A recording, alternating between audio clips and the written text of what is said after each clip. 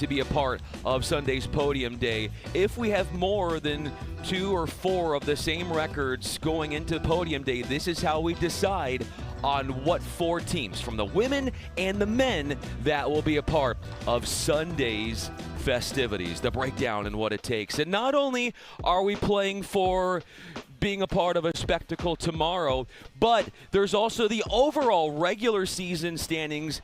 How the points play out in this event will affect how things will go through the rest of the season leading up to Sunday's final.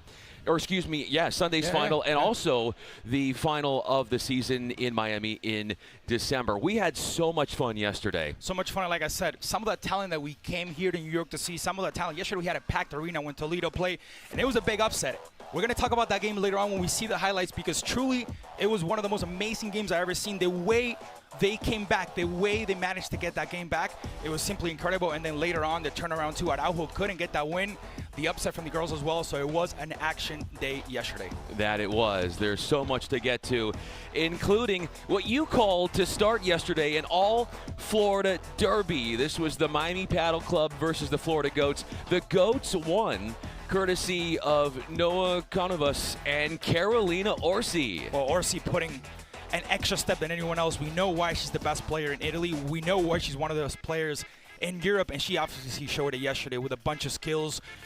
Honestly, you can tell when these players are above the rest because they show such an amazing level. And yesterday we saw it with some of these guys, some of these girls. Jensen coming on later, showing what she's truly made of, managing to come back from a set being down by 3, which was simply amazing. So honestly, that talent that people came here to see in New York, they're getting it. First, it was the women, and then the men faced off between the Miami Padel Club and the Florida Goats, and we had the coin toss there. This was Alvaro Melendez and Jose Diestro. This was honestly one of the most synchronized couple I saw. And honestly, the way they played, it was very surprising. Miami did manage to keep up during the match, but not enough towards the end. They got pretty close in that first set, but later on, the Goats were able to just take it, and they are one of the teams that so far stands 2-0. 6-3, 6-4 was the final there. Florida Goats, a playoff contender unquestionably. Miami is right there as well. This is the first year that the Florida Goats are claiming Palm Beach as their home location after being in Orlando the last season coming into this year. And a lot of fine play with overheads. That's Luis Hernandez with the finish. He was with Alvaro Cepero, and they won that match. Then we had the Toronto Polar Bears, and they went toe-to-toe with the Mexico Waves on the women's side. How good was Marta Capados and Nuria Rodriguez? Well, this was one of the most intensive matches we saw because of how they treated the game, because of how they switched the tactical perception of it. They tried to go for Lucia, they tried to target her, and that's exactly what Toronto did in this case. First, it was kind of a tie game. Later on, as the time progressed, they were able to feel more comfortable in the game, and they were able to take the win. They didn't struggle that much. In this case, the opposition will have to do better in the upcoming game if they want to at least have any chance to get themselves on the podium Sunday, or at least if they want to keep adding those points up for what's going to be the Series Cup final. So there's the points that are going to lead into tomorrow's podium, but there's the points that lead into the end of the regular season standings as well. The men, this was the longest match of the day. It was the only one that went over 2 hours. Mario Huete and Alex Ruiz coming back after dropping the second set in a tiebreaker. I mean, I don't mean to exaggerate, but I hope I'm wrong, but I doubt we're going to see a better game than this one on this PPL 2026. The intensity that they play with, the back and forth, every single point was hard fought for until the very end. And honestly, even into that tiebreaker, it was such an amazing game to witness. The intensity, the talent from both sides. Both teams contained athletes, and that's what we came to see. We came to see athletes. We came to see more athletes than just them. They are very good, but there's so many more that we want to showcase considering what the other teams did yesterday, which will help you get a better understanding of what is at stake for today. That is next.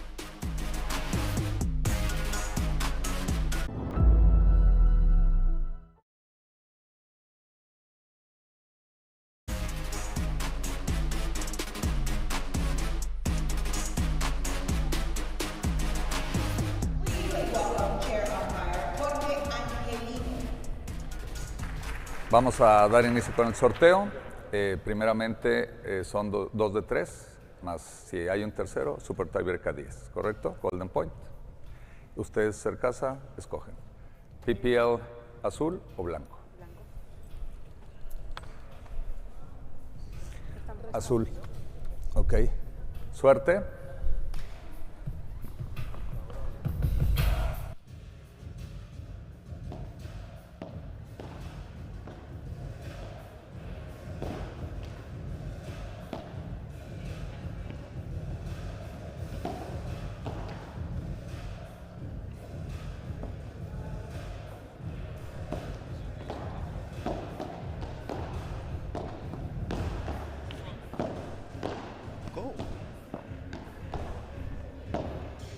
The matchup between Houston Volts and Las Vegas Smash coming right up. Bulaya Rodriguez and Marta Barrera, one duo yesterday that put a very good fight. They did play against a very, very hard side to play against. And on the opposite side for Las Vegas, Jimena Velasco and Raquel Eugenio will face each other in today's action.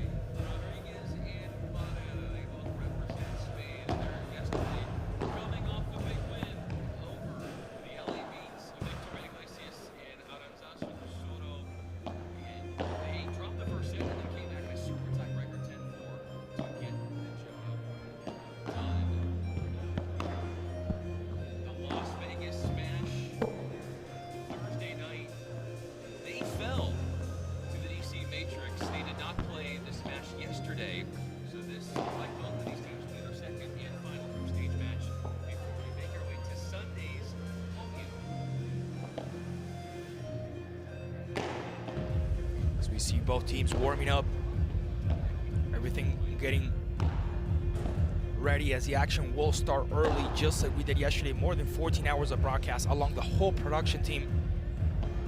It's been an incredible honor to be here in New York City alongside the whole crew. As we talked about, Jimena Velasco, 22 years from Spain, playing on the right position. Jimena Velasco, a rising star, plenty of international experience. Don't fall short in the fact that you don't see how offensively talented it is just because of how good defensively she happens to be. Raquel Eugenio, her teammate, born in 2008. Tremendous bright side for her, an upside that is limitless. Developing those on-the-court weapons to become one of the world's best. She is on her way to making that possible. And for the Houston Volts, Laya Rodriguez, the 21-year-old from Spain. Yeah, we see some good stuff from her as well. It's been very interesting what both of these teams have done. Very physical. Marta Barrera yesterday, we saw honestly an impressive performance. I know maybe the result did not go the way she wanted it to. She did play against a very LA side commanded by La Vikinga, by Osoro. But they put a very good fight. They even managed to win a set. And it was simply impressive what Barrera and Rodriguez did. A couple of simple mistakes on the second set led them to lose concentration.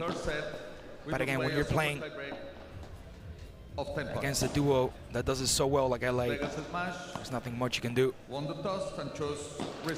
The scoring is similar to tennis. It is best of 3 sets. The first 2 sets are normal sets, with the one exception being that we are going to have no ad scoring. There will be a golden point, and if we do need to go to a third set, in lieu of that, it will be a super tiebreaker to 10, win by 2. Players have talked about the slow conditions on these courts this week, which allow the more consistent, defensively minded players to have a significant edge. Outdoors, if it's warm, the ball will bounce a little bit more off the court. In the AC, inside, tends to have a slower ball, and it skids more than bouncing straight up. So if you can beat your opponent, not so much, I mean, power is always good, but also providing a movement challenge based upon the low bouncing nature of the court along with its slowness. That might be the better tactic in terms of your effectiveness over, say, just gripping and ripping and relying on becoming just a powerful hitter. Alongside the network sports broadcaster Klaus Ramon, I'm Brian Fenley. We're going to have the men coming up after this between the Houston Volts and the Las Vegas Smash. We'll take you through this day session and into the evening session as well. This Houston Volts team, they played here at the end of last season when the Cities Cup Finals were hosted at Hammerstein Ballroom here in Midtown Manhattan. They probably would have liked to have gone further into the postseason when they were here back in October, but they did make it.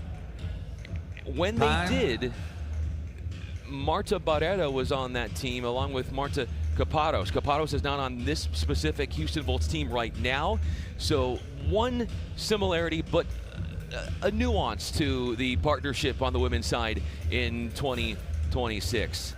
The Smash, inaugural PPL champs in 2023. They would love to bounce back from Thursday's loss with a win today. Here are the Volts serving first.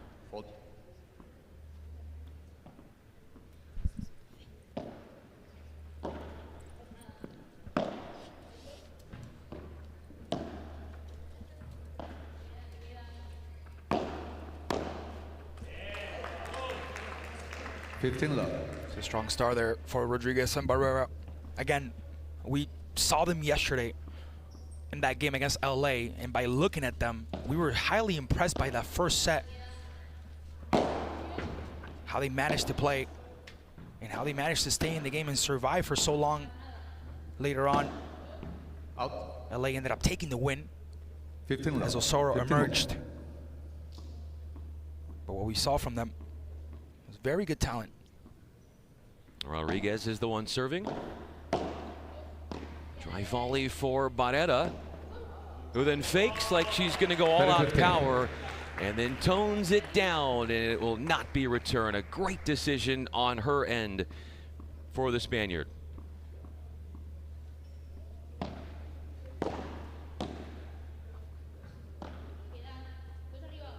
Takes her time on this one. Up against the sidewall and a down the line lob for Barrera. Good defense of the ball. Having to defend through the middle, but then to the right of the court, out wide, it was exposed and good on the smash to find the open space for 30 all. It was a good tactic there for Las Vegas as they go down the middle. They tried to play that ball down the middle, and then they fake it to the right.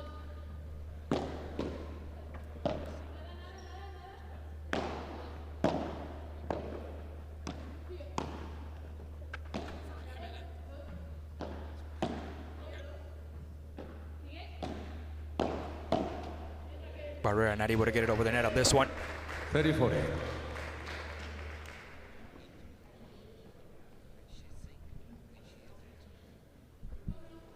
What is Jimena think when she goes onto the court? Okay, got it. Not the best serve there from Rodriguez.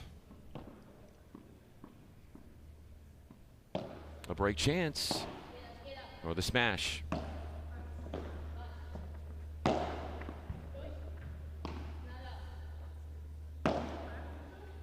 Good stuff from Barrera there.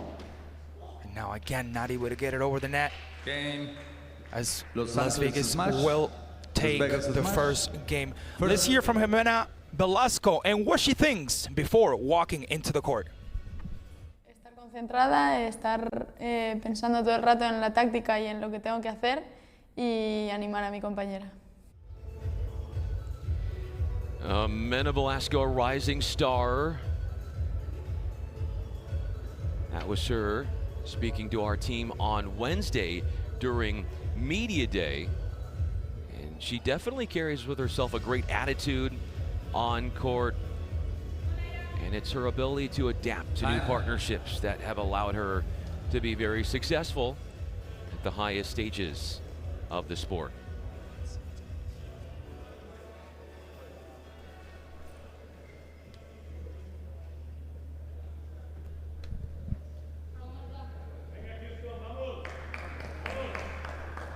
Jimena Velasco, tu serve.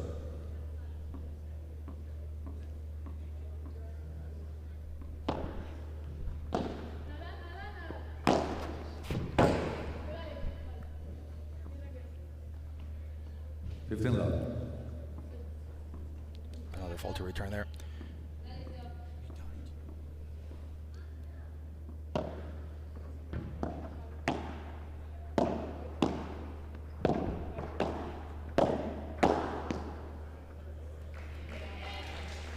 Another excellent movement there.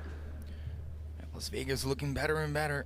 Houston with Barrera and Rodriguez not able to get the kicking start as they did yesterday against Los Angeles. Repeat the serve here. There's Velasco. Here's the volley and her transition forward. And again, Las Vegas is going to have to do better than that.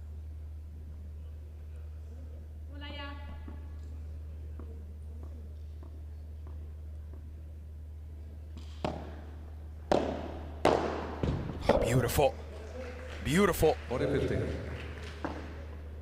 Raquel Eugenio, a drive volley, getting into her attacking instincts pretty early in that exchange to help bring in game points. Having a little bit of trouble there with those serves. Velasco manages to get it over now. Wonderful from Eugenio. Wonderful from Eugenio. The wrong-footed play, getting it around to her opponent in the cross court for 2 games to love. Eugenio has shown us very interesting things so far.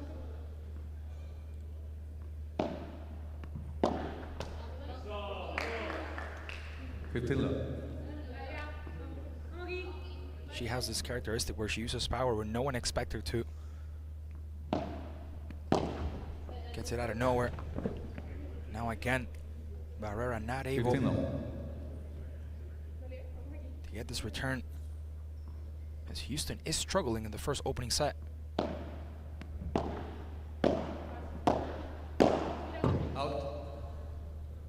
Slightly overzealous there with that attack attempt.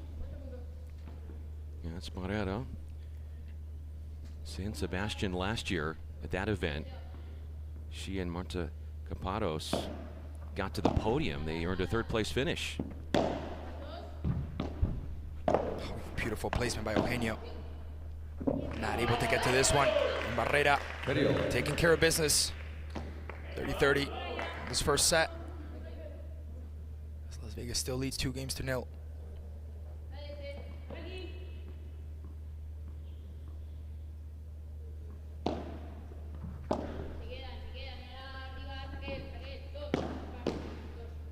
Bajada, an attacking shot off the back wall for Barrera.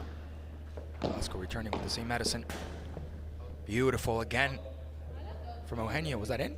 I think it was called out. Yeah, it was. You could understand the thought process there for Eugenio, but just going too wide. Everyone had their eyes on the official for a second.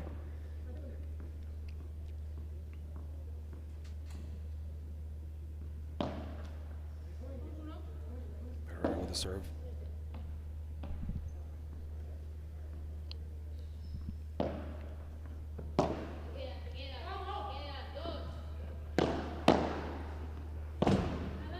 A save off the back wall from Barrera, and she is under pressure into that corner. And it looks like they're going for her. Both constantly going towards her side. She'll get lobbed over her head down the line from Velasco. As Rodriguez tries to step a bit. And again, beautiful. A couple out wide misses from Eugenio, and it's 2-1. With Kalshi, you can trade on anything. Man, tell them something they don't know. Like I'm from Greece. Looking good, Yo-Yo!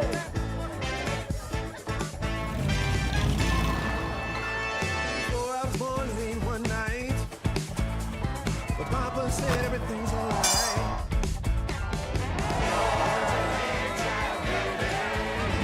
Hello, campeón.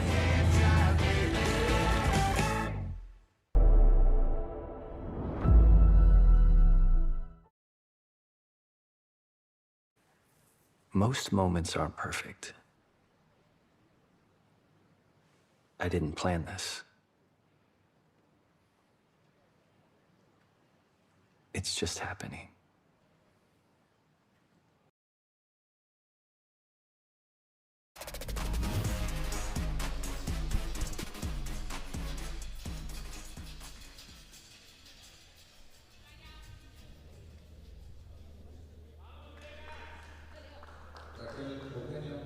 After the first sit down, a break lead for the smash as Eugenio will serve.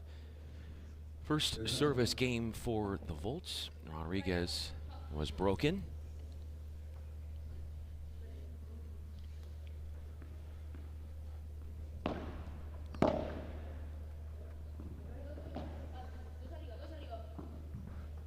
Barrera picks up her head and looks before making contact with that ball, trying to have the perception of the whole court.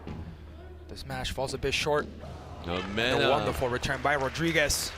After the topspin smash, Jimena thought she was ahead in the point and then was beaten with angle off a great reaction off the sidewall. Both teams having a little bit of trouble with those serves on this first set so far.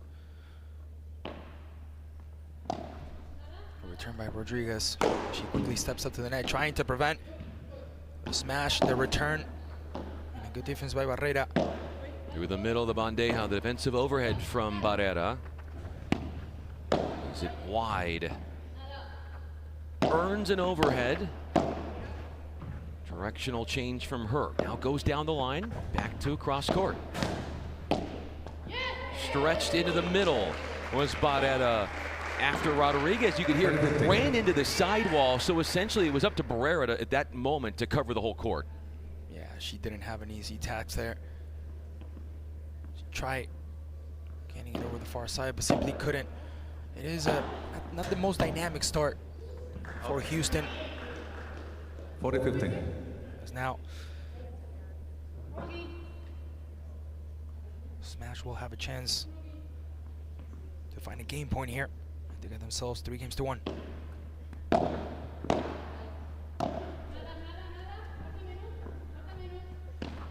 Through the middle goes Eugenio. So under control in her movement forward towards the net. The transition back in, tight to the sideline. That is how you get it done.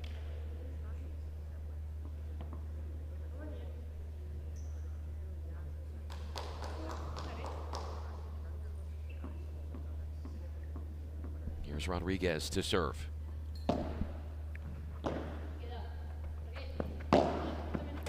There from Barrera. So young and so talented.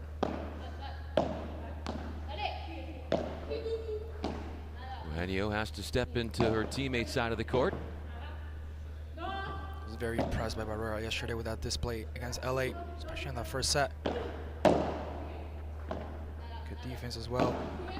Nice to switch sides. Eugenio, the scoop off the wall. Goes back to Barrera. Good save protecting the sideline. Excellent from Rodriguez. Excellent from Rodriguez because she stepped up whenever she had to. She wasn't being called upon, but when she got called upon, she responded pretty well. As Houston is up 50-0 here. With how well that middle of the court is being defended by the Volts, it's forcing the smash to go out wide, and some errors have come because of it. Again, Rodriguez using the side mesh that we talked about so much throughout this weekend.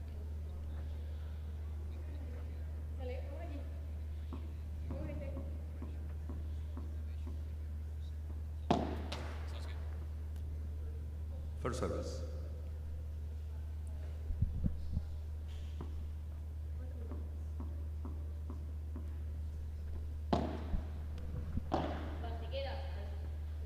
There with that. From Barrera again. It looks like they're just going for her. She's the one getting most of the protagonism here.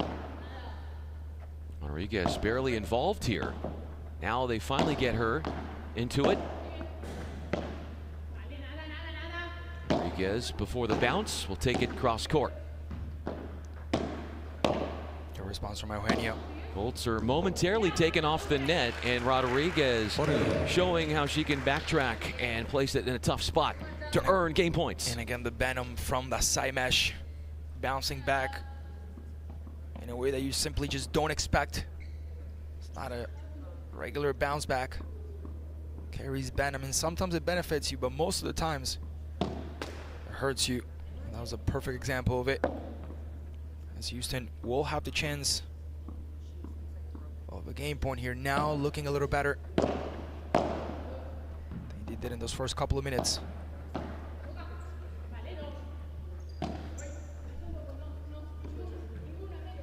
Right through the middle goes Eugenio, attacking with her backhand. And not the best there, not the best response from Eugenio. Coming up, we caught up with Marta Barrera about whether or not she feels pressure in the team format.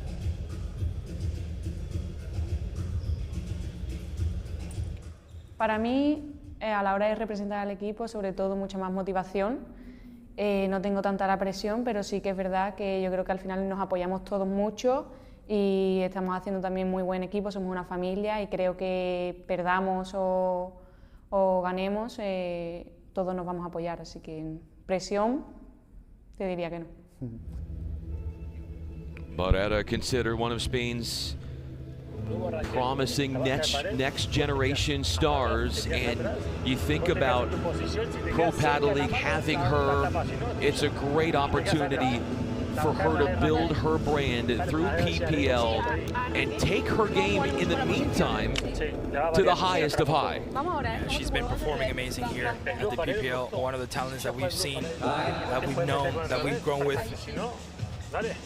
Her talent, being so young, her physicality, the way she plays, the way she displays her sportsmanship.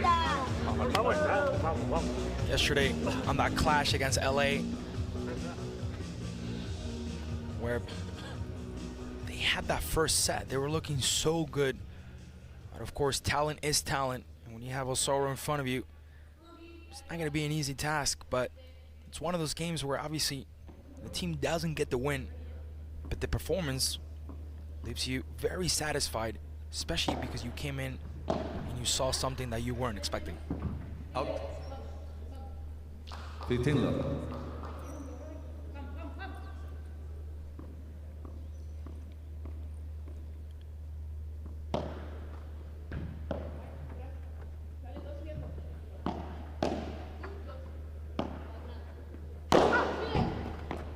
Eugenio has to save it off the back wall, and she will play it off the back wall. Good return by Barrera. Rodriguez getting involved now. Trying to induce damage by attacking the sidelines. Excuse me, Eugenio on that near side for the smash. Wonderful way as she steps up. You're gonna see her right here. She takes those 3 extra steps.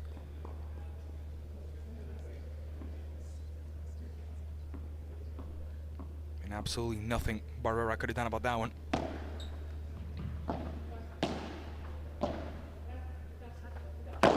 Rodriguez playing a little closer to the net. That's not gonna be a smash. Wonderful response by Rodriguez. Good physicality. She was in the perfect position to retaliate with a great offensive counterattack because of how close she was to the net, to give her time to load up for the point-ending smash.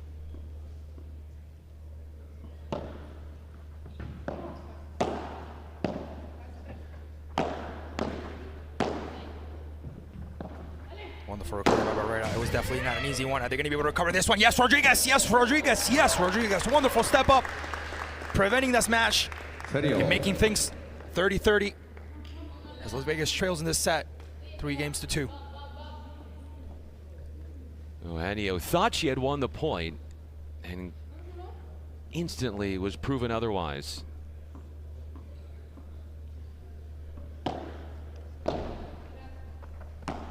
An overhead defensive one to get to the net for Velasco. A few of them.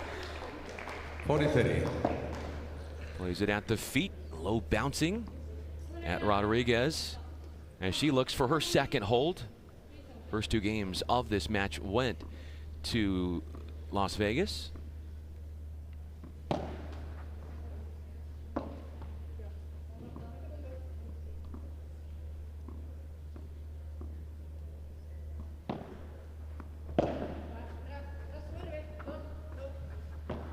Key moment here in the match.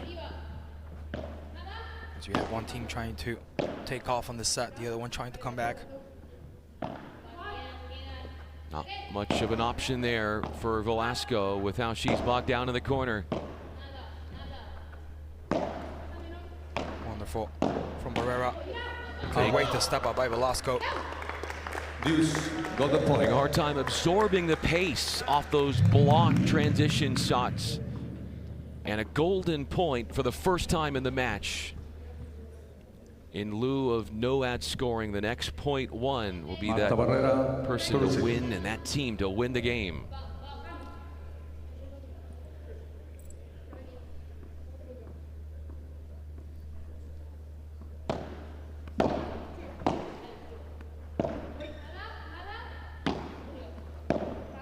Return by Barrera with a low shot.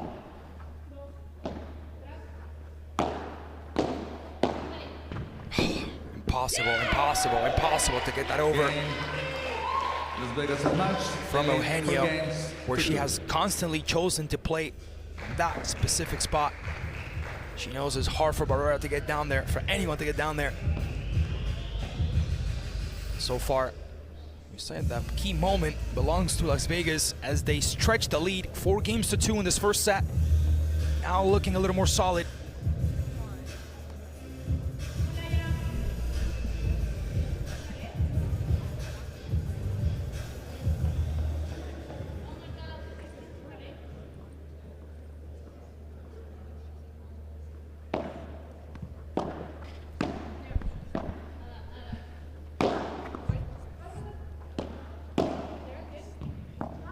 Good recovery by Velasco there.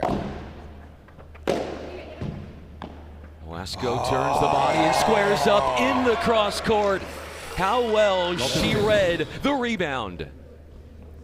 The vision to spot that specific corner. You're gonna see her right there. Beautiful placement right before hitting the sidewall. That one a little too much. 15.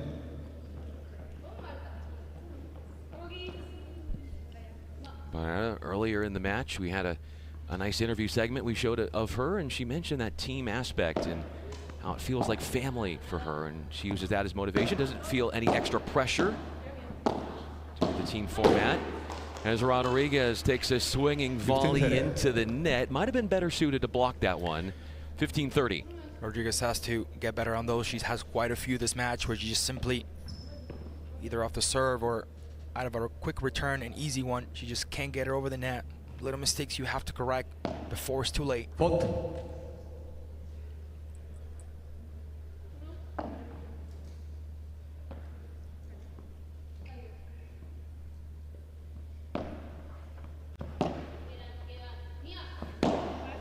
Takes an overhead. This one more defensive on the second go at it. This one counts. It sure does. A net cord struck and a winner. Some fortune finding the racket of Barrera, who had just enough momentum on that one to cross over the top of the tape. Wonderful from Barrera. Backed into the sideline, she is. Eugenio trying to find that spot every single time. She knows that's one of her weaknesses. Rodriguez takes care of this one. She steps up into the middle. Dropping it short. So not a lob that time from Eugenio, using variety in mixing. Not exactly what Barrera was thinking. Perhaps thought she would have to go backwards and play a lob. But that low contact point led to a miss at the net and a break point coming up.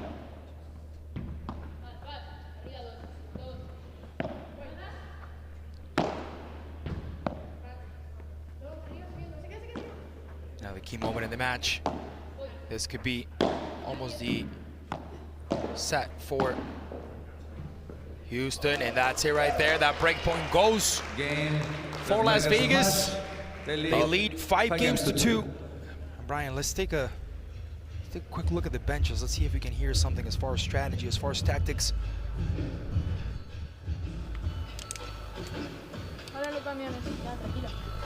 El juego anterior nos volvimos ahí un poco complicado en esas fáciles que quedan para definir. Claridad, lucidez, ganamos el punto. Vamos. Si queda para reventar, reventamos la toca. Eso te iba a decir. Eso te iba a decir. La tuya era para sacar por 4. Si sale, tenés mala suerte. Coaching asking Pero si for a queda little para more pegar, firepower, con la vida. more smashes, for more consistency. That's of course Las Vegas.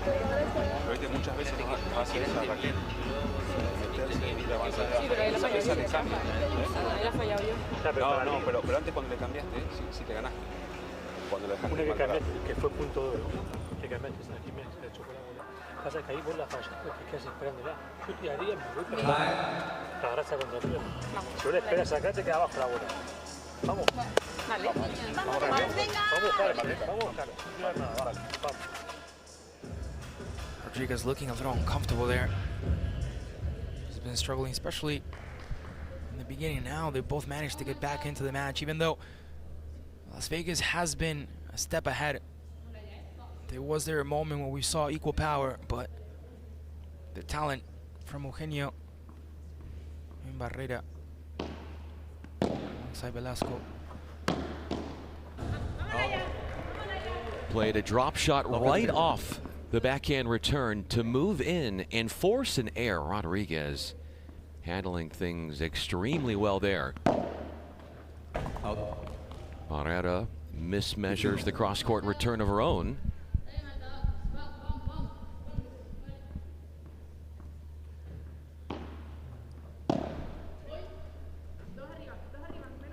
Deep lob up against the back wall.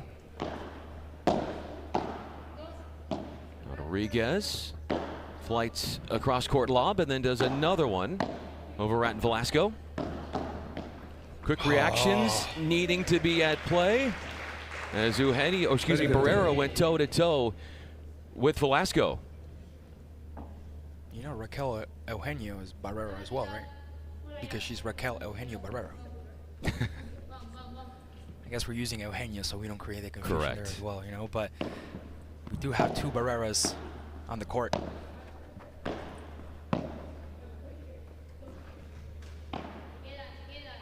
Eugenio with the lob, trying to reconstruct the whole play. The return by Velasco. Barrera looking to attack the sideline off the play following the bounce off the back wall, and that takes us to set points.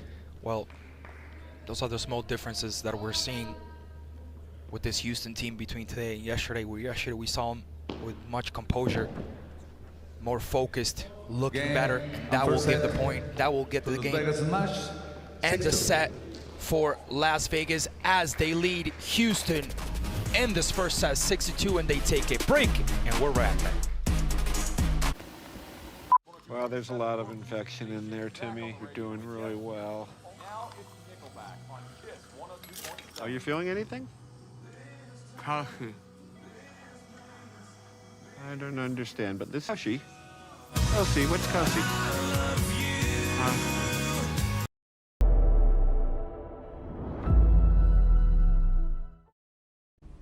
Everything feels urgent. Everything moves fast. I don't.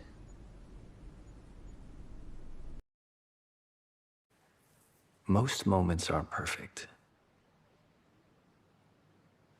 I didn't plan this. It's just happening. With Kalshi, you can trade on anything. Man, tell them something they don't know. Like I'm from Greece. Looking good, Yario!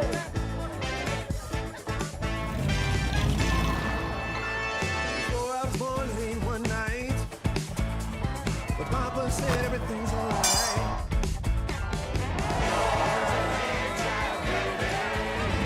Aló, campeón.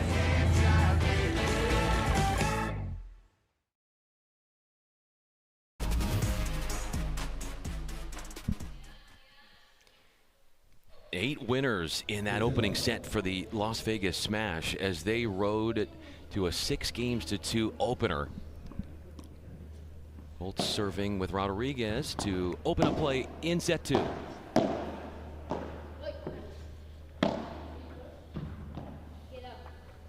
Barrera up against the side mesh, and the sharpness of which he was able to strike that overhead created all kinds of confusion to force the air.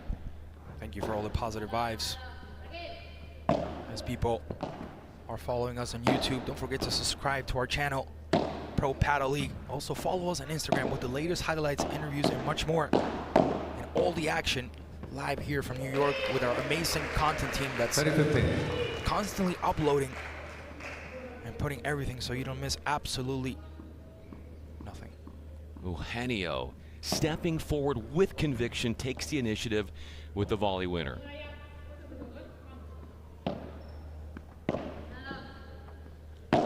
Wonderful there from Barrera. Stepping up to play that defense as well. Trying to play a little closer, and again, we've seen a couple of those from Barrera throughout the match, and I don't want to be repetitive, but again, that's been the differential. Those small mistakes, small giveaways have been the difference between a perfect first set, like we saw yesterday against LA, and what we've seen so far against Las Vegas.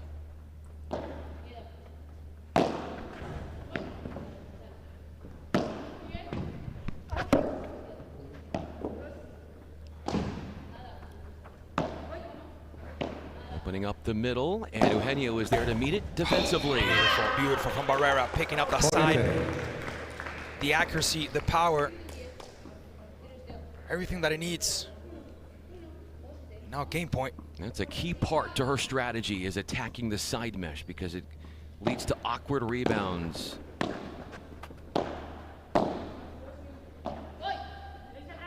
Rodriguez calls this one. The back in the side wall for Barrera, and a miss, or excuse me, for Velasco, and a miss for Barrera. Again, Barrera needs to get the ball over the net. Eugenio. We need to see the Barrera we saw yesterday against LA. We haven't seen that one yet. Forward there. Response by Rodriguez, being a little more protagonistic. Wonderful placement from Barrera. Tricky one to play because it hit the top of the tape, and what that does is it throws off your timing. An error from Barrera, and the smash pick up where they left off, taking the first game of set 2. Yeah, the click just hasn't been there. The performance hasn't either. It has been a pretty rough game so far for Houston. We said it before the match, we were very impressed when we saw yesterday on the first set against LA. The composure, the way that they were able to play against top world talent and lead and look better than them at times. After the second set, they didn't lose the match because they made small mistakes. It wasn't because they committed any type of errors, even though they did. But it wasn't compared to what we're seeing now. The reason why they lost is because simply they had more talent in front of them. And that's normal. It can happen. It's part of the game. Now, when you're losing a game, when you're trailing a game because of small mistakes that you can prevent yourself and you can fix, that's when you look at it later on and you're like, well, I could have done better here. not taking credit away from Las Vegas and what they've Jimena done. Velasco, to serve. But it also has been a lot to do with the mistakes caused by Houston. Velasco with the offering. 15. Goes long off the +1 overhead. Hitting it flat but too far. Fault.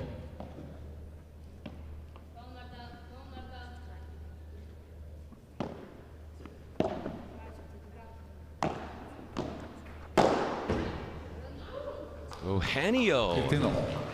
puts that one away. She hits a flat ball after Velasco took advantage of an opportunity ball to give her teammate the chance to kill the point.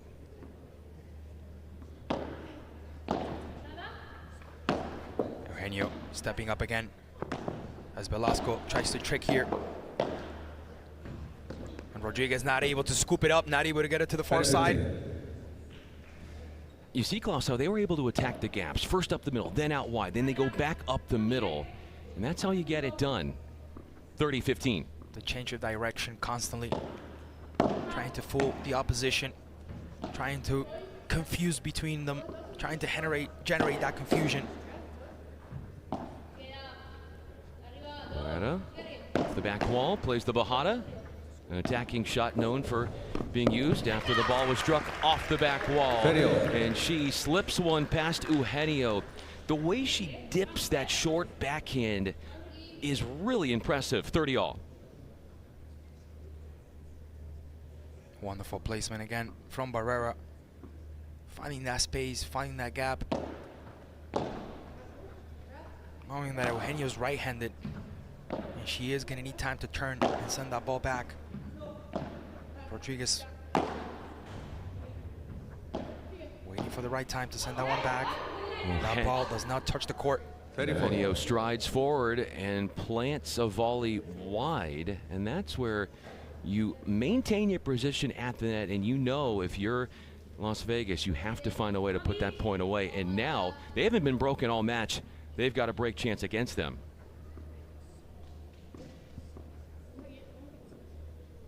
And another key moment in the match. As you survive, you try to stay alive, you try to stay close to the opposition, make sure they do not take off on you. Eugenio turning this one. Good defense by Barrera. Takes up. Now forcing that one. That's They're heading for the golden point. That actually is the end of the game. Yeah, so that would make it 1-all. A break of serve, the first time that the Vegas Smash have been broken. After they broke twice in the first set. This is a great graphic, the serving dominance. Houston not making as many first serves as they need to. Yeah, that's one thing that we talked about as well. It's one thing they've been down compared to yesterday. Covering the net would be the Smash. They'll give up the net, and in come Houston. Rodriguez with the response. Barrera stepping up quick. Poach volley leads to a cross-court overhead that bounces off both walls. Definitely a better attitude there from Houston. Looking to step up in the match. They went to that bench and they had a little talk with coach. They looked down. And they came back with a different attitude here in the second set. It's very hard for Eugenio to scoop up. Wonderful serve. And you see, Brian, that's the difference between getting over the ball, getting the net, getting over the net, making those serves count, and not hitting the net. Those are small stuff that you can correct, that you don't need the opposition to be better or worse. Again, that serve from Barrera is just simply wonderful. Gotta take care of that one. Rodriguez finds the net early in the exchange with an overhead.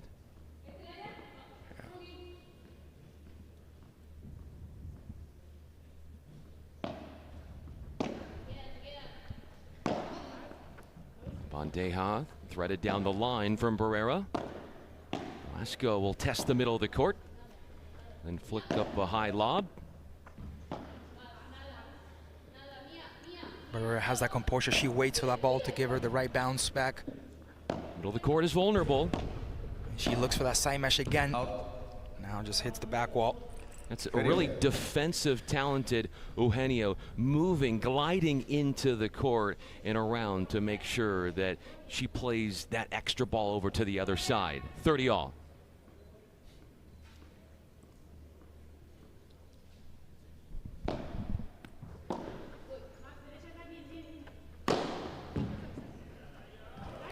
Gave it a try after she exited the court, Velasco. But too good was the topspin smash.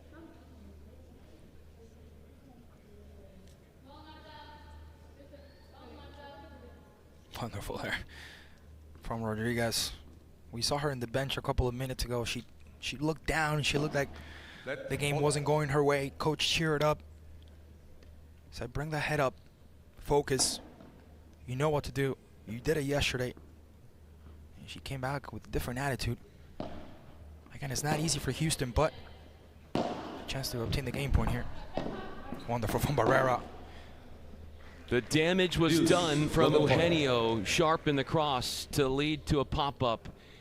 And the finish from Velasco as she salts away the point, and a golden point comes into play.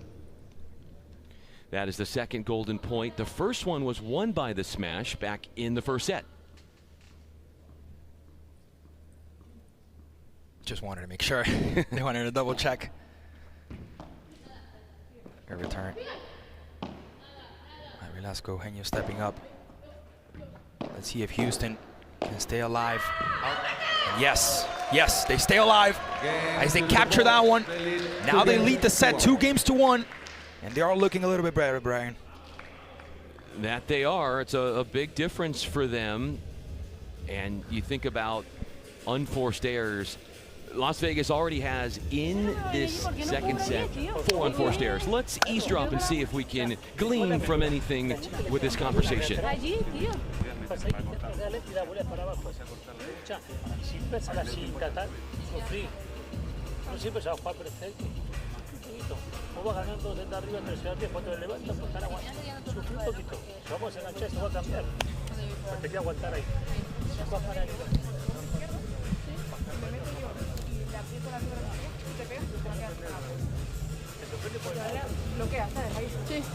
gracias. Estamos genial. Ahí cuando vamos de atrás para adelante, un poquito más plana la volea, y a que no bote, se nos va a pasar. Y después perfecto. Ahí cuando te tiras también un globo a tu hombro izquierdo, la víbora esa paralela va perfecto. Pasada también. Ahí se hicieron medio lío en que la primera fuiste vos. Primero fuiste vos y después no fuiste. Ahí decisión, ir a buscar la pelota y ya está. Vamos acá. Vamos por este, vamos por este, vamos por este. Igual que siempre. Vamos. Vamos.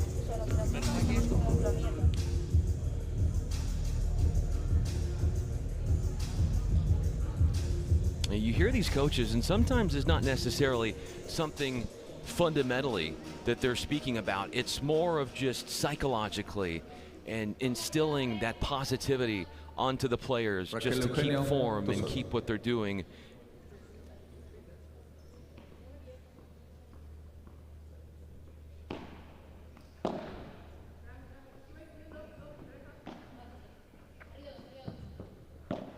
Barrera with a down-the-line lob.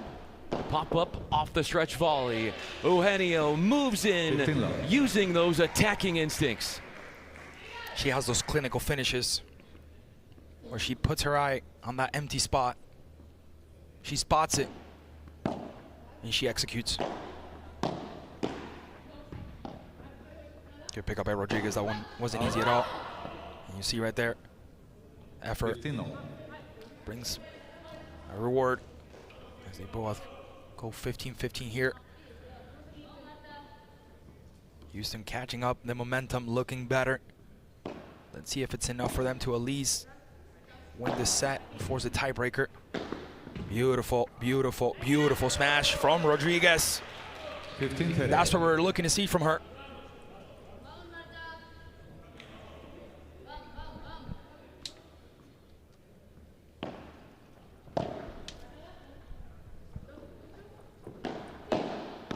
Rodriguez with a good defense on the net.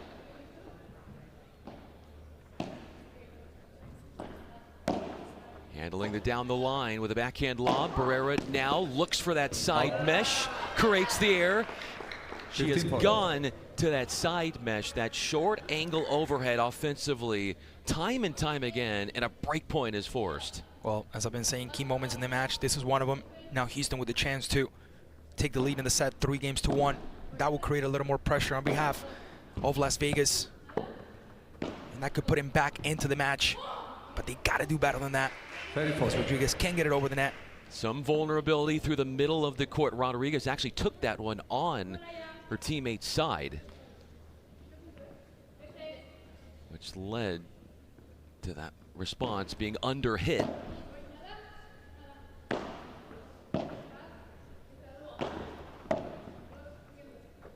Good job from Herrera. As she stepped out there and picked that ball up, it wasn't easy. There was barely any distance between the ball and the ground.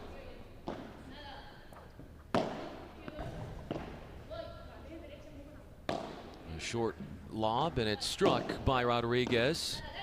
Barrera loads up. Yeah, that's what coach was asking for there, Brian. That's what coach was asking. He was asking for power. He was asking for those smashes. That's exactly what the girls deliver there. Game, Houston Bulls, they lead 3-1. 3-1, and it's a completely different set for Houston. They're leading 3-1. Now more games won for them than in the first set. Well, we talked about the shift in momentums. The momentum has definitely shifted. Rodriguez, a misfire in her movement to the forecourt. Got that returner serve going right back at her.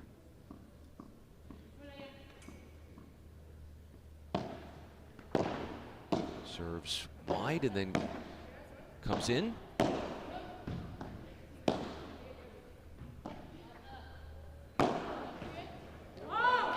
Barrera does it time and time again. Any chance that she can get the side mesh involved, because with that fence, it creates a lot of confusion, awkward rebounds compared to the glass panels. She'll go for it. She's a wonderful athlete. Young and with a lot of room to work with towards the future.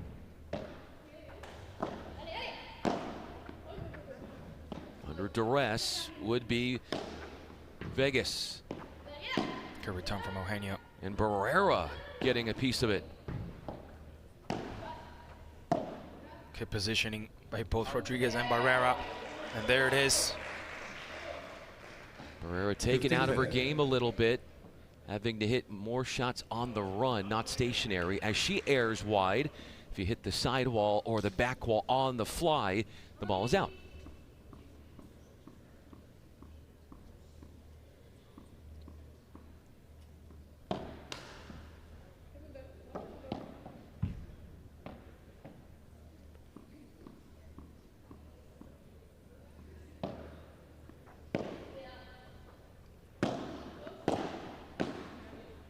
Rodriguez with a step up. And the quick rework. Bandeja for Barrera. It's a good back and forth. Velasco neutralizing the point off of a series of lobs. Eugenio comes in after playing the rebound. High ball to try and put away for Velasco. Met it at a high contact point. Break chances. Excellent from Velasco, spotting the middle, knowing that there was a big gap there. You're going to see it right here. She went for it first, and she went for it again, and the second time she got it, created the confusion between the two. That's what we spoke about. Sometimes necessarily the power is not exactly all you need. Sometimes it's the intelligence to know exactly where to put the ball and how much power it needs to be applied. Speaking about power, oh, she got that one. Back in. Beautiful. Eugenio gets to one after the rebound off the sidewall. Velasco, a powerful strike. Still in. Wonderful reaction by Barrera. That was a very tough one, and she controlled it. A Bajada from Velasco. Excellent, excellent, excellent from Barrera. Again, always spotting that right corner right there. And she gets Eugenio out of position.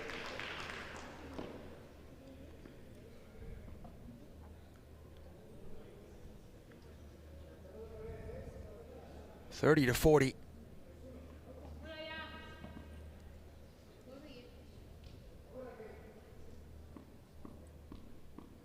Las Vegas still tries to find that break point. Again, that corner. Arana knows it very well. Rodriguez backtracking. An attacking shot off the back wall for her and a scoop over from Velasco. Attacking that corner is Rodriguez. Beautiful, beautiful, beautiful from Barrera. Attacking into the feet for her. 3-2. Back on serve.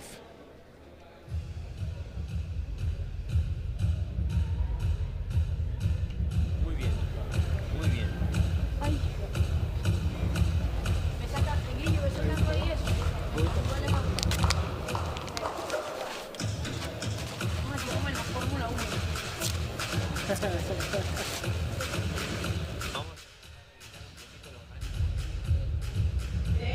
We got some of our Snapchat filters going around.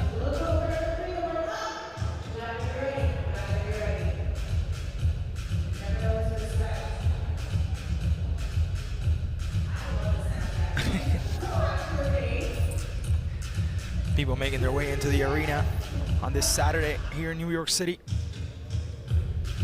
As the action continues. Not only today, but again tomorrow with our podium day.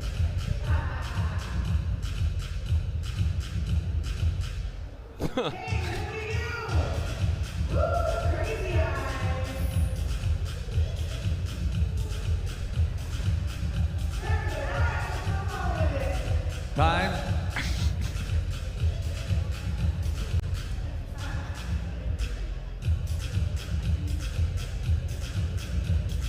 Dad holding the beer there.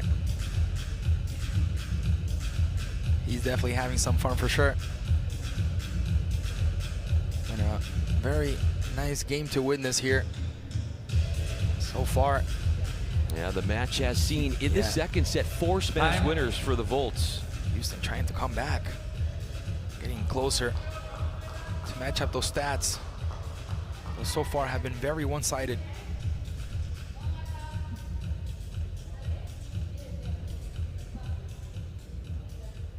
All the winners in the second set for Vegas have come off of volleys.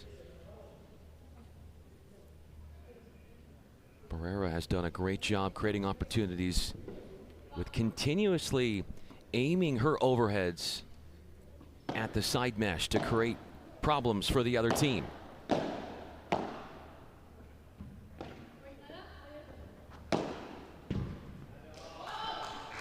A Vibra put away for Eugenio, using that side spin and that low bouncing fastball to score. Las Vegas already making a strong statement here from the beginning. Again, Rodriguez has to do better than that. Has to get that ball over the net. Shows her frustration there for a second. Some people asking when Toledo will be making his way on the court. That's going to be later on, Brian, around 11 o'clock Eastern time. We'll talk about that more. We've got so many matches to sink our teeth into today. There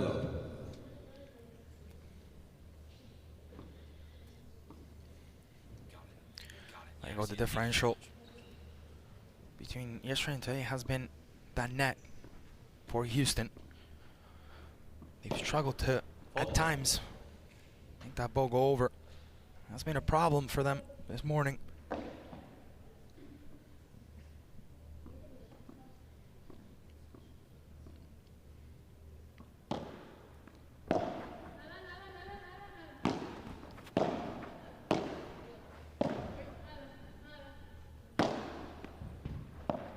Wonderful from Barrera.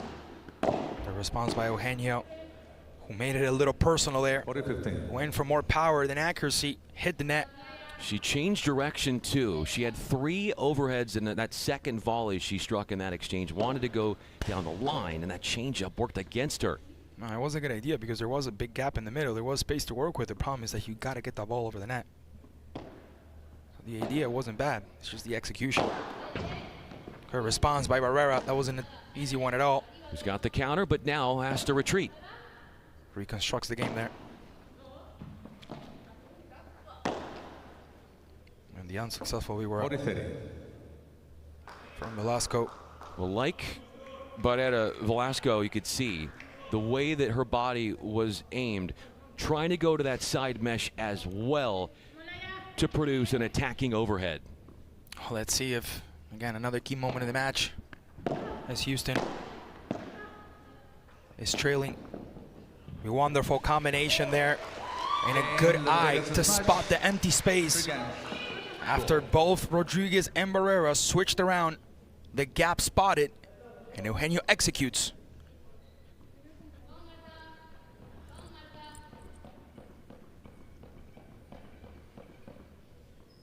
Three games to 3. Las Vegas pulling the comeback in the set.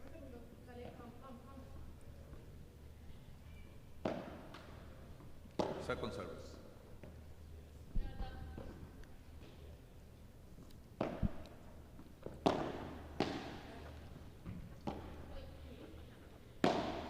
Rodriguez hits the overhead, only to put continued pressure into that backhand side of the lefty Velasco and get her to be coerced into a mistake. This second set has been more of what we expected from both Rodriguez and Barrera. Looking with a little more composure on the court. Looking more confident as well between each other. So we have a little paper there that we got to remove from the court. 30 15.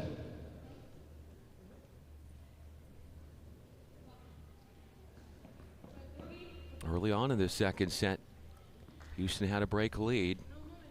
They got broken back and were on serve 3-all. Right, thank you.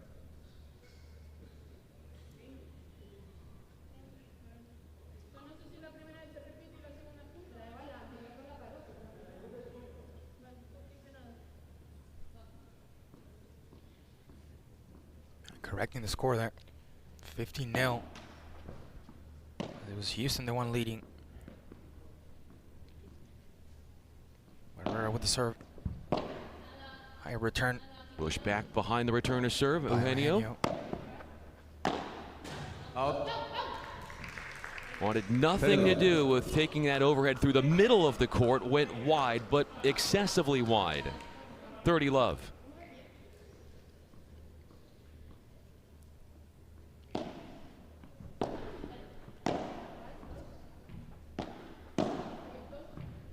Return by Eugenio. Wonderful from Barrera. And a good rescue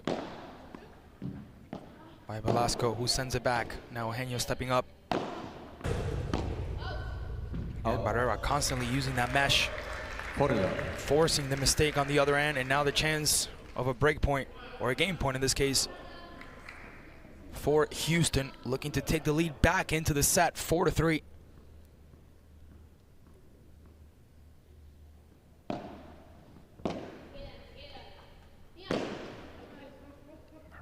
Able to get that ball over the fence, over the net.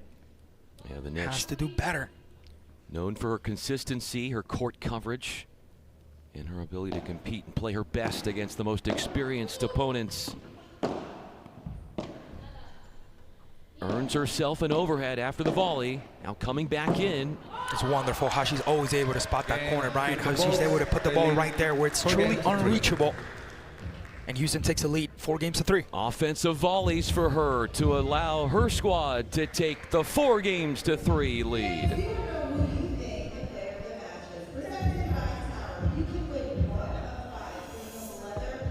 Here's a serve dominance as we saw it earlier, now shifting a little bit with a 48%. The first serve win for Houston, 60% on the second, and 60 for the serve plus 1 win. Of course, numbers a little bit different for Las Vegas, Brian. Yeah, Las Vegas, they've been better with their serving for the most part. They broke twice in the first set. They went on to coast 6-2 in a first set that took about 30 minutes. A tidy work for them. This one's been tighter this second, where Houston went up 3-1, and then 2 straight games for Vegas to meet them at 3-all. Houston is back on top, 4-3. Time.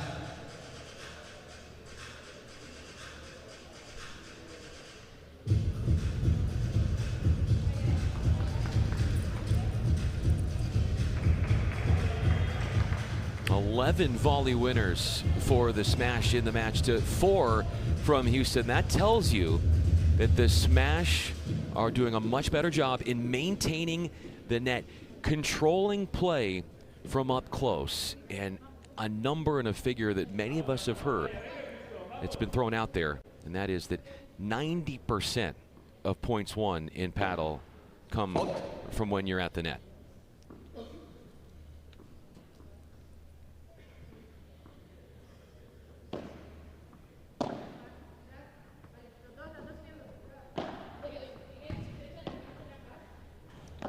Low and wide from Rodriguez. Bandeja then for her.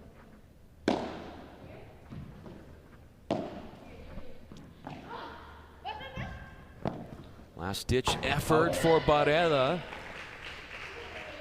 It's turning defense into offense for Velasco, who handled defensively. Strong play from the sidewall to turn the point around and force Barreda in a compromised position. Then skies long the return to serve.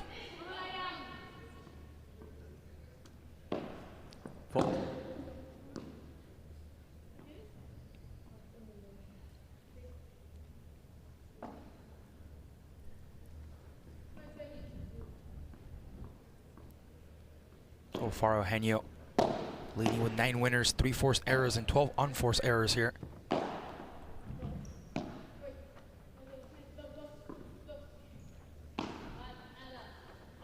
Playing it safe off the back wall as Eugenio. She'll run down the middle ball and then fight off a corner ball as her defense is being put to the test. Her response. An overhead from Barreda, misfires. Shallow and short to the net, could not find a way to execute. Game point. Very important here for Houston to survive, to try to maintain that lead in the set. As for Las Vegas, looking to come back into the set, looking to take it and just secure the match. So both teams looking for different things. Wonderful from Barrera. Nothing to do about that. Nothing Velasco nor Eugenio with that run could have done about that. And now Houston survives a little bit more. Good effort. That wasn't an easy one there against the wall. This one will benefit Houston. 40-30 now. Velasco misses wide. That's Rodriguez handling things well against the side wall, showing her proficiency as a tactical defender.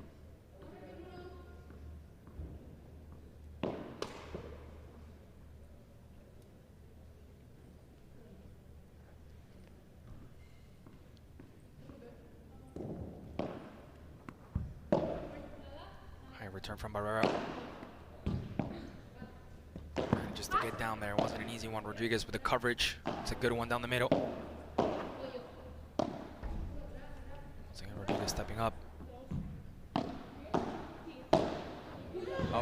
Too much from Rodriguez, who felt the urge to hit a dry volley instead of blocking it back through the middle.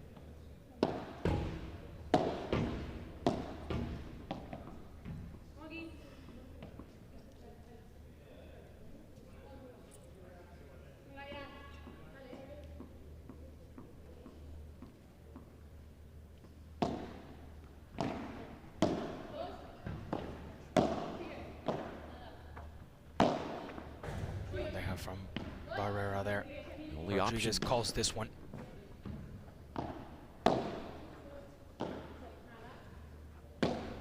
Another response from Rodriguez. Now Barrera again can't get it over the net.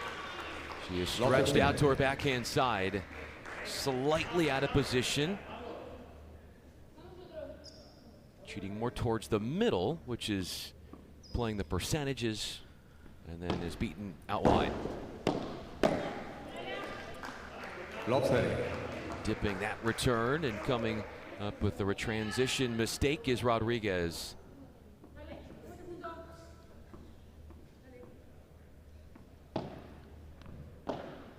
Wonderful serve there from Rodriguez, looking for this smash, and she gets it in a confident way. Puts up 15 up.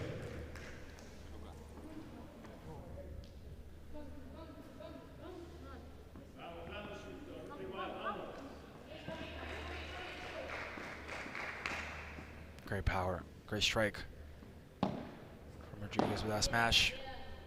We're always going for that corner. And again, not able to get the ball over the net, Brian. Some errors off a the lot. volley for Rodriguez there in this game.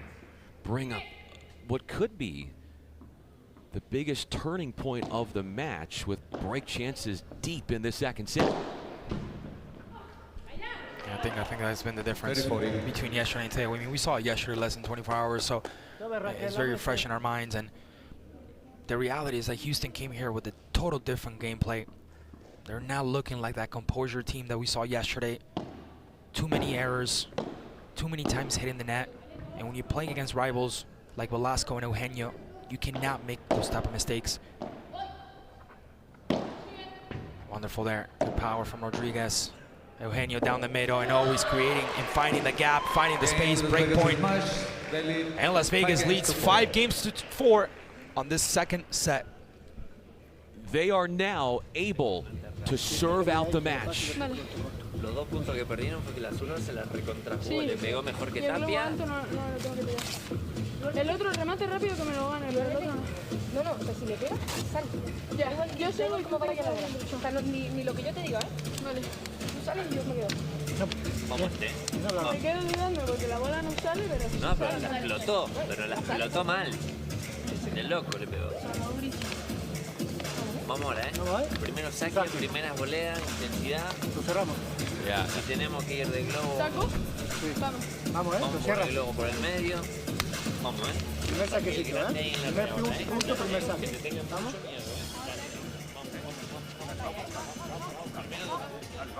El globo bueno, Jimena, suban las dos. Vamos, Juan, ahí, vamos con una bola esa. Vamos a probar una vez, dale. Vamos. Dale, vamos. Dale, Time.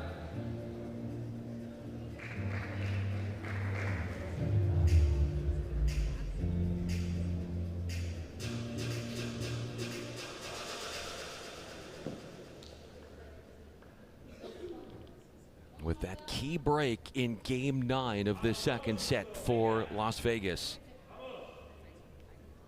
They have the luxury of being in a position to serve out the match here as the match rests on the racket of the serving Velasco. Mistake there by Eugenio, allowing Houston to capture the first 15 here. This is a key moment now in the match as the second set is being led by Las Vegas. Houston needs to pick up games, and they need to get closer, and they want to survive here. That is wide as she was pushed out wide. Rodriguez, if Las Vegas holds on, it would be a great bounce back win for them after they lost on Thursday to a really good DC Matrix team.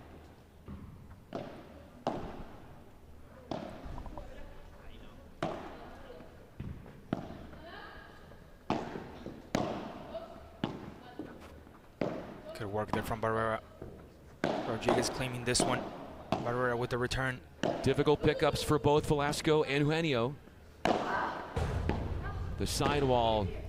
And now fighting that one off. And up and over, but wide was Velasco, who was pushed off the court and was backed up into the back wall. 15-30. Look at Rodriguez here. She waits, she waits, she waits. It's a close one, but she knows that ball is going to hit the wall. Again, that decision making sometimes is key before getting ahead of yourself and hitting a ball that you really don't need to make any contact with.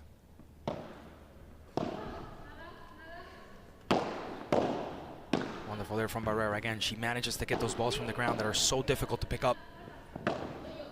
And Rodriguez needs to do better. And get her over the net. Houston at all costs needs to try and move this Las Vegas team off the net. That momentum is definitely for Las Vegas. They're looking better. Vegas is winning this match because of how well they've handled themselves with their net play.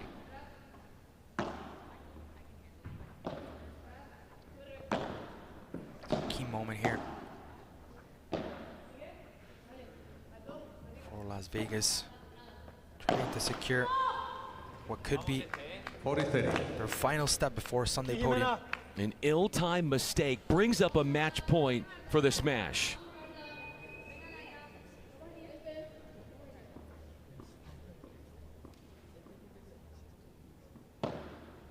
This could be the moment of the afternoon here, Brian, for Las Vegas. And that's the moment right there. That's the moment they were looking for. They win the set 6-4, and they conquer the first match of day number 3 here at the Pro Padel League. A massive win for Las Vegas. They were down 3-1 in the second set, came from behind, and won 5 of the final 6 games after they broke twice in set 2. Only broken once themselves along the way. They finished group stage at 1-1, so it's going to be very interesting to see.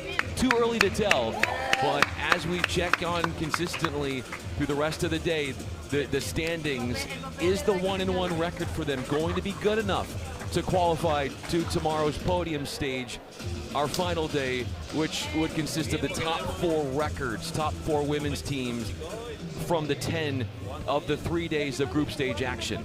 And that's why it was so important to also for Las Vegas to capture this set, because if it does come in a point where you need to find a tiebreaker, the amount of sets you have conquered throughout the competition could be key towards finding yourself on the Sunday podium day. So we'll see how this plays later on. Obviously, it's a little too early to tell. We still have a lot more games to go, but as of now, Las Vegas looking with good chances to get themselves in.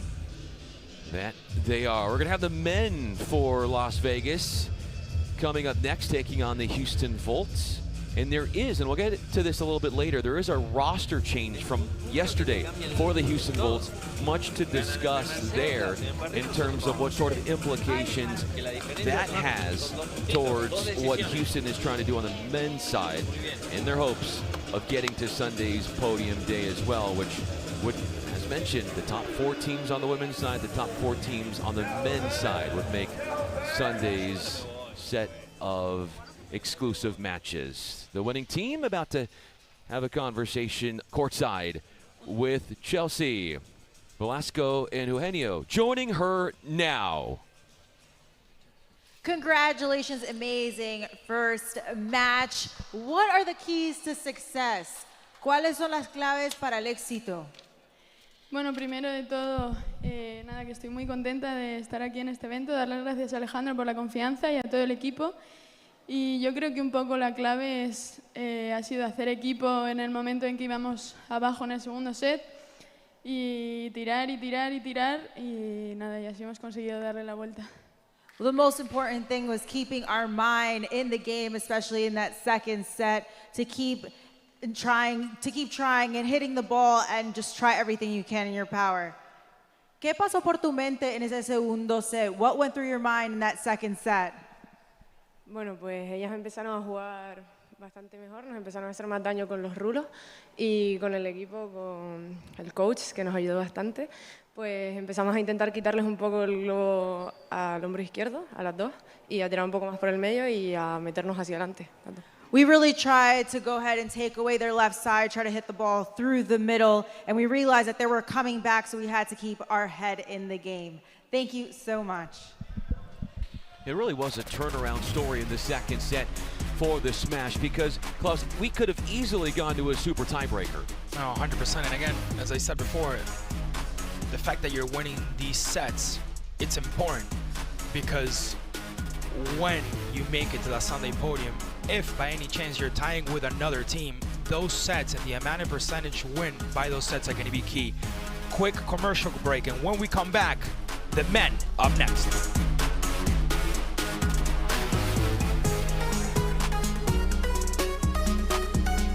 With Kalshi, you can trade on anything. Man, tell them something they don't know. Like I'm from Greece. Look at Gallo!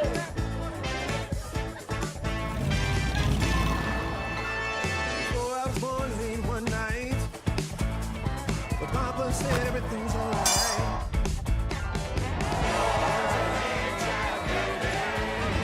Aló, campeón.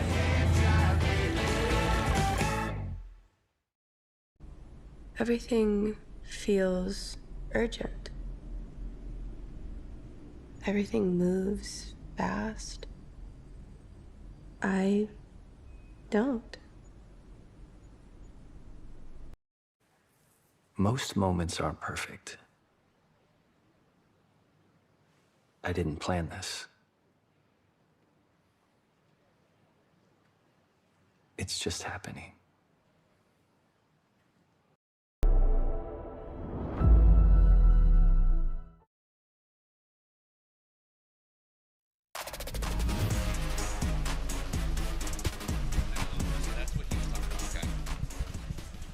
That out for the next match, yeah. Oh, they are too? Yeah, pretty cool. I mean, it's the same thing as a It's the stats we're saying? Okay, cool.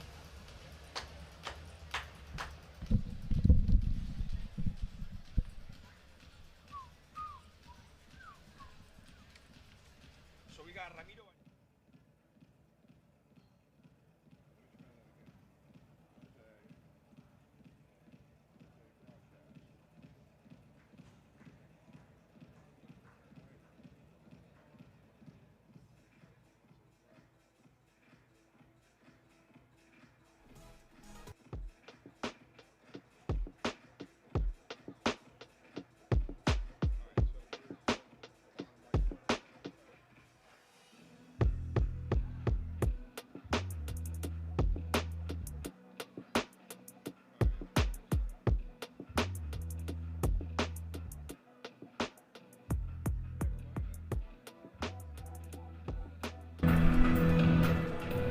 ¿Qué tal? ¿Cómo está, señor?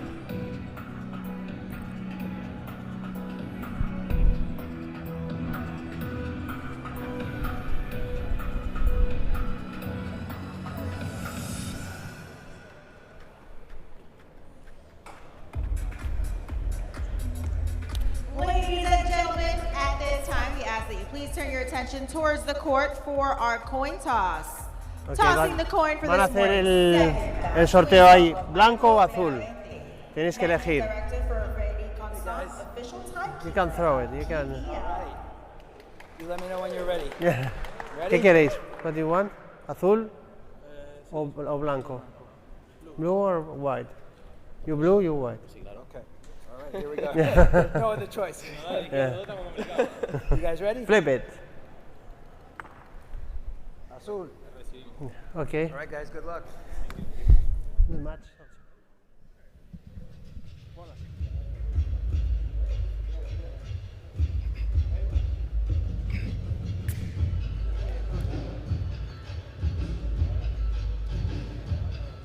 Next up, taking center stage, it's the men for the Houston Volts, Ramiro Valenzuela, who did not play yesterday when Houston was out there. He's in for Colado, and Paul Hernandez playing back-to-back nights. More about his power, which was seen big time yesterday. And who do they play? The Las Vegas Smash. Guille Cagigas and Agustin Torre both played in their first group stage head-to-head as well.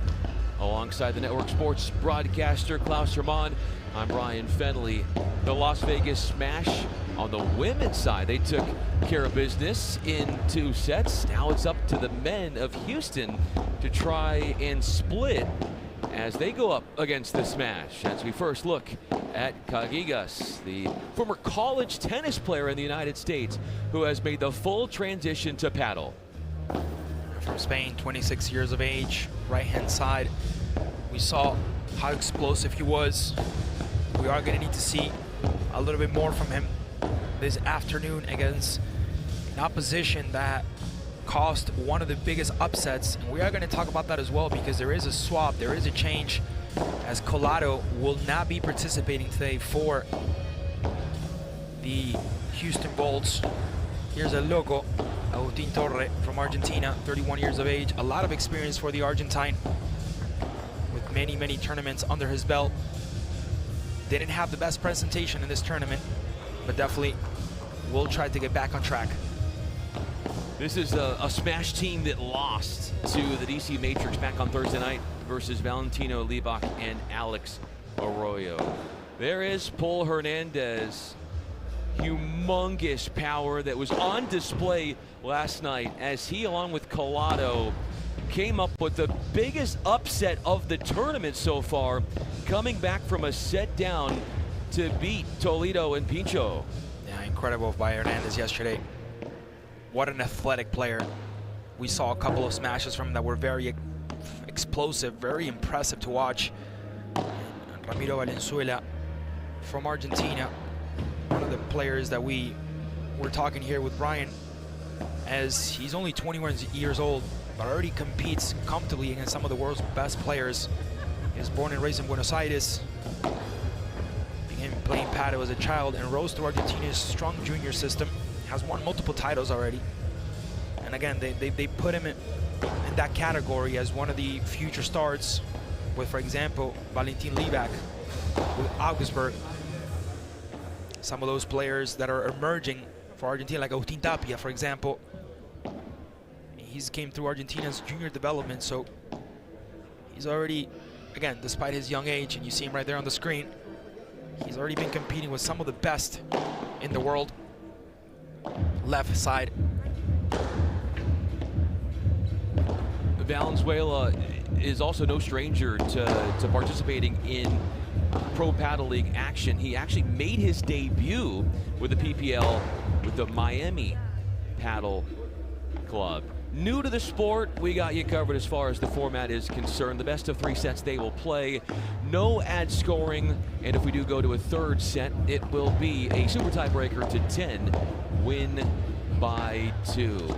What's really fun about this sport is the fact that with the way these courts are playing, they're slower. We're seeing some longer rallies from some of the bigger hitters that normally you might not see in other court conditions. Yeah, 100%. That's been, I mean, it's been a back and forth thing, because some players have said that it has benefited them, and other players have said that it's been causing them not to get the points that they expected to get because of the conditions of the court. I mean, listen, it's different players feel comfortable in different types of courts. We know sometimes for the older players, these type of courts can definitely benefit them because the ball doesn't travel as fast. Maybe for the younger ones, for Jansen, as she was saying yesterday, she's used to faster courts. We'll see if that makes a difference. But again, good talent on both sides. It's hard because I came into this match, or I was expecting to see Colado here, because what I saw from them, I mean, we also have Hofre, we also have Arroyo on DC Matrix. I think that could be one of the couples that we might see on Sunday, but the amount of an upset, and like I said it yesterday, and I have no problem repeating it, to me, the biggest upset of the tournament so far, because this arena was packed to see Toledo play. They started off in a great form with Fernandez, but they just simply couldn't keep up. And this Houston team came back in the 2nd set and dominated world athletes such as Fernandez and Toledo. After the match, when Chelsea was interviewing that winning team for the Volt following the big upset win you were just discussing, she asked Paul Hernandez about what the win meant to him, and he took a very humble approach to his response. But deep down, away from the cameras, you know that he has a lot of pride for what he was able to pull off, considering the fact that his squad was down 4 games to love from Pincho and Toledo in the opening set. Completely changed the fate and met the power that Toledo was bringing, which was a complete difference from what was seen out of him in the first set. Yeah, the reason why I highlight it so much is because you just have so many ingredients that are playing against you. You have the fans that are pretty much not cheering for you at all. They don't want you to win. They want Toledo to win. They want LA to win. All the attention on the other team. And then you have LA coming out on that first set, demolishing Houston. But not only demolishing them, but putting on a show, smiling, trick shots, looking like they were having a field day. And Houston took that to the heart. As Coach said before that second set, we're not here to be part of anyone's show. They came out in the second set completely different. And the way they ran over LA was just impressive. Again, the athlete that Hernandez is simply incredible. He doesn't have the height of maybe Hofre or Ruiz or Arroyo. He's not 6'3", he's not 6'4". He doesn't have those long legs, but he manages to get everywhere. And not only that, but if you get a chance, pay attention to those smashes because he has some of the best ones here in the league. Getting in some last-minute instruction. Imagino que los globos van por el medio, ¿no?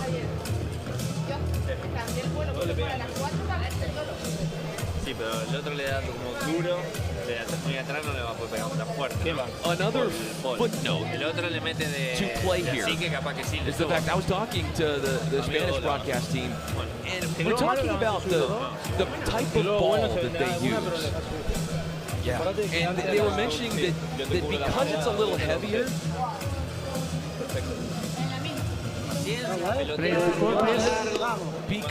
little heavier, it's harder to hit through the court and finish with power.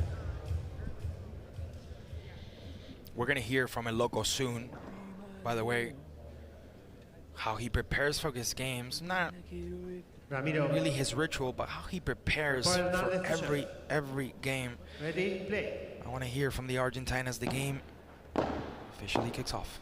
Valenzuela serving to begin, the native of Argentina.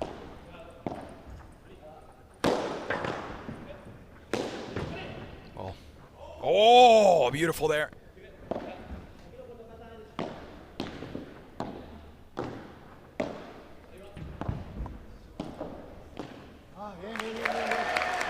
Excellent. 15 love. Pardon me, that is Hernandez who is serving first. Paul Hernandez from Spain. That was a good effort from Torre. Unable to put it exactly where he wished. And again, another strong statement here from Houston. Starting off with the right foot in this first set. Torre manages to get it. Oh, beautiful from El Loco, but just not good enough as the ball hits that back first before hitting the court. But that resource, Brian, of coming out of that out of nowhere. There's a full spin. Smashes early, both leading to points off of Hernandez and Valenzuela's racket. Well, I just told you guys about the smashes from Hernandez. When we come back, the game continues here live from New York. Bueno, por lo general son los partidos que mejor me van, donde más motivación encuentro, pero sí, aferrándome mucho. A mí me sirve muchísimo entrar sabiendo mucho la táctica del partido, no salirme de ahí y después sí ya ir por el punto a punto, pero es donde más me gusta jugar por lo general. Well, there was El Loco Torre from Argentina, one of the most experienced players in this Pro Padel League here in New York. He's been with Pro Padel League since 2023. Gigas to serve first for Vegas.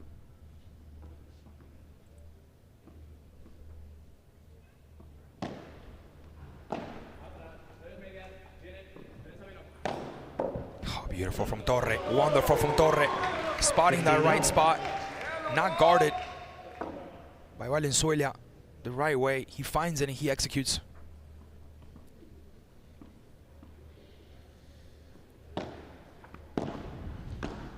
Wonderful from Caguigas. Completely lost control of that one, did Hernandez. Caguigas had a chance to catch up with him Wednesday during media day, and he said, look, I don't have as much power as everybody, but I'm physically strong, he says. And that tennis background gives him a strong net game. Wonderful footwork from Hernandez. Stepping up to the net quick. Caguigas with the answer. Oh, beautiful. Wonderful from Guiche. As he gets the public up on their feet. Did I mention a strong net game? It's exactly what he showcases there. Beautiful touch, beautiful touch. Again, power doesn't mean anything, and there it is again, Guiche. Creating the chances and executing them. One game apiece. Ramiro Valenzuela to serve. 2 holds to begin. That was a quick game. Up to serve now is Ramiro Valenzuela. Aggressive left side attacker. Torres stepping up. Now Caguigas doing the same. Trying to find that spot in the middle. You see how Hernandez anticipates that. Beautiful from Hernandez, his footwork. Once the strike comes out of the opposition side, he's already running towards the net to get that touch in there and to be there before anyone else. Just cups it over, curls it back in.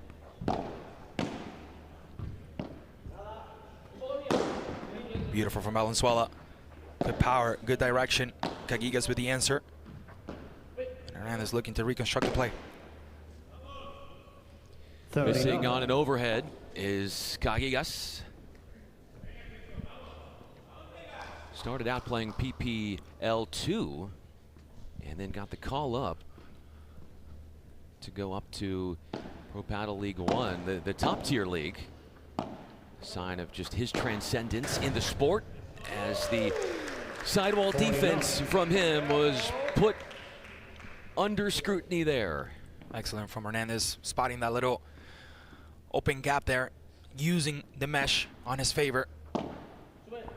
Chiquita out wide to Valenzuela. Excellent, excellent, excellent. From Hernandez, who manages to recover it, but that one already belongs to Houston, and Houston will pick up another game, and they'll go up 2-1.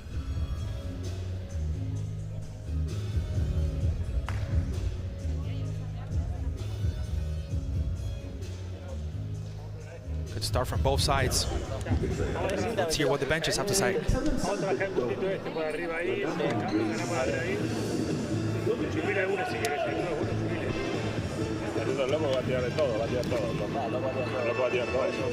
a quebrar rápido y ya manejamos el resultado. Vamos.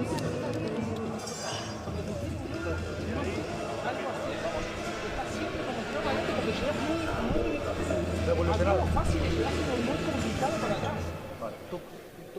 No estés tan y tocar un poco, porque cuando te agarran un poco para adelante, ahí de verdad, cuando estás preparado, tocas bien y jugás.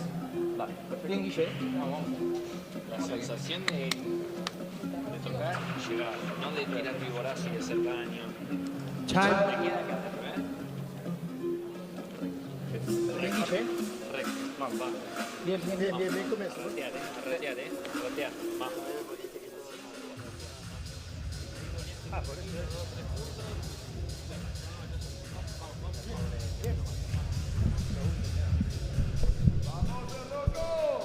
And we got a chance to hear both benches Agustín Torre to serve. as this first set continues. Torre, the last in the rotation to serve.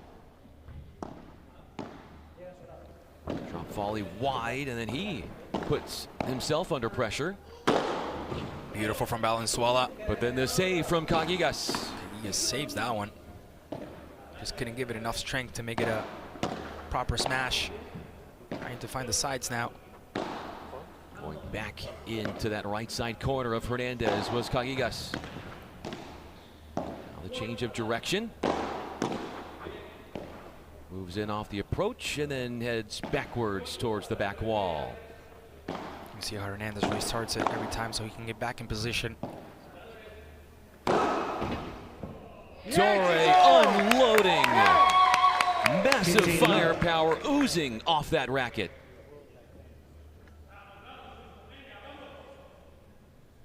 There's the backhand that we just saw, beautiful, and then El Loco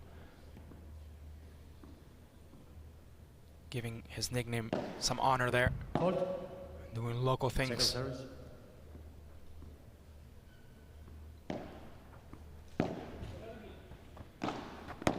Valenzuela with the response. Moving the ball around is Cajigas. Then the counter from Hernandez, catching his opponent off guard. Torre goes wide off the forced error. Excellent from Hernandez there, stepping up, forcing that error, knowing exactly what he had to do. Valenzuela makes it. Magnificent drop shot, even better recovery. Took aim at Torre, and that one might leave a welt. Well, in his defense, the player was actually running up. You're going to see right here how he runs up. You're going to watch it. He runs up a couple of steps. You're going to see it here better. It's not that he was positioned. He was actually running up, and that's when he encountered himself with the ball. So it definitely wasn't intentional, as Houston leads 30-15.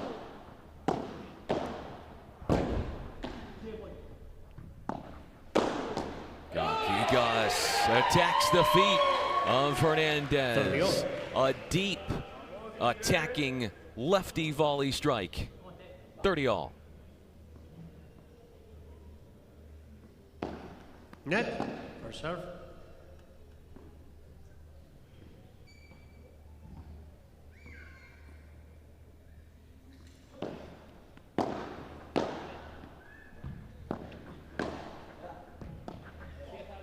Valenzuela restarting the play here, stepping up with some good defense. Let's see if he can get this one. He gets it. It was a tough one. Good composure from Valenzuela. Wide. It touched the top of the tape and then spiraled out. Yep. It wasn't good enough for the Argentine. And the chance of a game point here.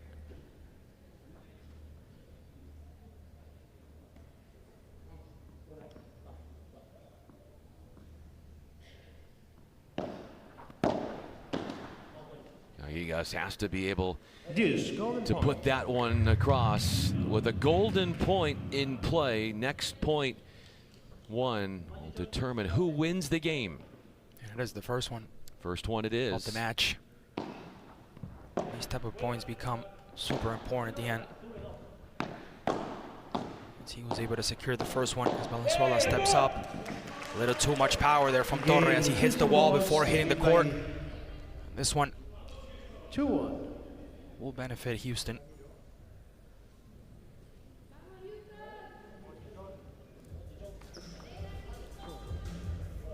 That's Torre. The golden point will take us to 2-all. So it's 3-1 as Torre gets broken. To the limit. That one as well. Both to the limit, bouncing right on that corner. Hernandez, and the comeback from Torre, looking like a true loco with a great execution there. Skywalking is Torre. Off one foot, the takeoff, and the explosive put away. Torre looking way better than what he did on his first game. Executing plays better. Looking more solid on the court, more confident. See how he steps up right there and forces the mistake on Valenzuela. He poaches across, he steps into his teammate's side, but he had a better angle to the ball, and why not swing volley at Valenzuela.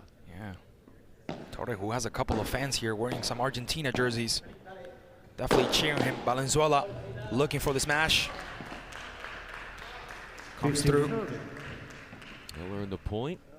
Any ball on the fly that hits the side wall or the back wall is out. Beautiful, and that's unstoppable from Hernandez. We said it before the match. Look out for those smashes by someone who's not as tall, it's not as big as other athletes, but definitely has the firepower to get it done.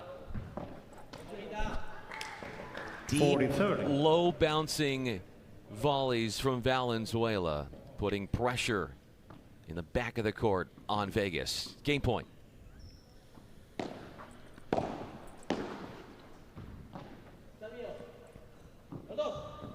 Key moment of the match. And Valenzuela turns it into gold as Houston leads the set 4-1, Brian. Wowing with wit is Valenzuela, the sub in after not playing in the first match of group stage play for his squad. Has come in and done more than just a serviceable job. He has been outstanding. Let's listen to what the benches have to say. Cuando te viene medio lejos del cuerpo, la que se te quedó en la red, vas para rama. O dejala, o tenés que enterrar al medio. O vas así. Ahora que tiro los dos al suelo, bueno, tengo que bajar. Sí. Vamos. Ahora. Mejor que sale.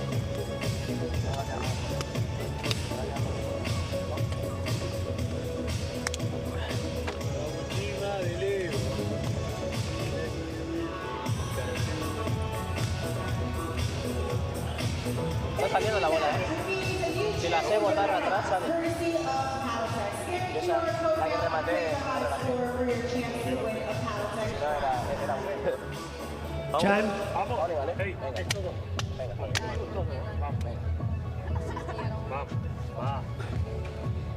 Vamos, selección. Players to court, please.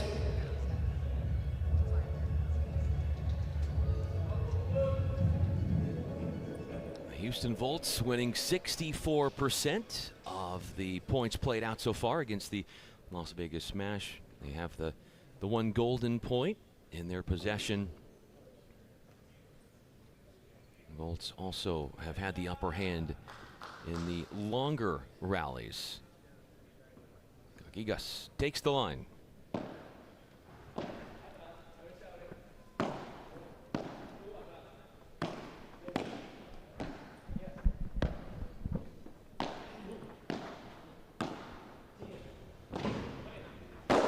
Beautiful from Hernandez, even better from Torre. There's Gigas attacking the outsides of the court to then allow Torre to finish up with a punishing slam.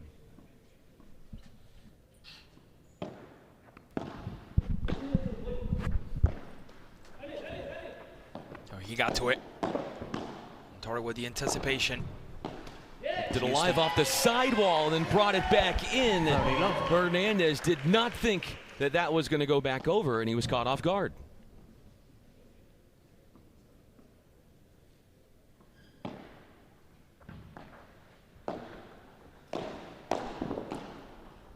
Beautiful for Hernandez there, looking for that empty space.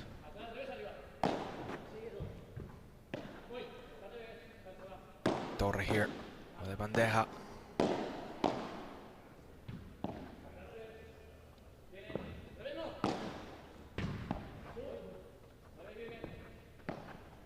Tries the sideline and then off the back wall nonchalantly to try something different and mix up his type of returns. Yeah, Torre definitely could have done better on that.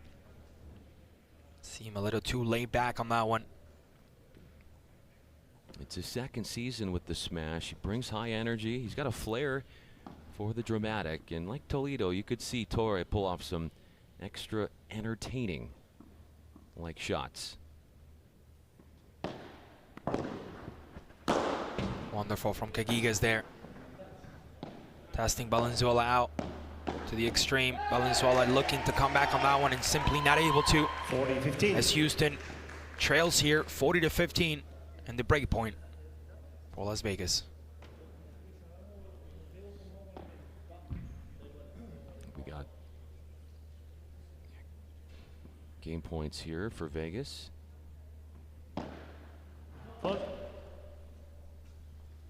Yeah, they're able to get closer and reduce the deficit.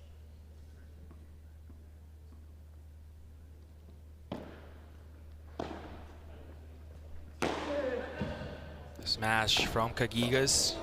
Comes back in that ball from one incredible Hernandez rundown to save it and score the point. What did I just witness? That is insane. Wonderful skill. Pure athleticism from Hernandez, and that's definitely not the first time we've seen that one. Complete athlete. Representing. He saw the open space. Callejas, he was going in the right direction, but could not put that ball in the vacated part of the court. Golden point comes again. Las Vegas had the chance on 3 different occasions to secure that game, and they haven't able to do so. As Houston comes back and pulls up the golden point. Torres, hitting against that fence. He took a big leap towards poaching that volley, and he overran and just wasn't in the right position. Yeah, I think it's 5-1, right? Yeah, it should be 5-1. Yeah, it should be 5-1. So we'll fix that. Which means now that Houston, there we go, has won both golden points. Yep. Went over aggressive there, Torre, unnecessarily to end that last game.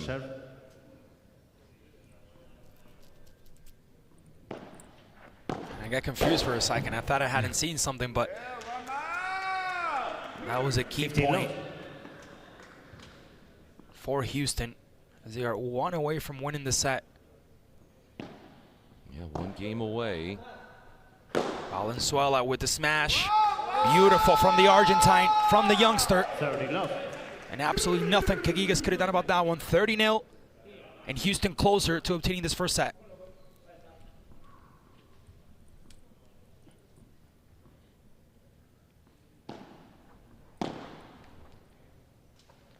Serving through the middle of the court to stifle the return is server, Kagigas. Set points. Las Vegas has to do better than let each other go on this first set. They had it at 1 point, and now they completely gave it away.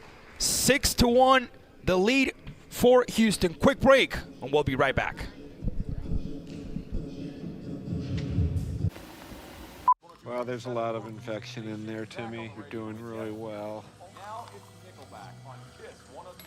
Are you feeling anything? Coffee. I don't understand, but this is going very well. No. Coffee. Kaushi? Coffee. Coffee. Kaushi? Kaushi, what's Kaushi?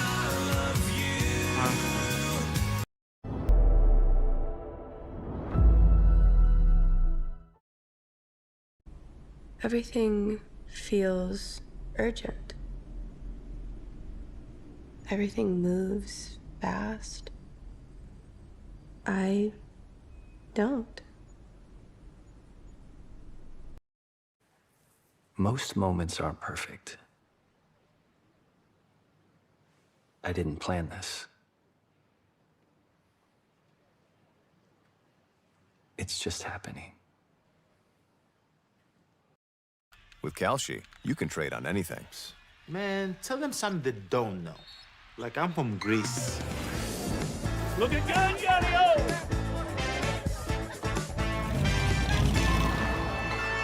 Before I was born late one night, but Papa said everything's alright.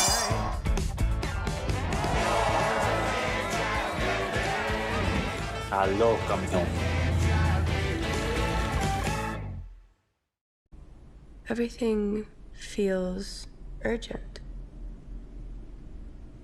Everything moves fast. I don't.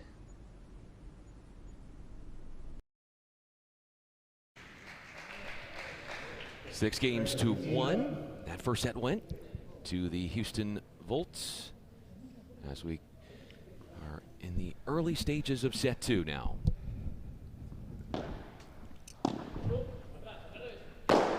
Wonderful from Torre. Valenzuela able to poke it out there. And now, beautiful from Hernandez, who has the chance to execute down the middle. He does it. And 15-15 in the second set. First set, the Volts had 5 more winners. 30-15. Hernandez has trouble gauging that return. 8 of those 9 winners for Houston in that first set came off of smashes.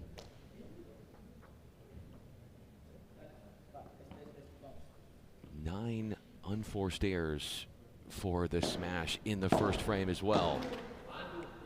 30 all. Another error this time. Moving forward was Cagigas. Las Vegas had the chance to capture some points, some key moments of the match, and they have let Houston come back every time except on this one, where Cagigas redeems himself, puts that ball in the empty space, and now the chance of a game point. A risky cross-court passing shot works. 40-30.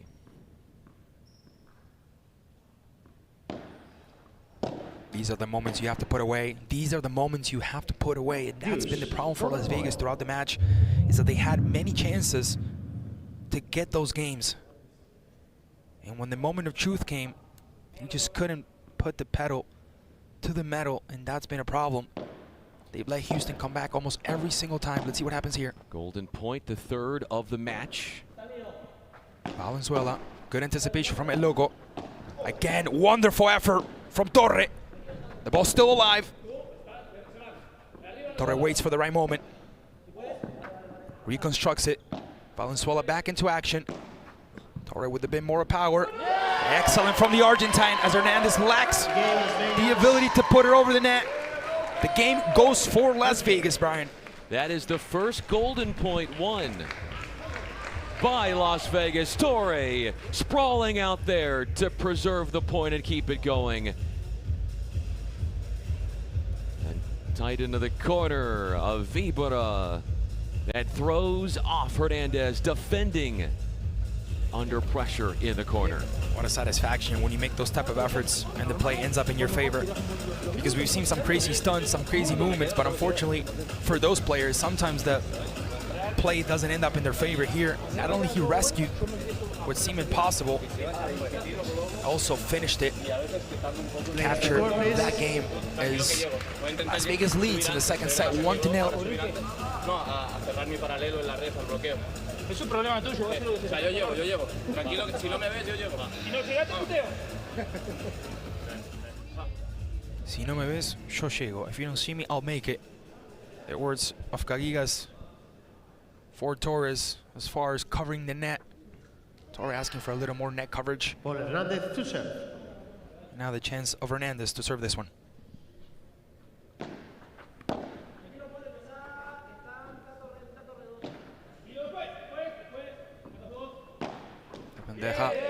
From Cagigas, successful as Valenzuela is unable to return that one. Right through the middle. After 2 deep lobs to start off that last point. Valenzuela, the great touch. Volts have the net. They've got a slam. Torre got it. Oh! Valenzuela facing the wrong direction. Could not corkscrew his body around to get to it and keep it in. It was a wonderful effort. Wonderful skill there by Valenzuela. Just couldn't capture the game, the point in this case, but the effort nevertheless, something to highlight.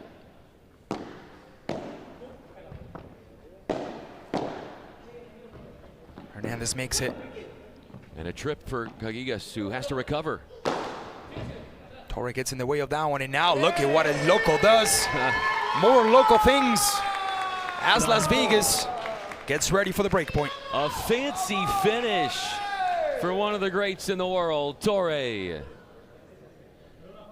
Torre looking more focused than he did on that first opening match. able to return this one. Again, these are the type of games that Las Vegas has to capture. They've had quite a few, but they let Houston back in every single time. You have to categorize, you have to capture. Wonderful from Kagigas, just not able to put it on the court. 30-40.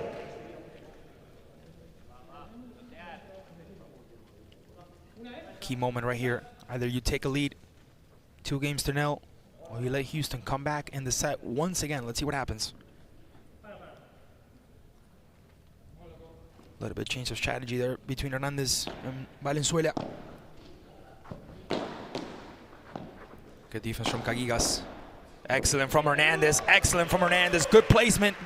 And again, another one that Las Vegas allows Houston to come back into. They were down 40-0. And now the golden point.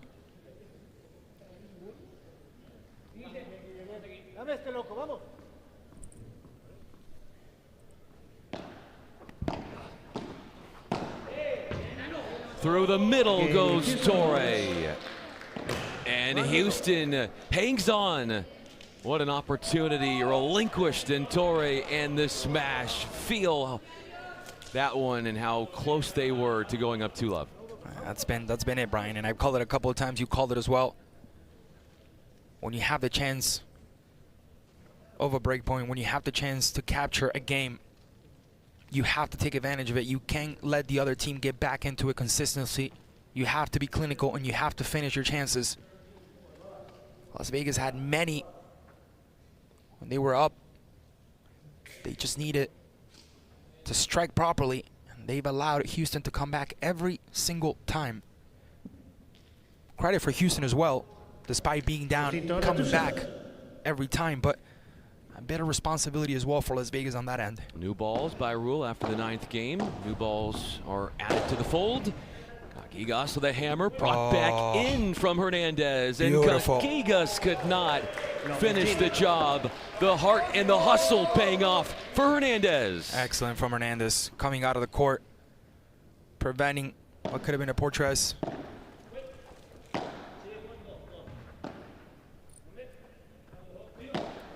Bandeja through the middle from Kagigas. Hernandez is everywhere. What an athlete. Houston quickly back to the net. Some of the best we've seen, Brian. Some of the best we've seen here alongside Arroyo. Hofra yesterday making a very decent presentation as well, but Hernandez is such an athlete. He gets to be everywhere on the court. It's very difficult to get him out of position.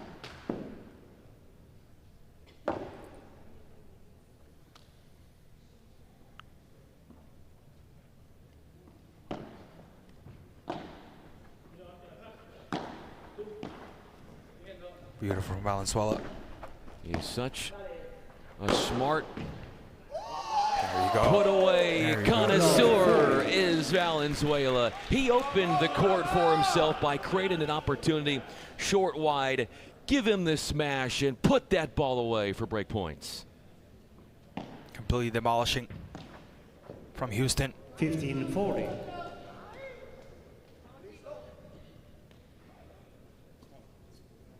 I'm going to ask you, Brian, in a second, what's the best you've seen so far from both women and men?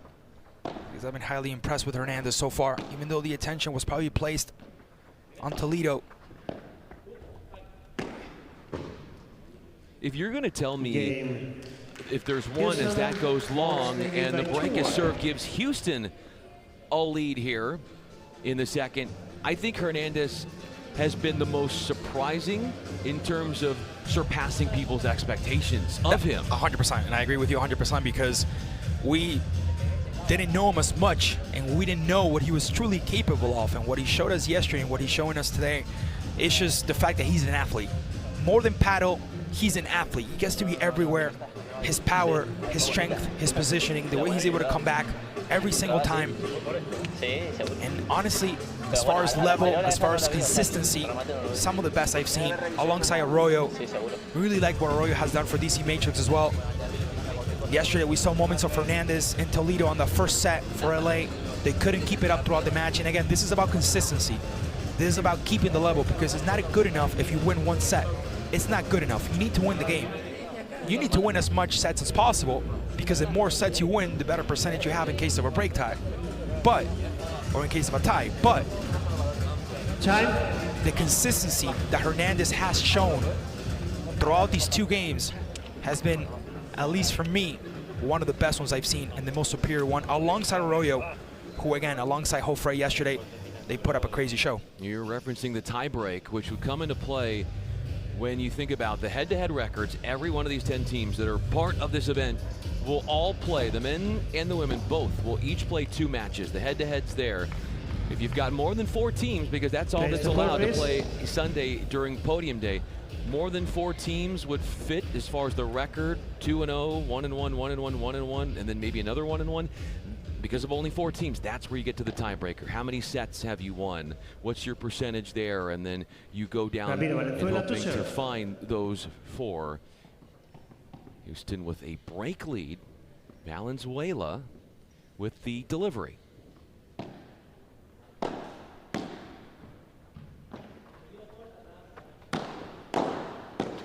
Comes across and too ambitious. Yeah, a little too ambitious from Valenzuela, as Hernandez was right behind him waiting to strike that ball. I think he was in a better position as well. Valenzuela got a little carried away on that one. Caguigas with the step up, beautiful. Valenzuela will handle the lob and lob it right on back. He comes off the court, brings it back in. And good reconstruction by Hernandez there, allowing his teammate to come back into action. Then Hernandez, a slight lapse of judgment. Hernandez bringing that one in, but Vegas kept the point going. Yeah, it did hit the top of the fence here on the side before making contact with the court, even though after it did fall down, but needs to hit that court first. Now Hernandez with the powerful smash, signature move for him. So much power behind that backhand volley, and he hits it so low, and then he gets an attackable ball to unmistakably put away. Valenzuela trying to repeat the same medicine, and Torre Lewin again, local things. Beautiful from the Argentine. Was he even looking? I don't even think he was looking. Well, he tried. I don't think he won the point. Oh, excuse me. He did. It looked like it was clean. Yeah, 30-30. 40-30.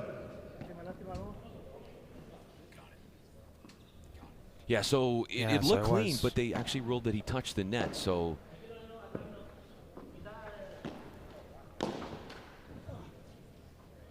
He's not able to get over it. But if you go back to that point, 2 points ago, that's why I was confused. They ruled the point didn't go to Torre because of a net.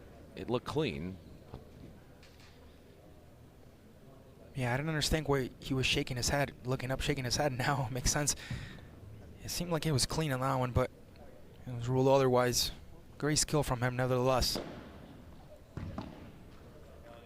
15 low. What's been problematic here for Vegas is that they've had golden point opportunities, and the lack of converting on them in the second set have put them in an unfavorable position where they're trying to come back. 15. That one already out of play since hitting the wall. When you are trying to come back, you go for broke. You go for more than you normally would, making out of character decisions in shot making.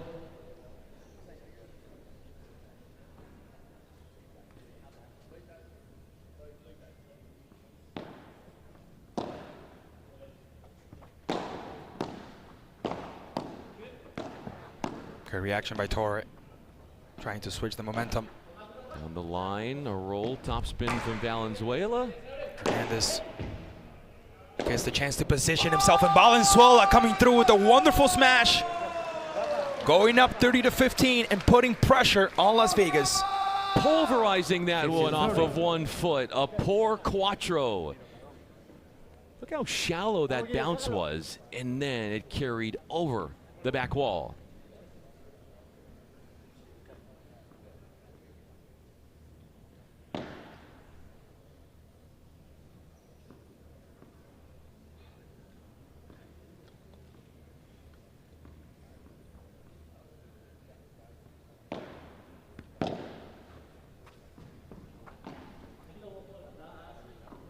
Hernandez taking his time.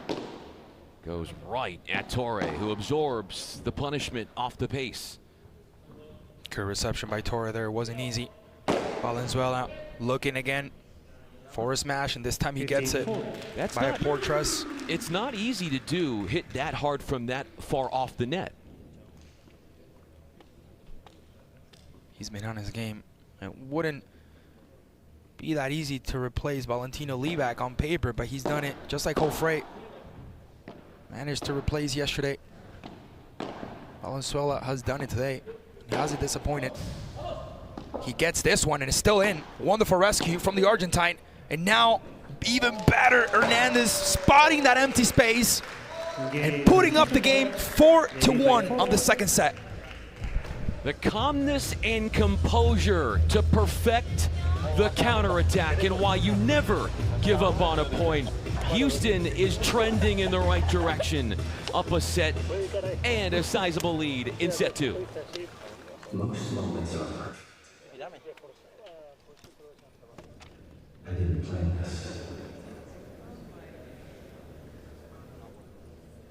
It's just happening.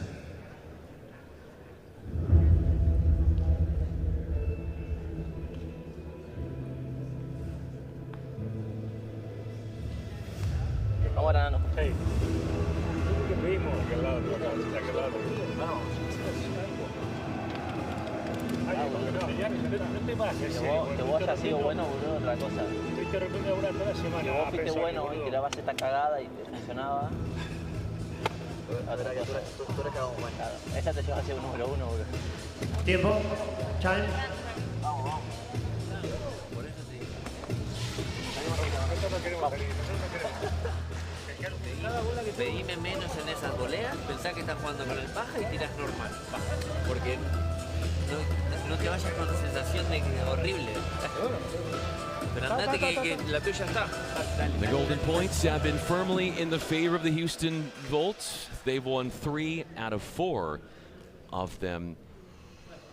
When you start to see where defense is going to be asked for with longer rallies have been going predominantly to the Volts as well, which you are seeing more than maybe in another court environment because of the slower court conditions. That extends points. Good reception by Cagigas. It wasn't easy. And Torre not able to control that one properly as Hernandez apologizes for that. 15-15. Houston looking to capture the second set and capture the game as well.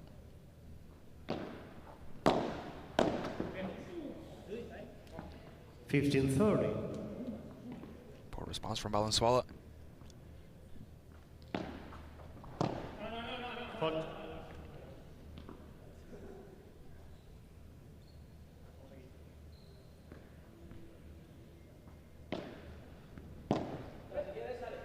Valenzuela. Torre gets a touch in there. No, he does not.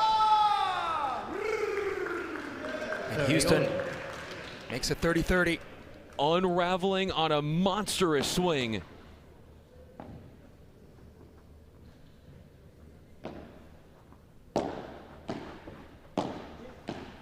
Change of direction.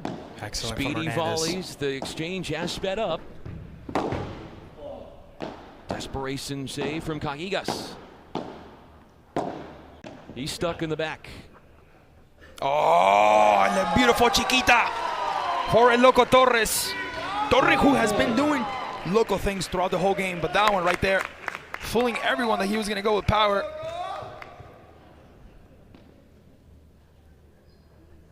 And the smile, the wicked smile, right after that play.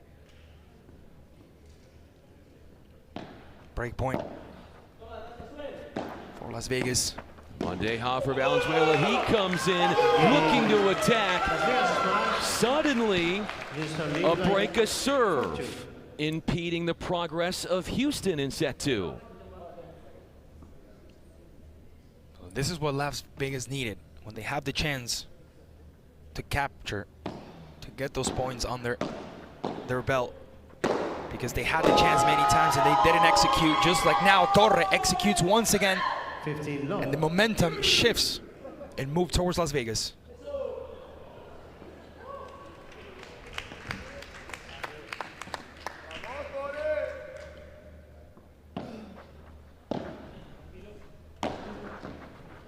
And volley for Fernandez, who awaits the flat shot, fights it off and drops it in. Or no, excuse me. Hernandez was in a good position, but just simply couldn't get a touch in there. He tried, he went for it.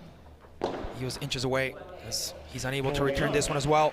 Game point here for Las Vegas, and this is what they need. They need to capture. They need to execute. And they can't let Houston get back into the match. Here it is, el loco, el loco, el loco, el loco. And the game goes for Las Vegas, who now trails, Brian, but only by one. Only by one, from down 2 breaks to a single break deficit. Houston 6-1, 4-3 at the sit down.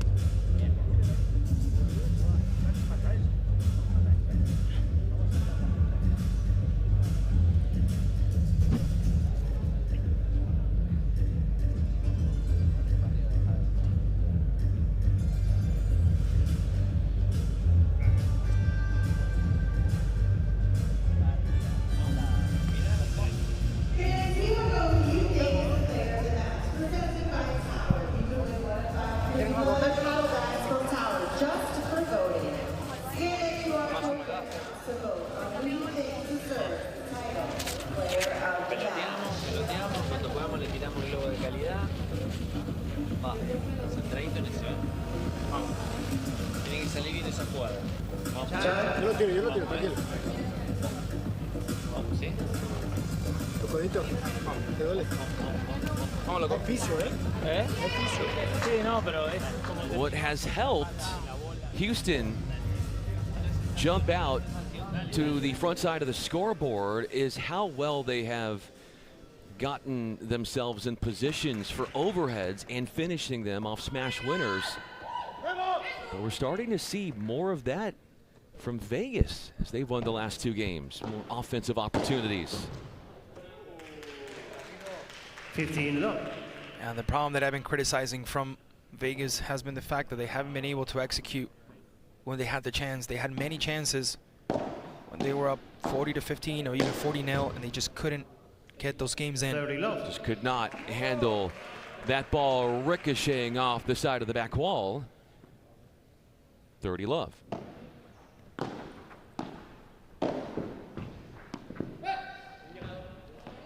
Oh, too much from Hernandez. You notice there is a trend for Torre. Rather than sitting back, he is taking the initiative and poaching a bunch of these volleys and coming across the middle of the court. He's definitely looking more comfortable, way more comfortable than he did on the first set. Maybe it's because he started to hear some of his fans out here, because there is a packed house with some Argentina jerseys in here, so he does have a fan base. Every time he performs one of those shots or he makes a tricky move, everybody goes up and celebrates it. Torre off speed with the overhead this time. Good reaction by Valenzuela times 2 there. Great lob to neutralize and reset the point for Valenzuela.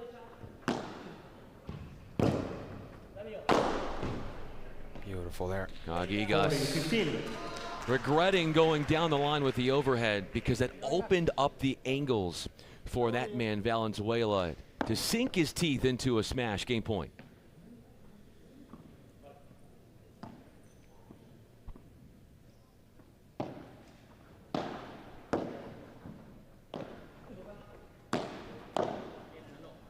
He's forcing that error again. Great athleticism. A mistake from Cagigas off the Vibra.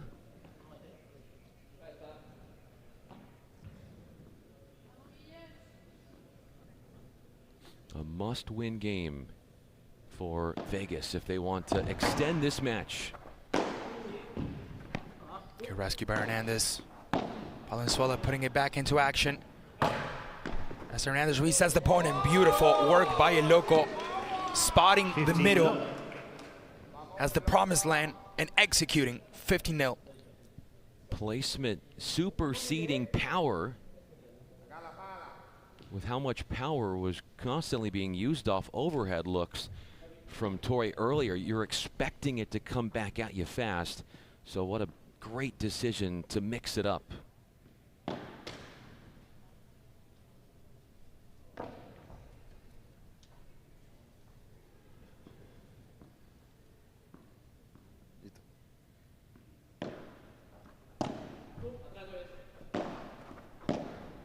Valenzuela with the lob, buying himself some time. Hernandez, good anticipation from El Loco. Valenzuela saves it and tries to spot that empty space. Again, Valenzuela. El Loco and Caguigas both shifting spaces, shifting spots. And the mistake there by Torre not able to return it the proper way. Very impressed with Valenzuela and how he handles his defense in that left side corner off of poached volley attempts from Torre, where he's trying to take time away. Oh, beautiful. Another chiquita there from El Loco. That's number 2 for him this morning. And the fans making themselves heard here in the arena. People coming here to see El Loco on a special day for Argentina, as they will also be playing that quarterfinal in the World Cup. So Argentinian vibes here at the arena here in New York City. And of course, El Loco Torre putting up a show.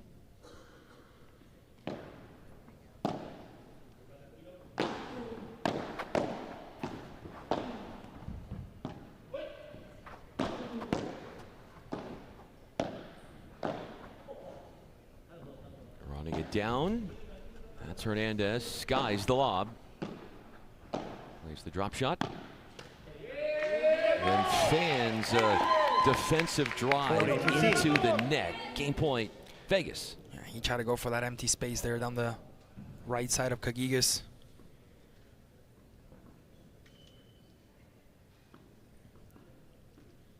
These are the type of ones that we said it over and over.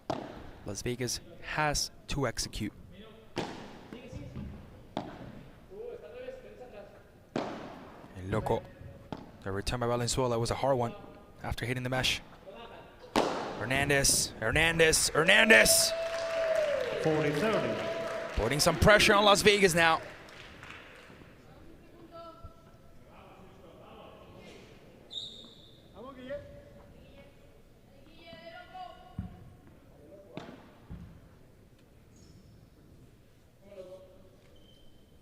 Caguigas with the serve.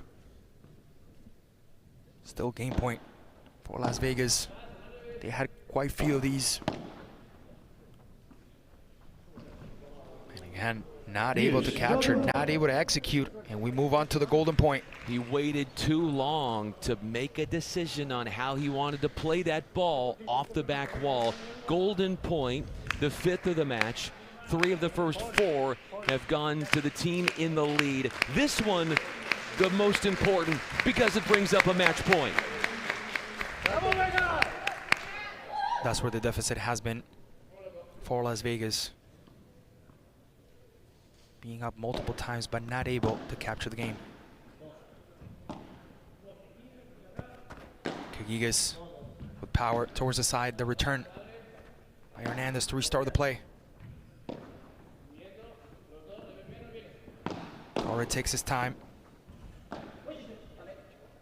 Valenzuela looking to smash that one. And El Loco, oh, Valenzuela back with a beautiful movement. Now Hernandez by himself on the court. Will try to perform this one, and he gets it. Beautiful by El Loco. And that's what people came here to see. El Loco Torre.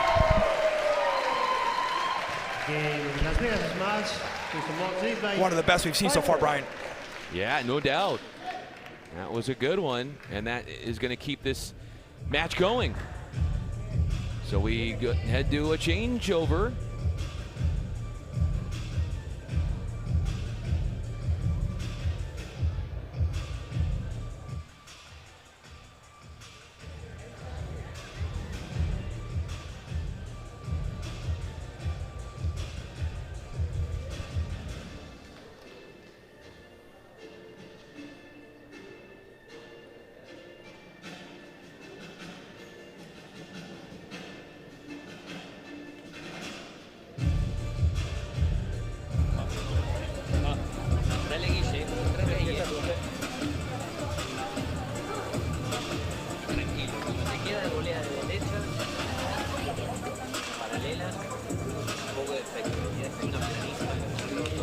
Time. O le doy sonrisazo, claro, justo, pero miré la mitad. Cortada. Flaco, te la agarran, después de lo que te la agarran, te tiran globo.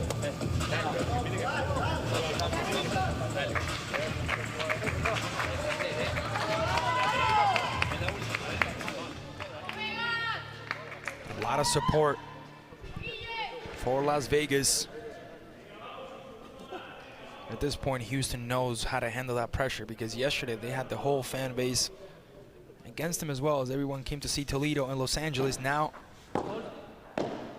everyone coming to see El Loco in Las Vegas. But Houston doing their job. Houston serving for the match. Hernandez in that position. Starting out strong with an early in the point slam winner.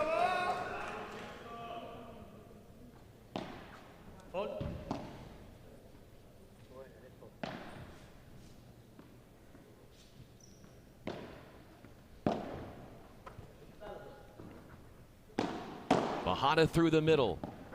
A drop shot for Valenzuela and a great counter from Cagigas. Low, aggressive, deep. Getting Hernandez out of position there. Having to make that effort to go back. Just couldn't do it on time. Wonderful from Cagigas. Torre covering him and saving that one as they both shift. Now they go back into each other's spaces. Hernandez. Cagigas with the answer. It's clean.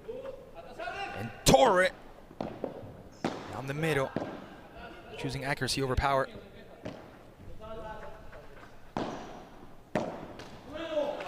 Misses in the transition zone. Torre hasn't put forth a lot of explosive, hard-hitting overheads lately. He's been settling on the off-speed stuff, which in essence, in some extent, has allowed Houston to stay in some of these points. Key moment in the match for Las Vegas. Valenzuela quickly rushing back into position. Hernandez.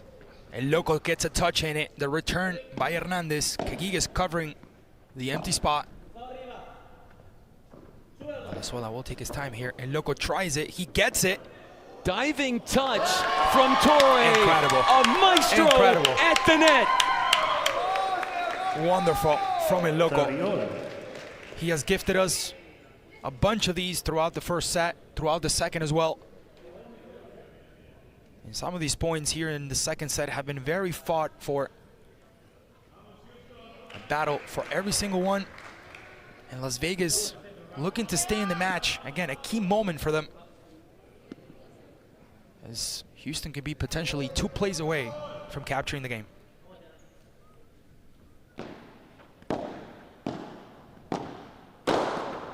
Beautiful from Hernandez. And this is it, Brian. Match points coming up for Houston. This is it. 57 minutes of game time and the chance for Houston to get their second victory back-to-back after defeating LA.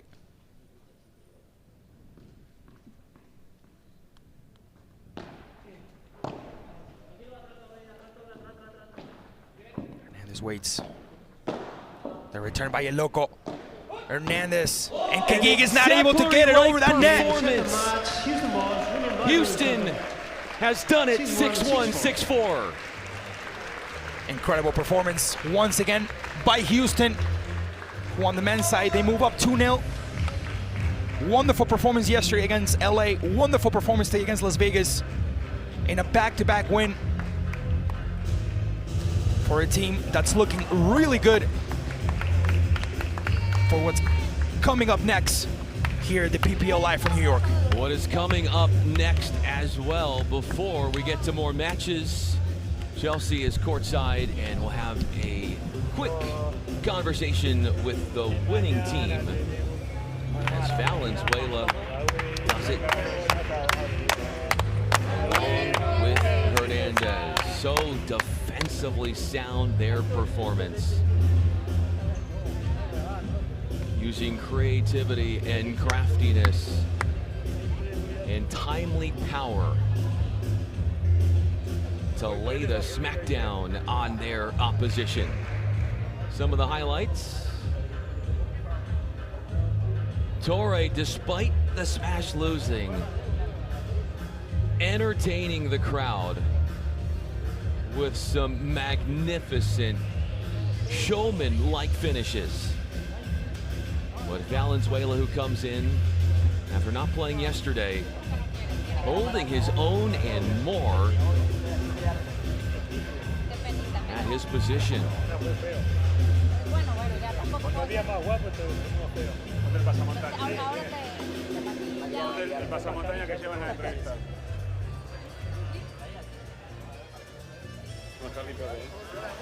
Enjoying the camera. This is a Volt's team that goes to 2-0 in group stage play. He was interviewed yesterday. You win, you get another chance to be in front of the spotlight. Just waiting for Valenzuela to make his way on the court before we proceed with the post-match interview.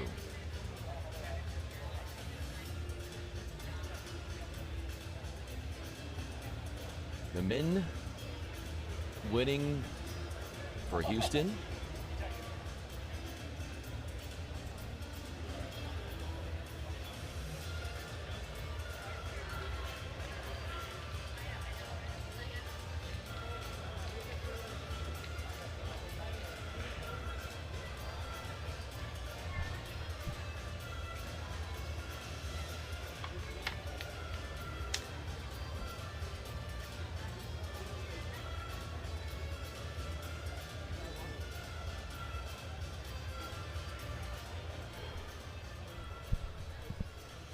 Showtime with an interview forthcoming as Chelsea is with Valenzuela and Hernandez. Congratulations, you dominated a lot of this match. And when it's like that, it's very easy to lose focus. How did you maintain that focus? Dominaron la mayoría parte del partido y es muy fácil perder la concentración cuando las cosas son así.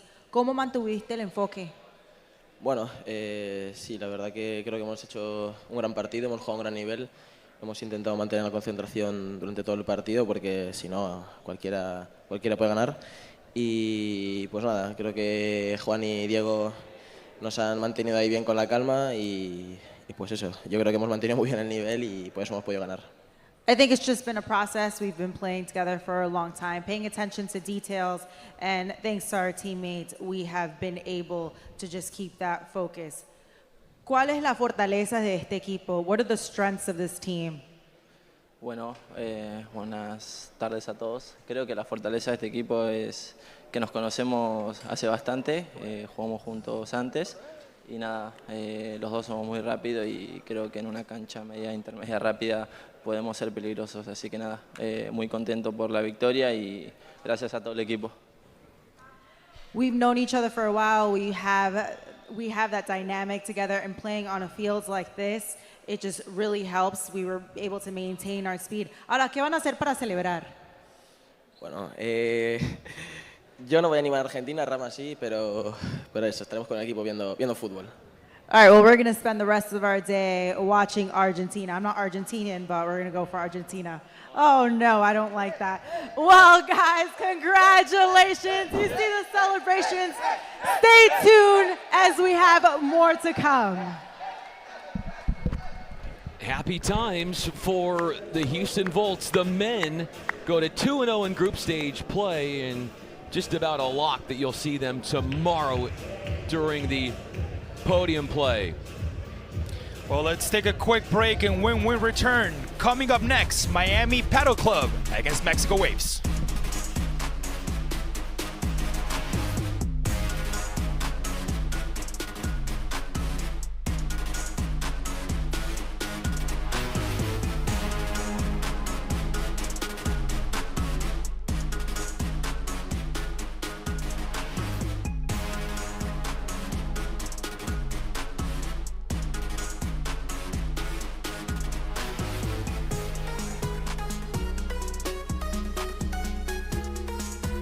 With Kalshi, you can trade on anything.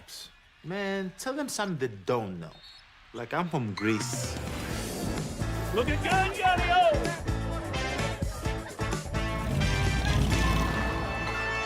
So I was born late one night, but Papa said everything's alright.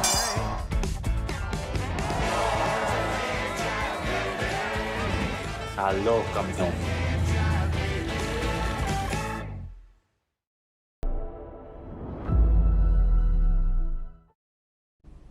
Everything feels urgent.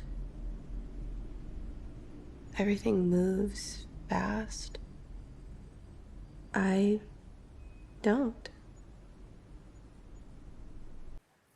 Most moments aren't perfect. I didn't plan this. It's just happening.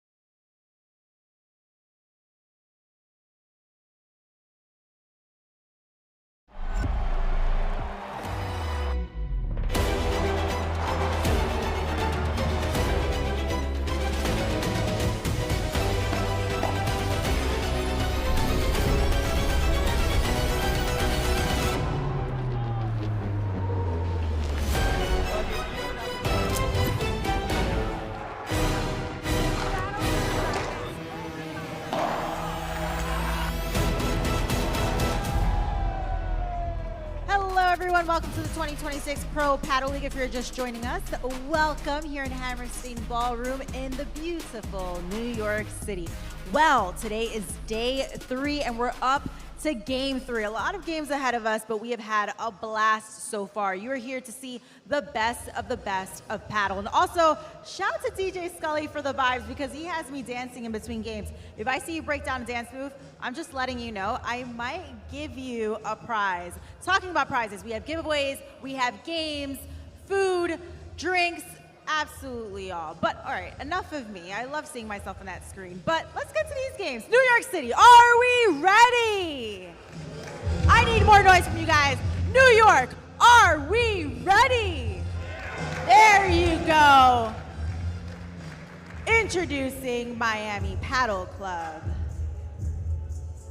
Ana Ortiz. Lucia Martinez. Álvaro Meléndez, Jose Diestro. And that is your Miami Padel Club.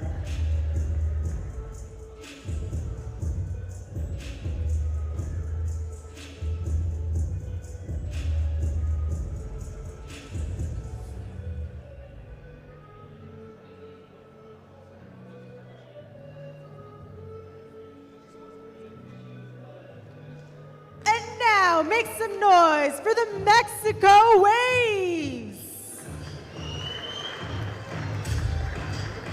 Lucia Peralta, Lorena Rufo, Franco Dal Bianco, Maxi Arce. Those are your Mexico Waves.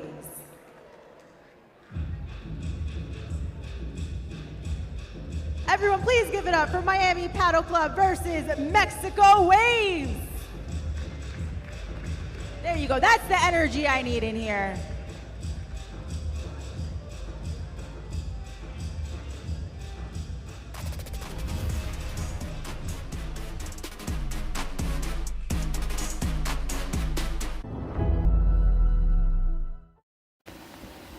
Wow, there's a lot of infection in there, Timmy. You're doing really well.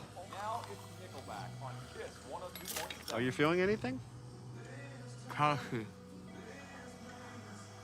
I don't understand, but this is going very well. No. Coffee. Kasi? Coffee. Coffee. Kashi? Kasi, what's Kasi? With Kalshi, you can trade on anything. Man, tell them something they don't know. Like I'm from Greece. Looking good, Johnny-O!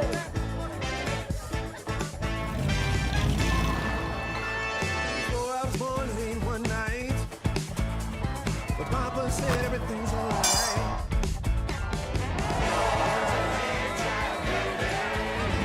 Aló, campeón.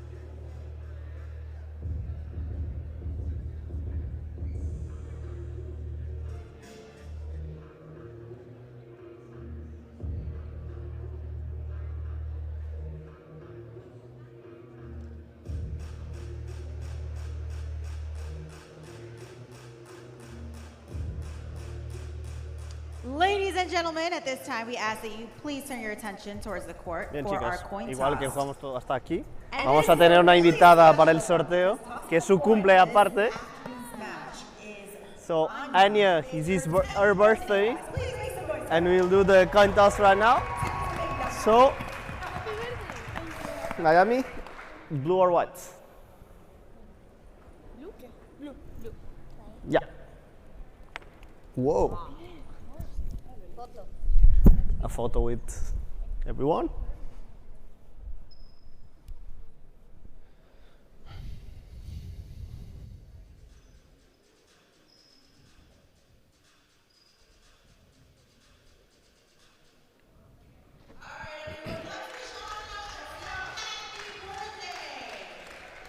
In our final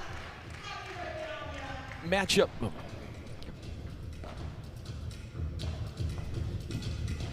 the day session continues. It's our head-to-head.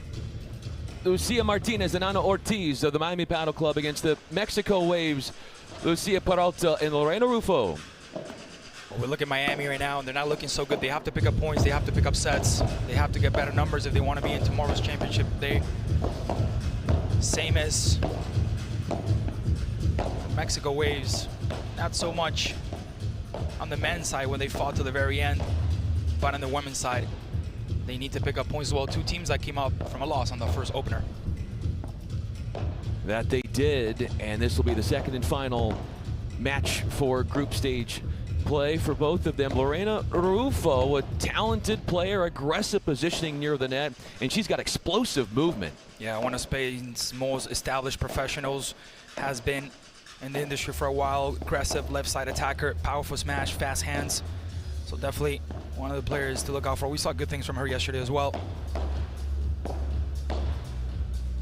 Peralta is her teammate, part of a deep pipeline of up-and-coming talent from Spain right there. Technically strong and is now full-fledged pro athlete and is really refining her game. That is a team, though, the Waves, Peralta and Rufo, they lost, as you mentioned, to the Polar Bears yesterday, 6-3, 6-2. Yeah, they put up a good fight on that second set, but it wasn't enough. Lucia, dynamic, athletic, continues to improve each season despite her age. That allows a lot of room to work with for the future. Lucia Martinez, also a veteran Spanish professional, 35 years of age, former top 30 in the world, right side specialist, excellent anticipation, and strength such as defense, counter-attacking, and reading the opponents properly.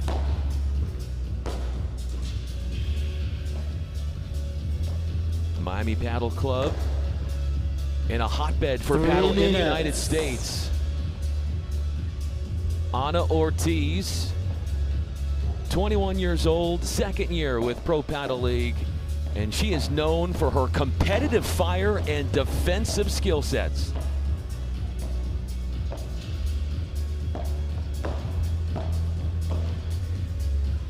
Best of 3 set format here, where the first 2 sets will be no ad scoring, a golden point in place of that.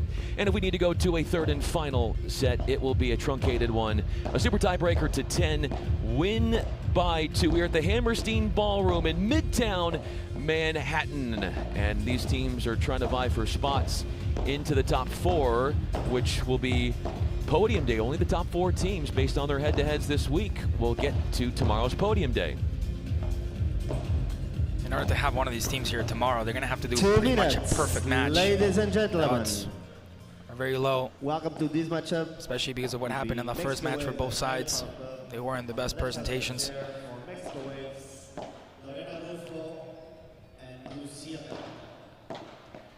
This is where they had the league finals last year in October. So a lot of players throughout the halls here this week are very familiar with this fine event. You get a chance to talk to them throughout the week, and they are just amazed at the backdrop and the setup and how awesome it is for them to be a part of the start of year 4 of PPL. Mexico Waves located 8th on their women's standings. Miami Padel on the 9th spot.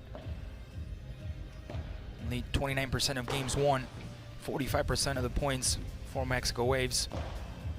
Similar number for Miami, 32% of games and 37% of points. So they're gonna have to do really good here. And even then, I don't know if it will be enough, as we are under a minute before takeoff here.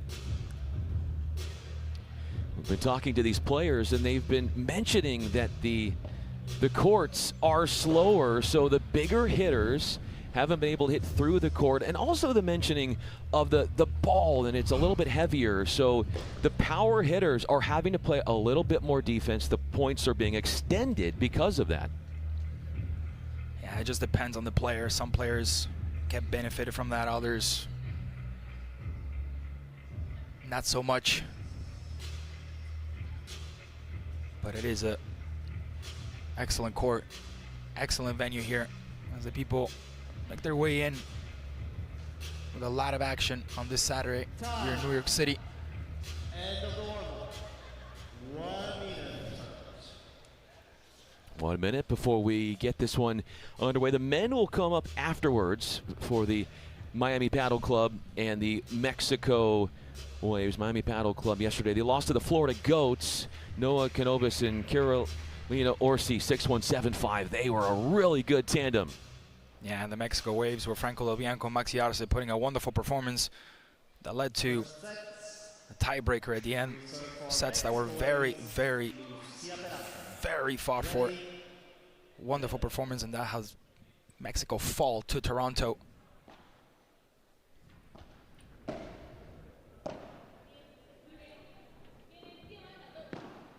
Through the middle goes Peralta, and then plays the lob.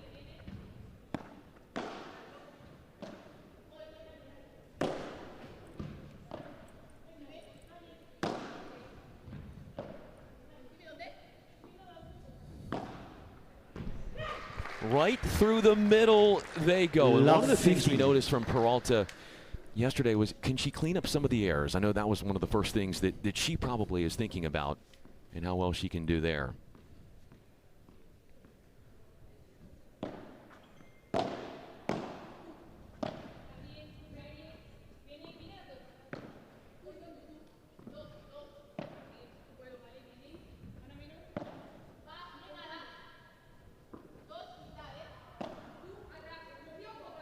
High lob to that right side, and a Bajada, an attacking shot off the back wall. That's beautiful from Martinez. And Lucia Peralta putting that one down the middle.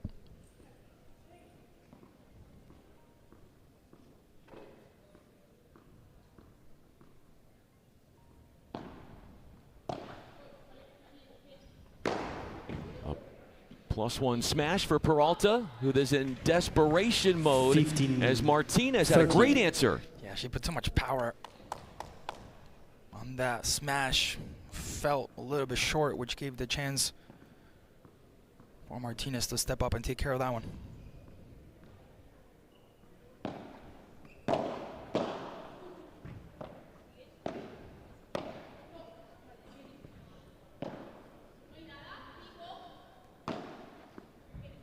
A lot of that traffic going to Peralta early.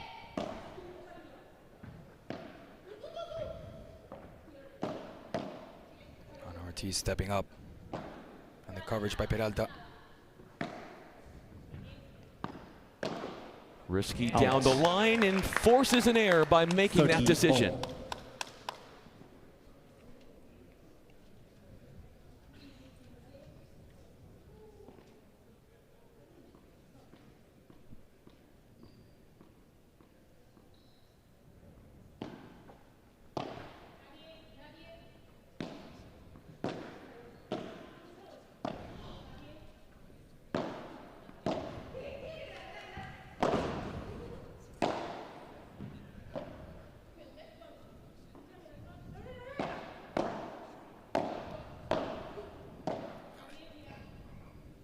Out.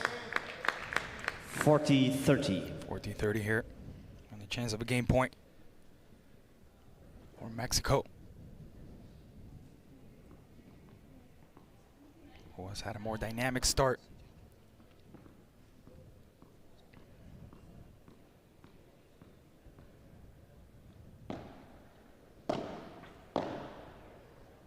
Out. Deuce. Golden Golden point. point. Before. Lucia Martinez to Golden receive. point. First one of the match here.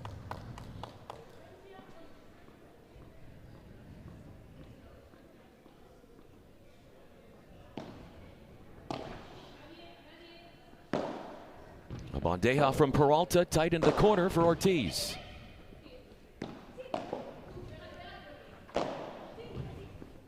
Just out of reach. Mexico Martinez could not get there. Moments ago, we spoke with Lucia Martinez about the talent and consistency and what that has to come together to do to become a pro. Yo creo que el talento es importante, o sea, le doy bastante peso, pero para mí el trabajo y la constancia a día de hoy en el deporte de élite es lo que gana. Entonces te diría un 60% a la constancia y al trabajo.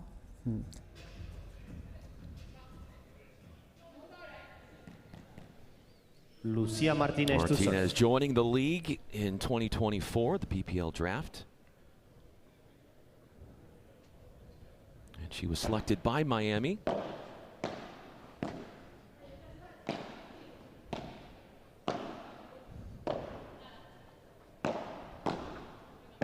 Good step up by Peralta.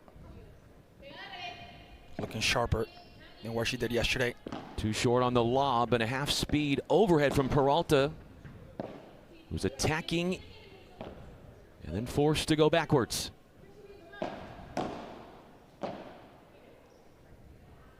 Out. The fall there from Miami. Love 15. And that ball never got contact with the court before. Hitting the back wall. Mexico up.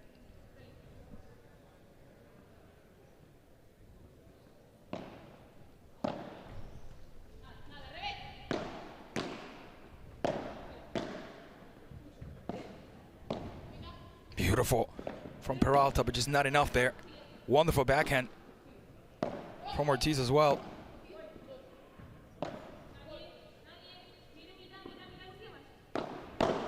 Definitely battling for this one.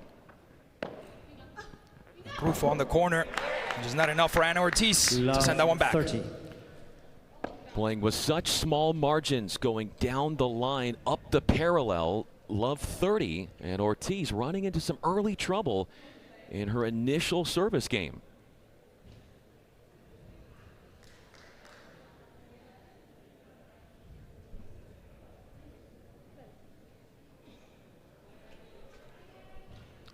Excuse me, Martinez.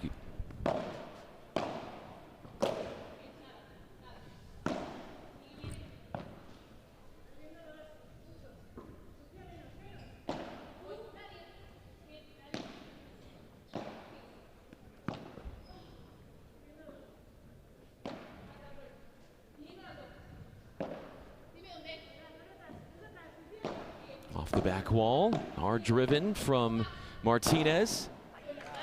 That's how you attack. Yeah, beautiful from Ana Ortiz. 15-30. Not enough for Lucia Peralta to do on that one, as the ball came super fast with power. It was almost impossible to send that one back. 30-15. Pretty even start for both sides.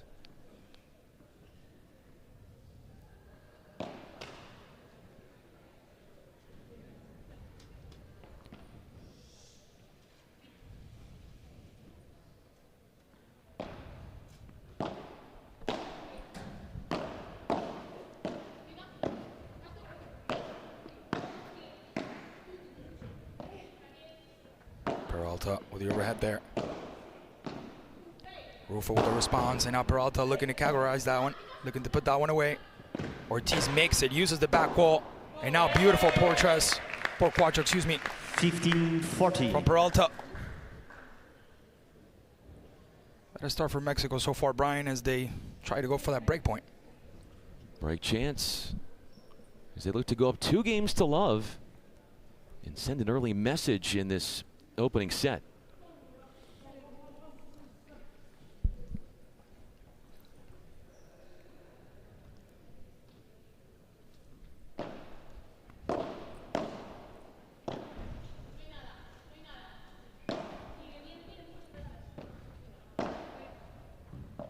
Good effort from Rufo there. Out. In a tough, 30, uncomfortable position to create the mistake. Miami trying to hold on here. They save a break chance.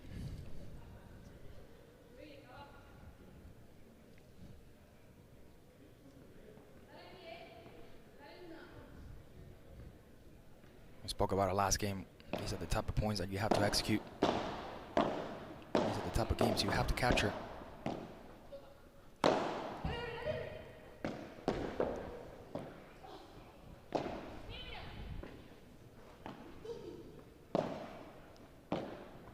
Ortiz stepping up. Rufo back. Short angle, and they're attacking the feet of Martinez, who had a great counter. Nothing Peralta could have done about that one. She reached, she went for it, but wasn't comfortable for her to get that back as we reach a golden point here. Lucia Peralta to receive. Golden point in place of no ad scoring. So next point will determine who wins the game.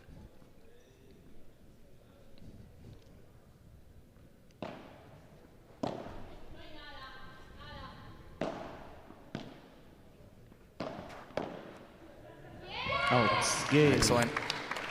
Excellent there from Miami Lucia. Padel Club, 1 game all. Martinez waiting for the right moment, not anticipating herself, not getting ahead of Lorena herself, Rufo, two knowing that sets. that ball had no destination at all. Now the set is level to 1 game each. Bouncing back in a big way is Miami. They hold after trailing 15-40 in that second service game of the match. And now we'll get to see Rufo serve. Such a strong junior talent, and now making headlines as a pro. That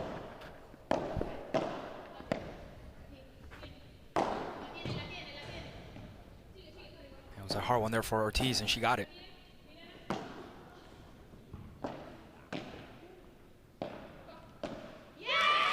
Good enough from Rufo there, but Love we are 15. seeing a better performance than we did yesterday from Lucia Peralta. Definitely taking more concentration, looking better than she did yesterday. Very little attacking through the middle. A lot of it is going to the outsides. Yep.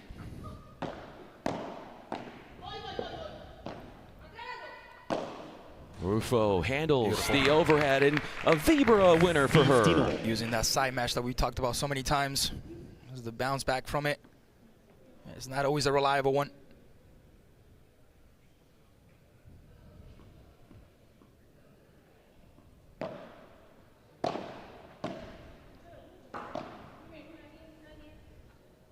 Peralta there.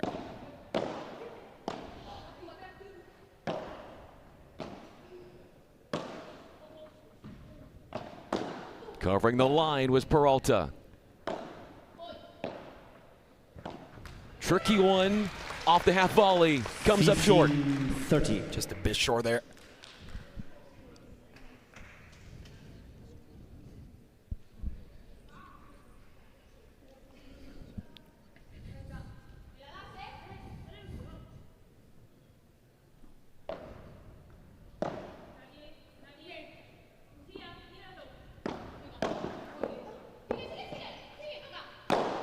On the fault from Ortiz. The answer from Peralta.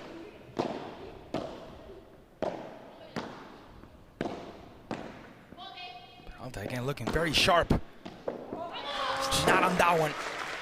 Slightly out of reach, but stood her ground for quite some time atop the net. Break chance. And that one left Ortiz breathless. Require a lot of physical work there. She managed to pull it through. So Miami will have the chance of a break here.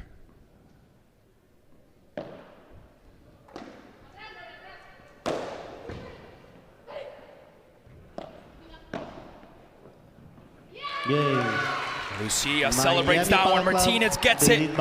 And Miami leads this set 2-1. Peralta joined us not too long ago about her expectations of what she can bring on the court.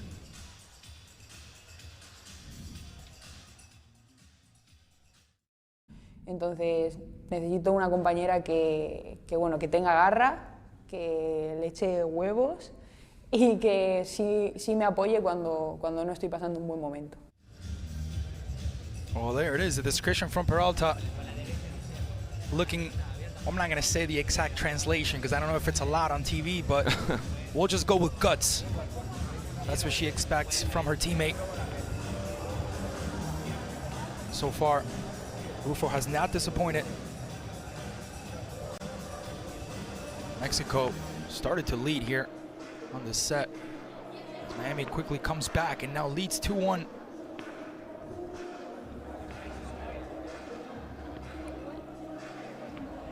We've had a couple of longer lasting games, so it's early, but some golden points at play. Time. Very contentious these games have been.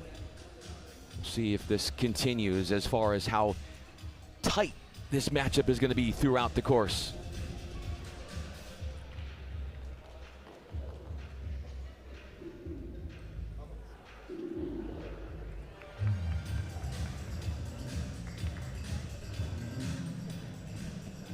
And Ortiz will get her first chance to serve, the up-and-coming rising star in the sport.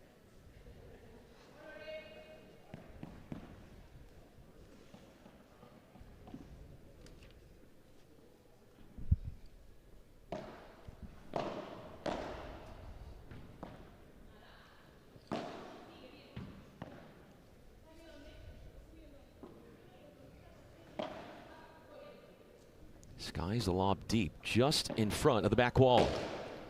Love 15. Ortiz knows that she can do better than that, especially being so close to the net. Has to execute there.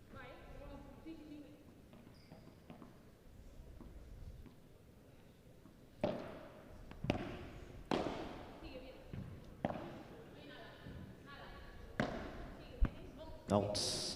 Love 30. Consistently looking to attack those sidelines and test the sidewall defense, but just wide on that attempt.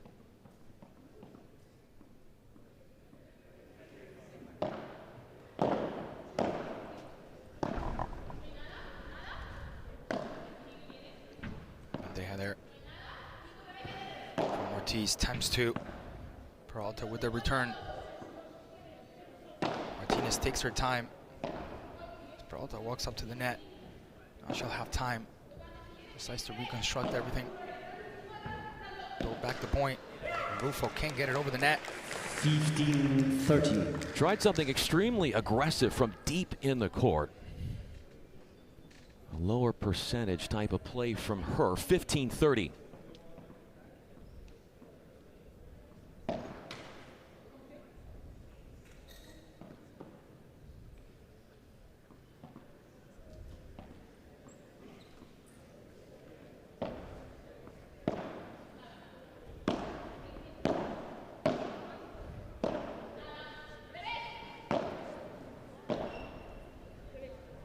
The ball hits the back wall first.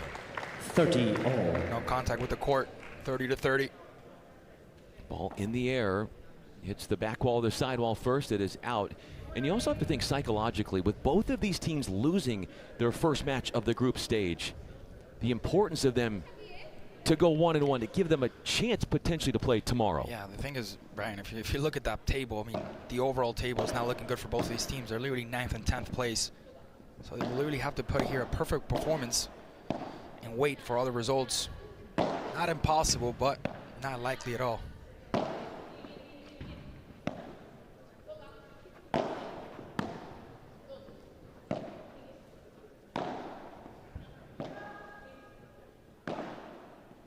Repeatedly lobbing Peralta.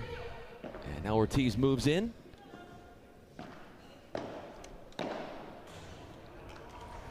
Lost the point in an attacking position, created the opening with the down the line, and then went cross court, too wide, game point, 40-30. Oh, so she kept that in. Yeah. Out wide. Yeah. Yesterday, Miami playing against Florida Goats, against Canovas and Orsi, which obviously the Italians showed what she's truly made of. But Miami did not play a bad game at all. They were actually able to keep up. And got slipped through their hands right at the end. How about that Game. touch from Miami Padel Martinez? Club, they lead by 3-1. And little by little, Miami starts to gather the momentum and they keep it on their side. Mexico did have a strong start, but hasn't been consistent. Faults.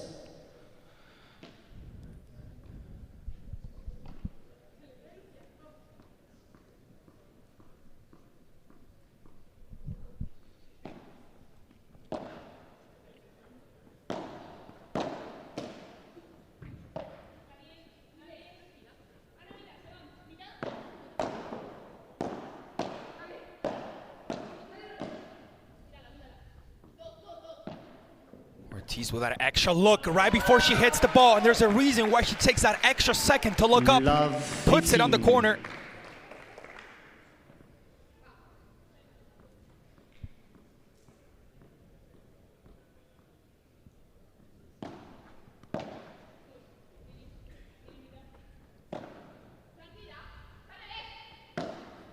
Out. 15-0. It's early, but Peralta is serving better, making more first serves. That was something, and she'd be the first to mention to you, yesterday struggled finding the box with her firsts. Many times, and that's been the differential today. She's looking better overall, but especially on those serves. 13-15. It triggers the mistake, forces the mistake.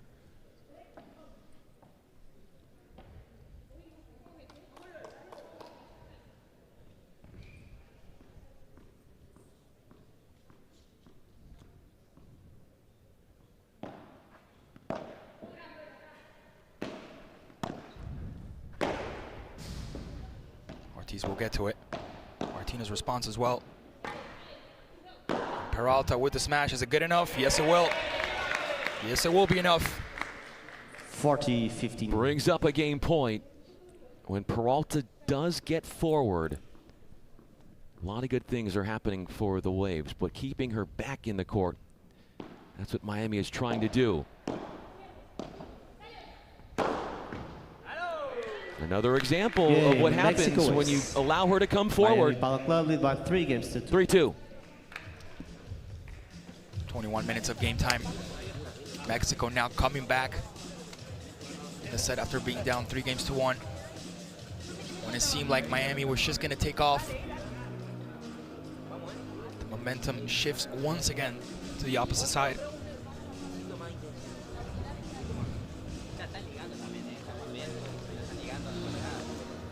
Let's hear what the benches have to say.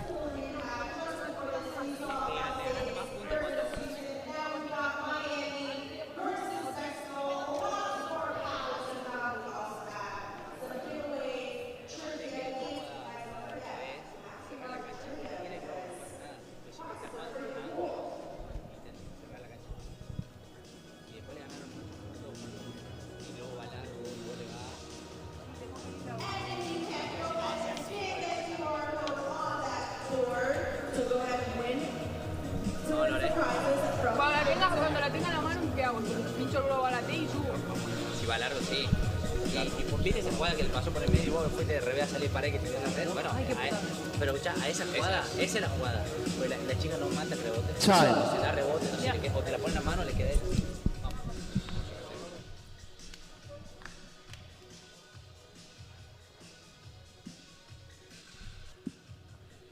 Players to the court, please.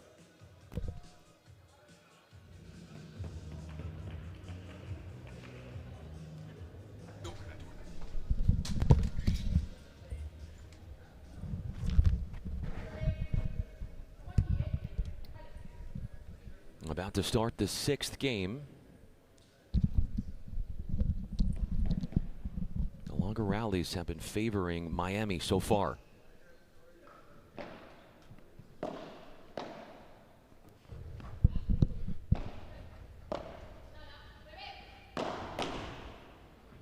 Good job there from Peralta, stepping up twice. Trying to find that corner, trying to force a mistake. Martinez who comes back. The first time, but not the second time. Love 15. It was extremely tough for Miami to move forward with the depth that Mexico was finding with their responses.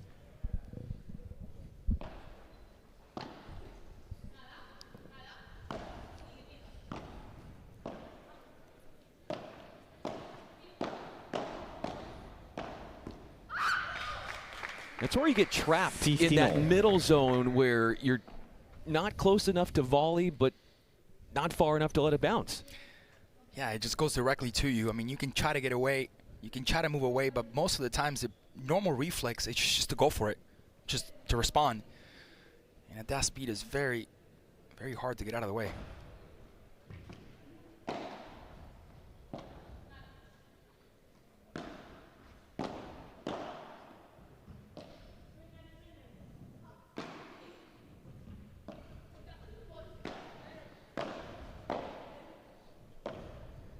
Rufo, a slippery little shot there. 15-30. Yeah, she was able to answer the first 2 times, but now the third one. Mexico looking to make a comeback here in the set as they trail by 1 game.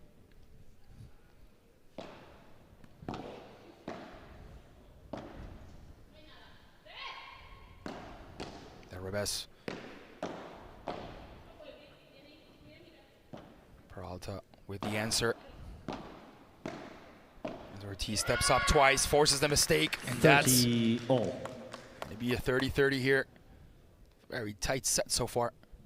Miami engaging Rufo in transition, and she comes up short, trying to perfect the volley. 30-all.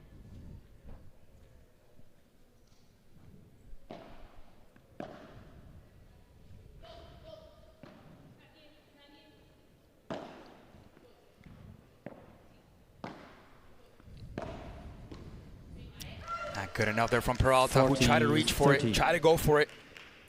But couldn't give it the right angle. Chance of a game point here for Miami. To maintain that break lead. Yep. And go to 4-2.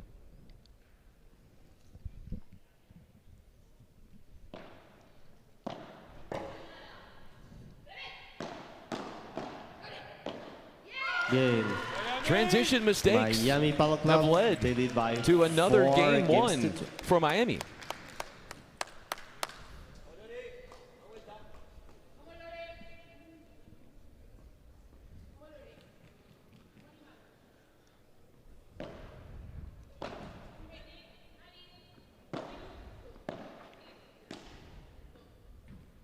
Bandeja by Peralta.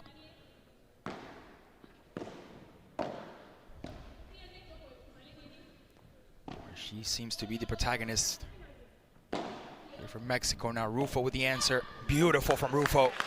Again, in a very tight angle, able to spot that space and execute.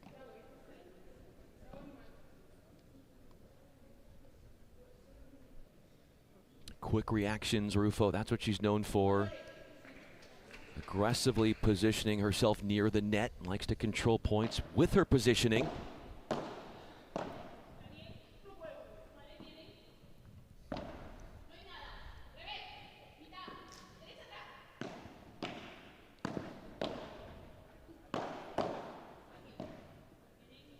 Peralta will let it fly over her head.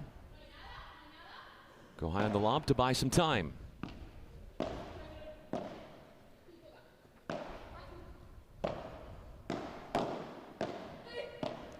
Wonderful sequence. Exchange starting to speed up.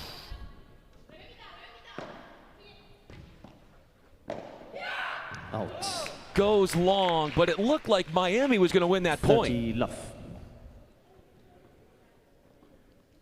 A little too much on that ball as it hits the wall first. Good intentions there from Ana Ortiz.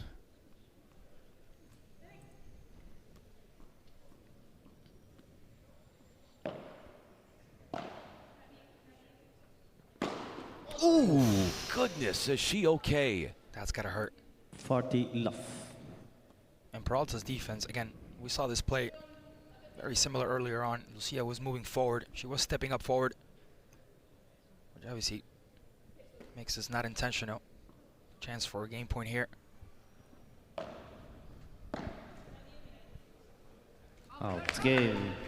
Mexico. An easygoing hold Miami for Padel Club Mexico by to 4 stay games. within touch, down a game. And the momentums have shifted throughout the whole first set. First with Mexico starting off. Later on, Miami turning it upside down, taking the lead, looking better, more confident.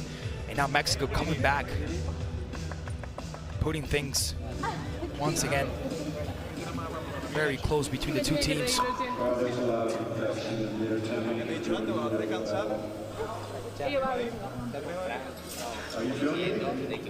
Let's hear what the benches have to say.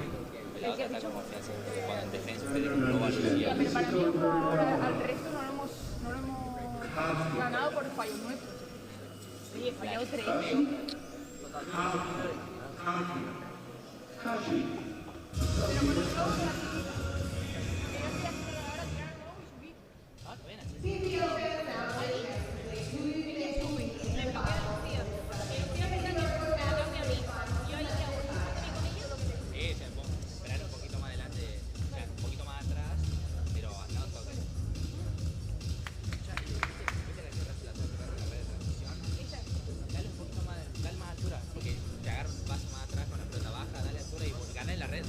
Time.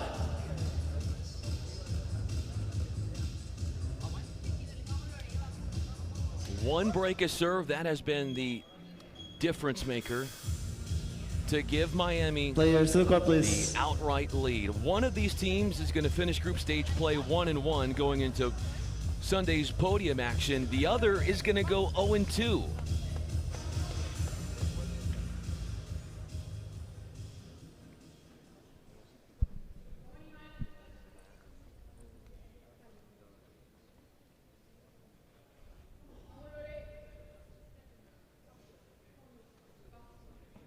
Ortiz at the line.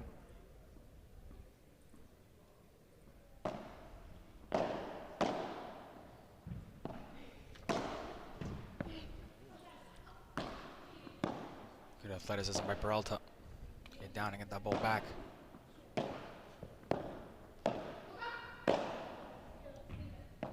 Time to play it off the back wall is Martinez, who lobs it over the top of Peralta.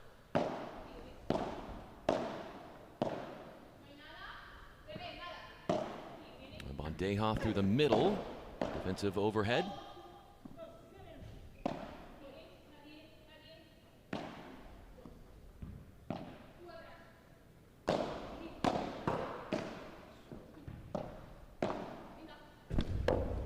Out. Beautiful there. As first Rufo tries to go down the middle to cause the confusion, and as soon as they both go down the middle, that's where she chooses to place to one of the sides. Excellent from Rufo. Peralta coming up with that point. That's 5 in a row for their squad. A turnaround from her performance last night. Definitely a better player today. Looking better, more confident. 15. Ortiz gets that one. As that is level of 15. Soft touches that one to the side mesh. 15 all.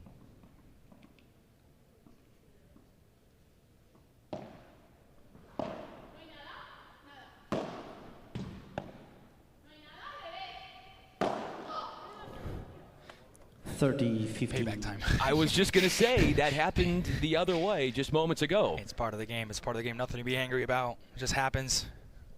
But it is a little payback.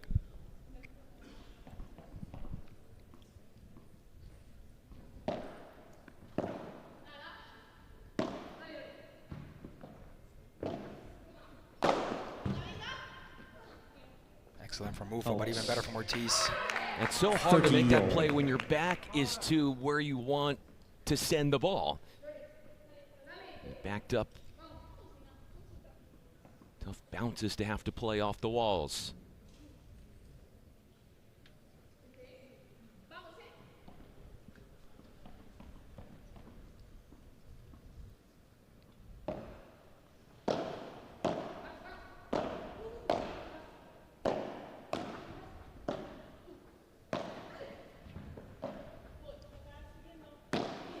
Good rescue by Rufo. It was not easy to get that one. And she got it. Now trying to look for the open space as Peralta plays down the middle.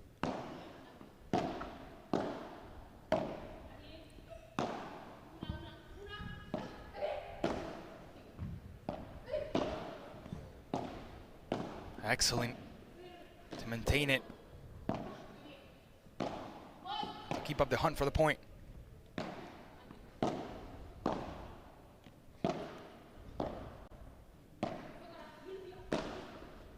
Rufo looking for that corner.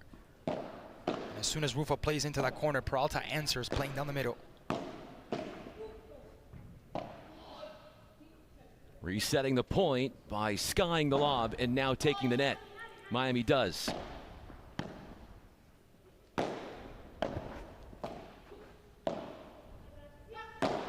Beautiful right there. And absolutely nothing Peralta could have done about that. Martinez, as she does, finds the angle, finds the open space, and executes. A chance of a game point here for Miami. Simply stunning from her, and a game point, as mentioned, comes into fruition. Zeroing in, Miami is on 5-3. A key moment in the game right now, as Miami is looking to obtain this game point, move up 5-3 in the set, and put that pressure on Mexico. Mexico looking to survive.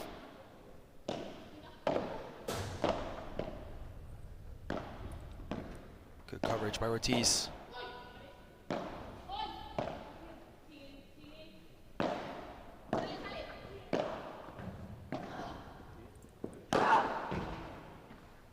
Martinez ran it down. Miami Padel Club. Using that side mesh as her best 5 friend. games to 3. That ball coming off the mesh, as we know, not coming off the best way possible to be stroked back.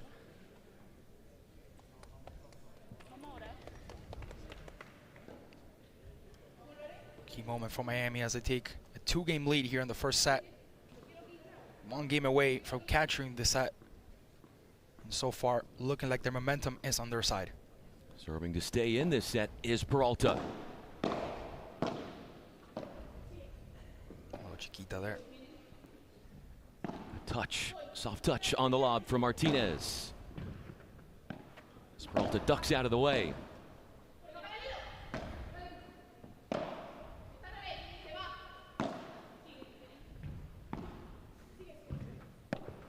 Wonderful from Peralta there.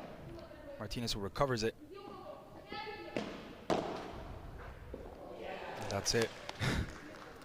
Martinez steps up. She apologizes. It's, at least from the tennis perspective, yeah, you will see that a lot in doing tennis. That there is this guilt you feel if you win a point like that, as if it's a tad of luck and not just talent or skill.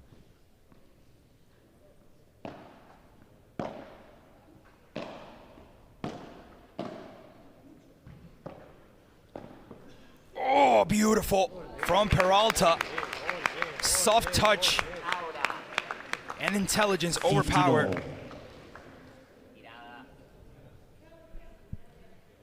Oh, almost got there. Martinez did. But that effect, once the ball bounced back, it was a game over.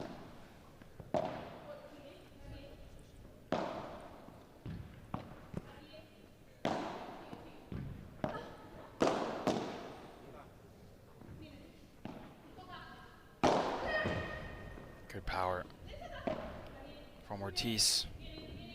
It's Peralta looking to answer here. Vibra to set up a flat smash. And the turn of events. 30-15. Excellent for Rufo. She read the play before it even happened, making that run into the net, knowing that it was going to be a smash.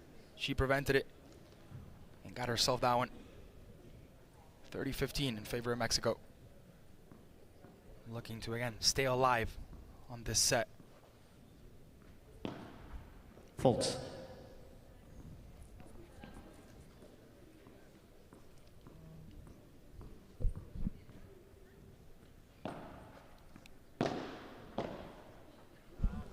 $30-all.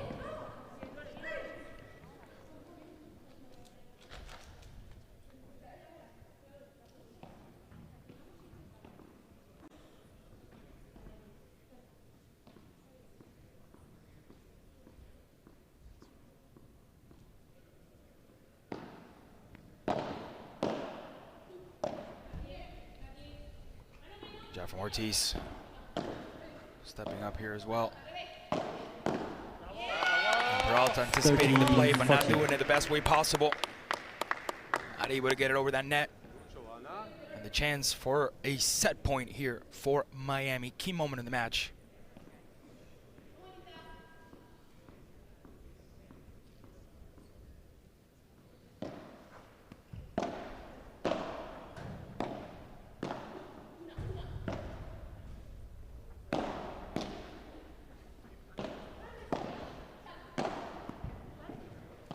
Off the side of the back wall from Martinez.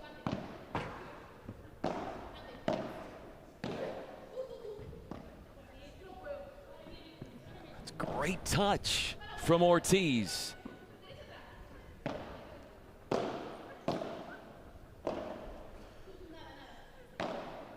Miami retakes the net.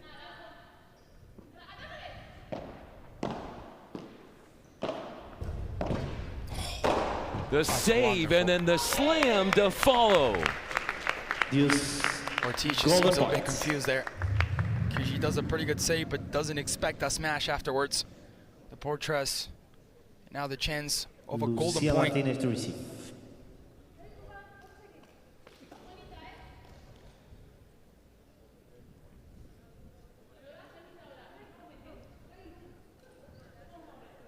They have both won, so we're on the third one.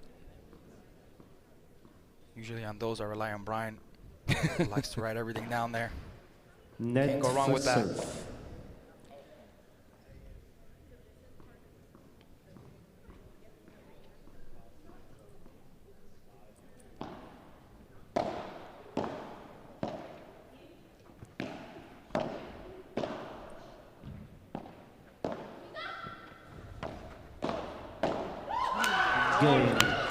Wow, what a turn of events potentially. Yeah, beautiful. Miami Padel Club From Mexico there as 5 Ortiz couldn't get that ball over. And it's been a back and forth set.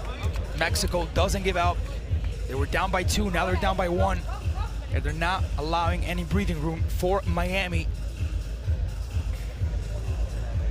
As we are gonna try to hear what the benches have to say.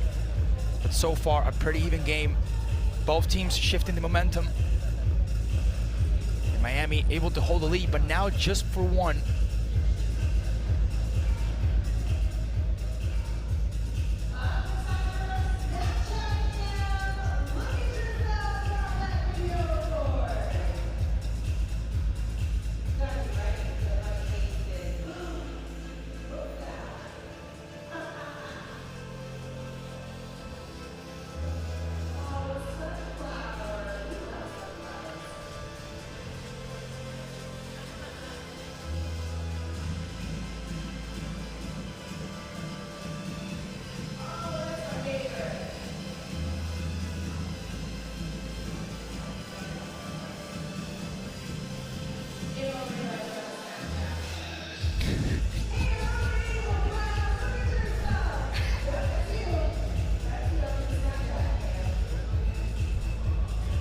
Verseda. Saw yesterday as well. That partnership with Jensen.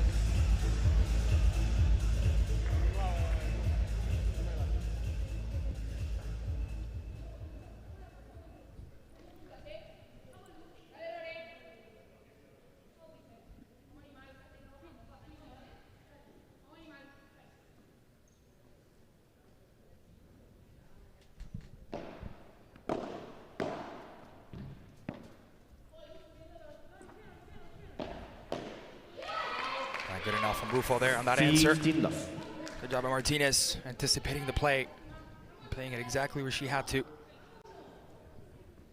Strong start for Miami here.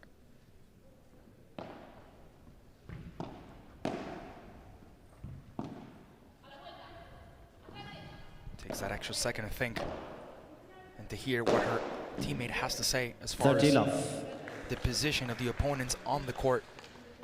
So sometimes Ortiz takes that extra second to think as she is getting directions simultaneously by her teammate. That communication right there, definitely something to highlight.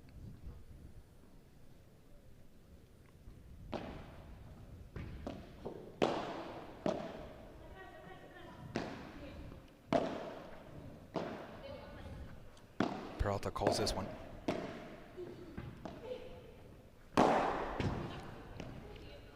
Great get back from Ortiz.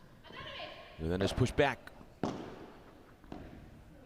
Plays the half volley and moves in.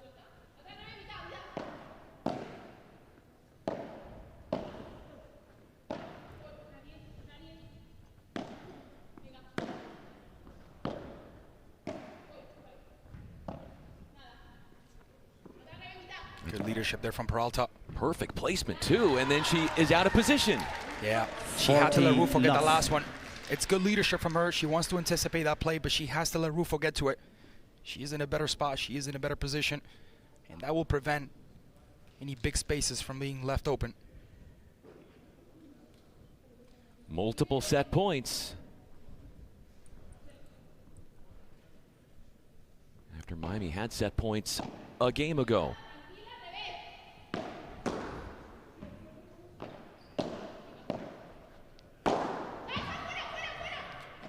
Comes in and nearly brings it back. Love the effort. 40-50. What a match from Lucia Peralta. Definitely turning it around from what we saw yesterday. Her performance has been a 9.5 out of 10.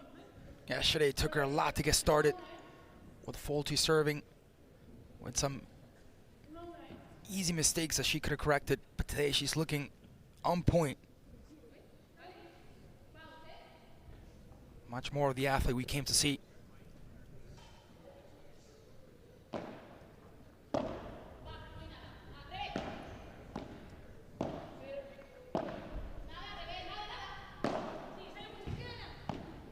Wonderful way to switch sides there with the revés.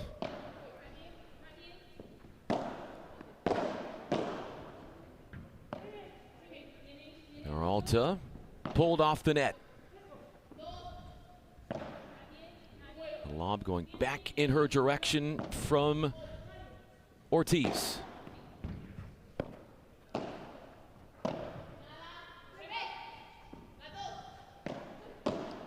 Good coverage from Rufo down the middle. Peralta will try to go for the smash. Will she make it? No, she won't, because Ana Ortiz comes through, snatches that one away, wins the set, and Miami takes the first one 6-4. Quick break, and we'll be right back with more. With Kalshi, you can trade on anything. Man, tell them something they don't know. Like I'm from Greece. Looking good, Johnny-O!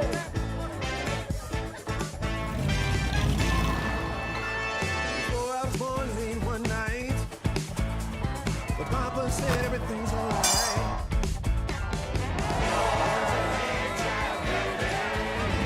Aló, campeón.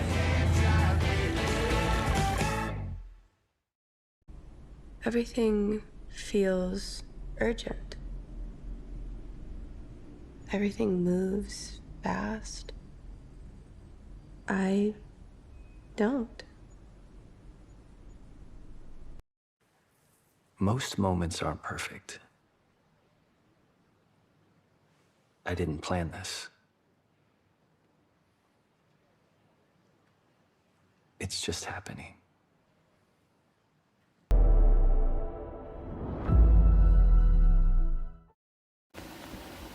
Well, there's a lot of infection in there, Timmy. You're doing really well. Are you feeling anything? Coffee. I don't understand, but this is going very well. No. Coffee. Kaushi? Coffee. Coffee. Kaushi? Kaushi, what's Kaushi?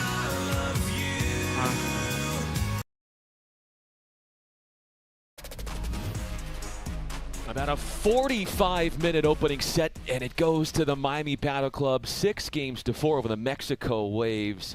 And the way that Ortiz finished off that opening set with a smash was a thing of beauty. To the second set we go. Out. Love 15.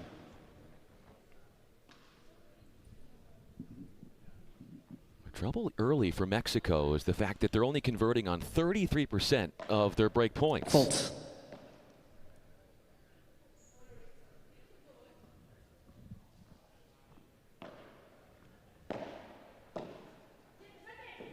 15-all. Lays it in there, nestles it close and wide, keeping it away from Martinez.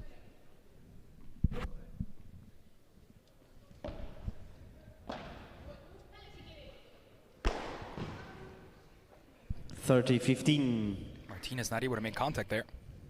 She had room to work with, but couldn't get a touch as Mexico goes up.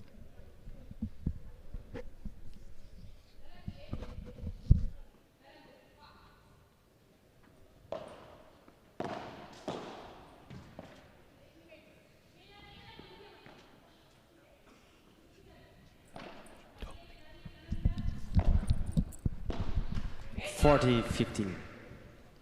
And they're not able to put it over the net, as Mexico will have the chance here of a game point, and with the chance to start leading the set.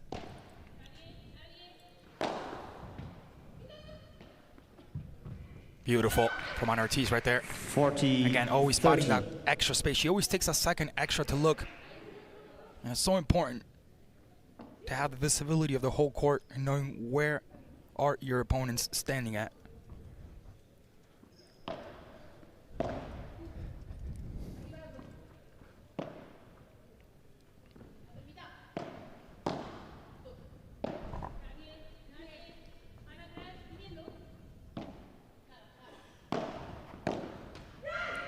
To a golden point we go. Peralta misses in the transition zone.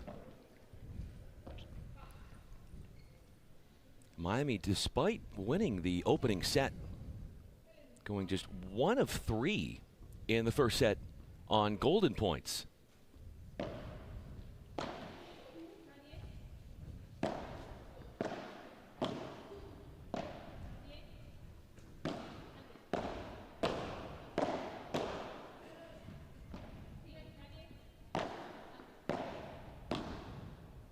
Long it goes, and the first Miami game Padel Club, goes first to game, Miami, coming from behind as the receiving team.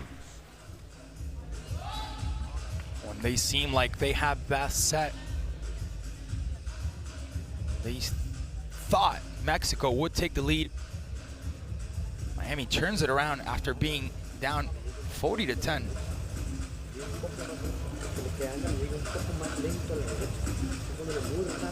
Players to the court, please. That's where Mexico has to execute. You saw it in the last match as well.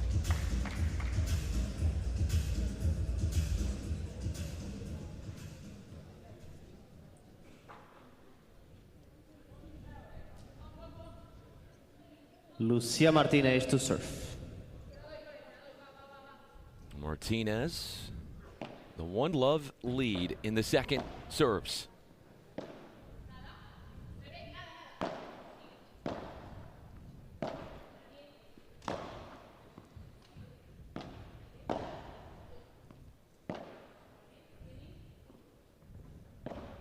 Peralta looking to put some work here, having to run back. Wonderful smash by Ortiz. 15-love. This one stays on the court, but absolutely nothing Rufo can do about this. Miami looking like the momentum is on their side.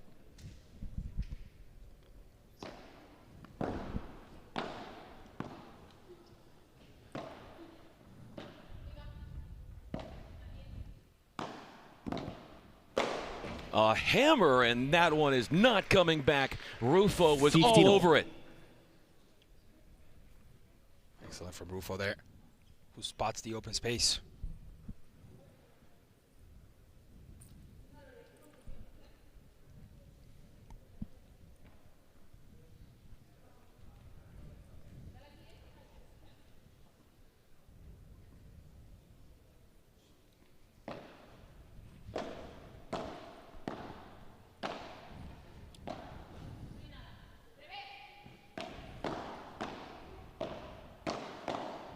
Good job there by 30-15. Miami attacking the net.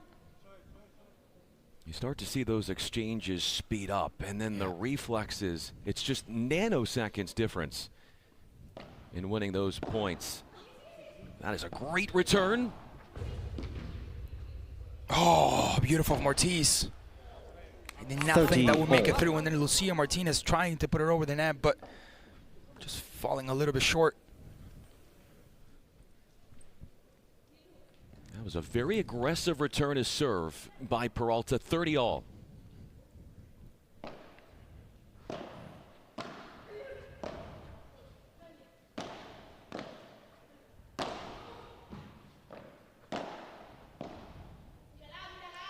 Out. Long it goes from Peralta, game point. Yeah, that return from Peralta wasn't what she expected it to be. As Ortiz and Martinez looking for another game point here.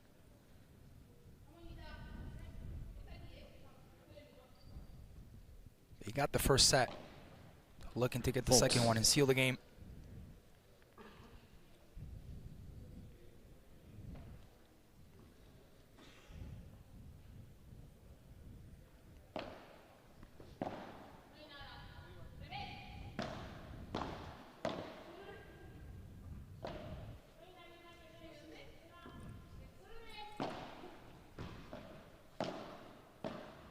Work by Ortiz, who puts it over the net. Great save by Peralta. And Rufo just not able to get to it. She was going to try to buy her teammates some time to get back up. They lead by 2 games to love. At that point, that game moves to Miami, who now leads the set 2-0. They lead 2 games to love, and it is 1-on-2 at that point once Peralta dives to the floor.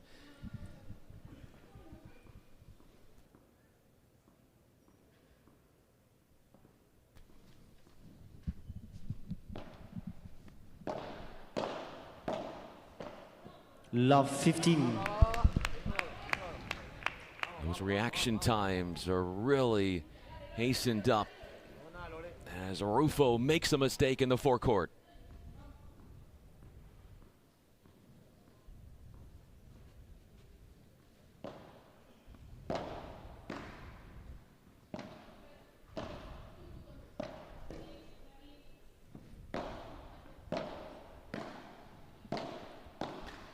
Love 30. And forcing that mistake from Peralta. As now Miami climbs up.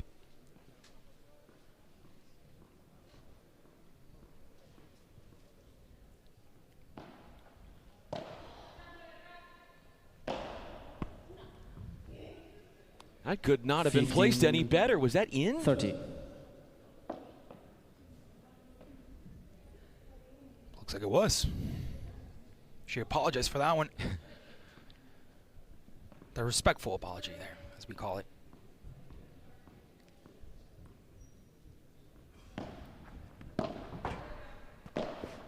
(15-40). And now Miami with a chance to have this break point here.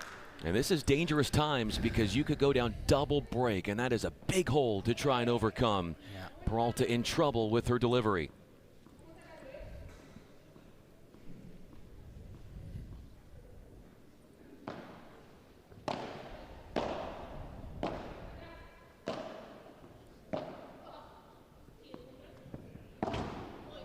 Good utilization of the back wall there by Peralta. She had no other room. No other option. Changing directions with the overhead.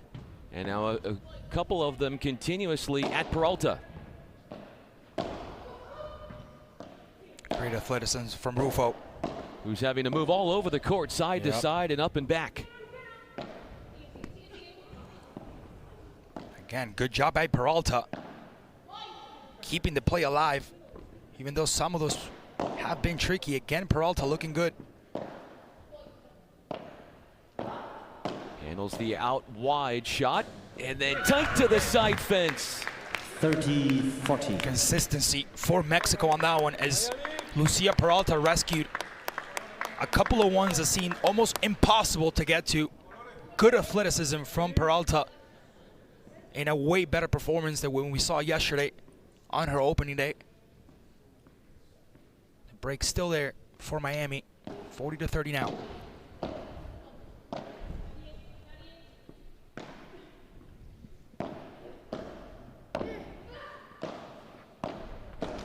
Game.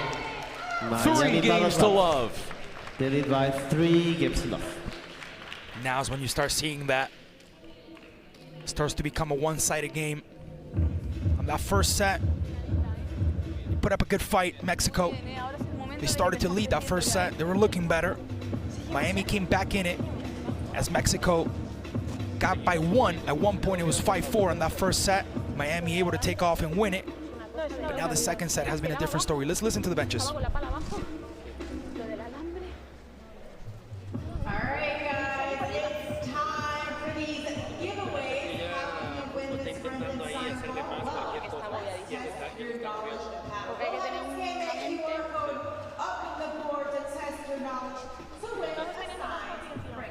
Perfecto.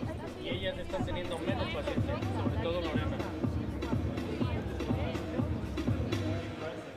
Como la vuelta manita, cómo me gusta manejarte con Marco. Sí, pero la está volcando muy bien. Oye, quiero ahora, ¿eh? Hemos roto, ¿no? Va. Time. Porque nada de relajación, ¿vale? Cero relajación, ¿eh? Vamos.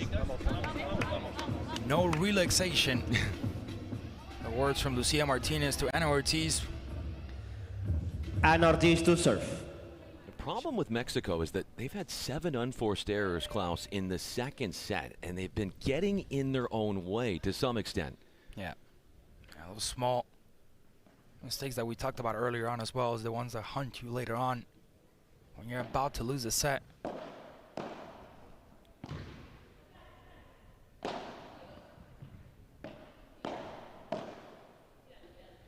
Out. 15 14 to 10. So that's big difference there.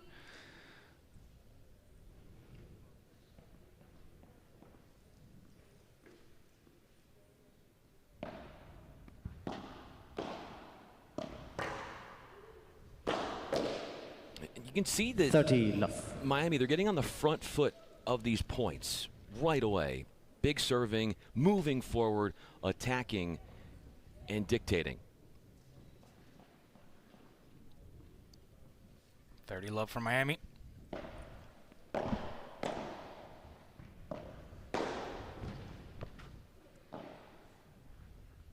Peralta claims this one. She's going to take her time to send that one back. Right down the middle. Excellent from Peralta. 30, spotting 15. a middle row there. Takes advantage of it. Late to react with that down the middle defense.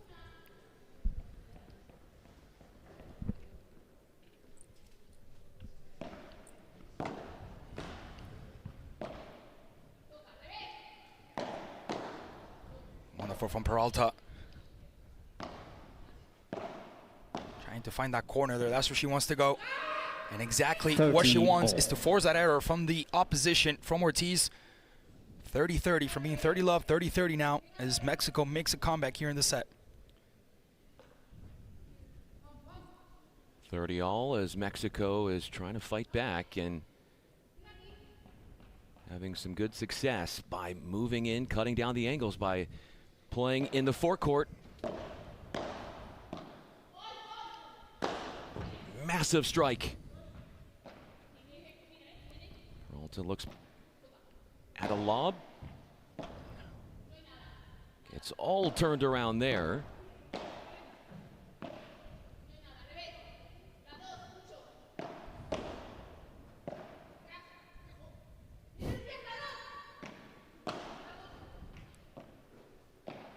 Oh, that's beautiful from Lucia Martinez. 40. Now the chance for the game point as Miami is looking to take a 4-game lead. She saw the space there and with a very, very gentle touch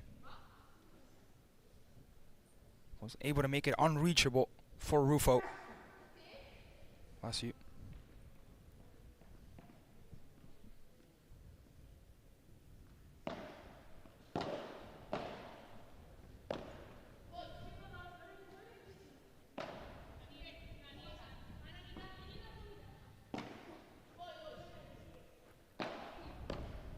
Interesting decision to go off speed at Rufo. Now they'll switch it up at Peralta a few times. Lucia calls this one. What a strike with the Bajada. Then wide. Game point converted Miami on Padel 4 Club. love Miami. Excellent from Martinez. 4 games to love. Spotting that side fence. I know it could be evil at times with that rebound. That's exactly what happened. Almost nothing Rufo could have done about that. It wasn't a simple shot as the ball came off the mesh. Out. Love 15. Now Peralta against the wall there.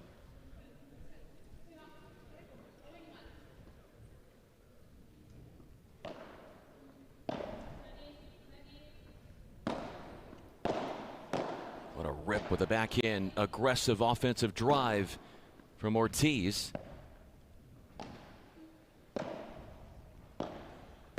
Trying to work her way forward, Chiquita, and then a lob.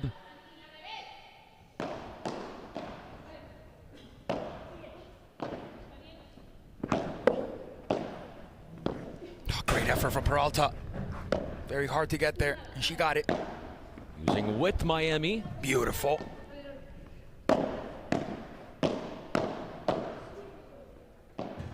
It's about who's able to keep composure here. That was so close 15-0. from staying in.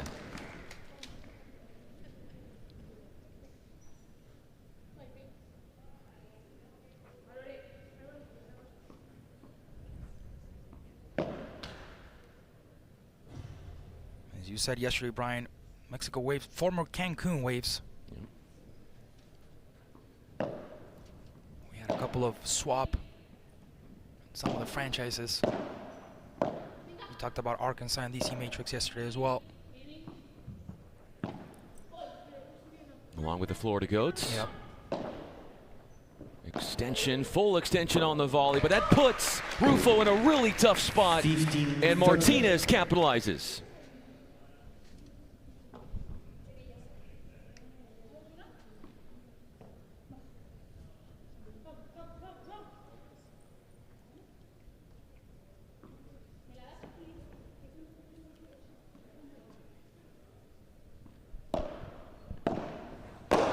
Oof. 13. The attitude from Rufo. As things become a bit even now, 30-30.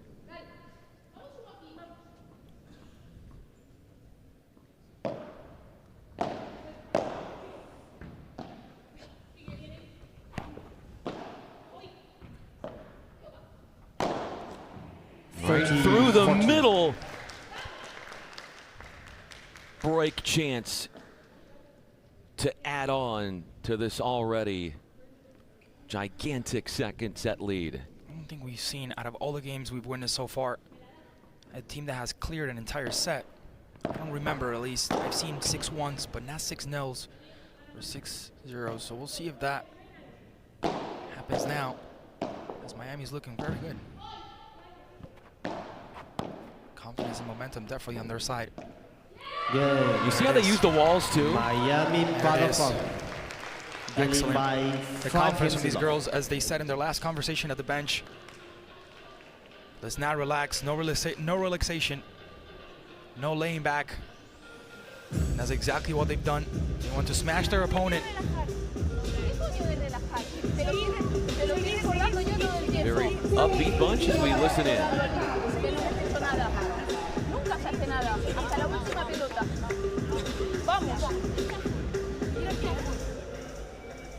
So Lucia Martinez being the leader here. Until the last ball, we don't give up.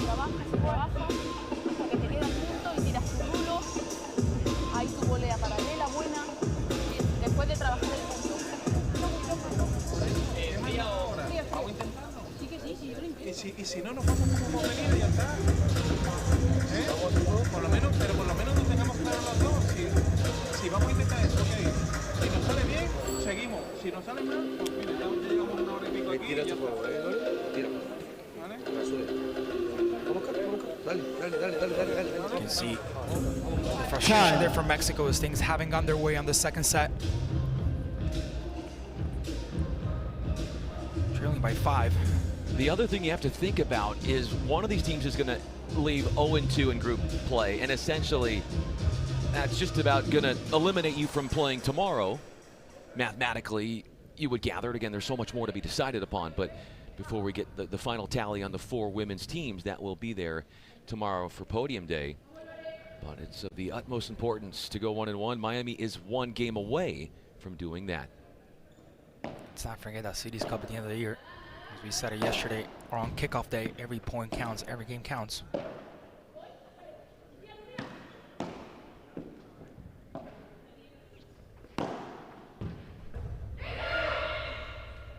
Love might 15. have a bad performance here in New York, but you might have a good one in LA, which can put you up in the table. That's why it's important not to give up. Perhaps you have a play style that's better suited for a faster court. Exactly. But if you're more defensively inclined, then you're probably going to savor the opportunity here this week using that consistency.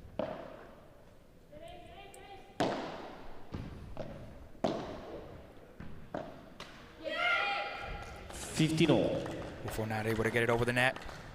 15-15. At times, Rufo has been trying to figure out how to play not just the single bounce off the back wall, the side wall, but when it hits the side and the back, where does she position herself? What a get back from Peralta.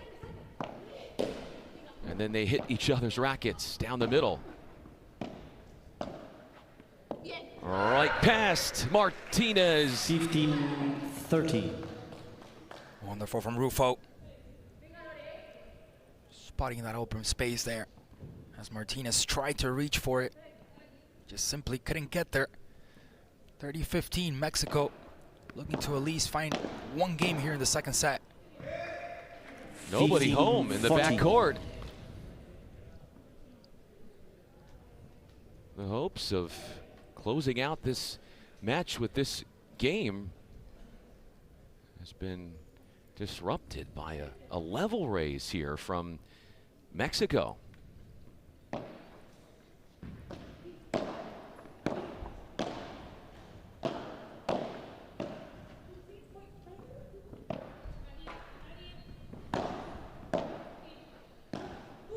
Peralta down the middle again, looking to cause the confusion.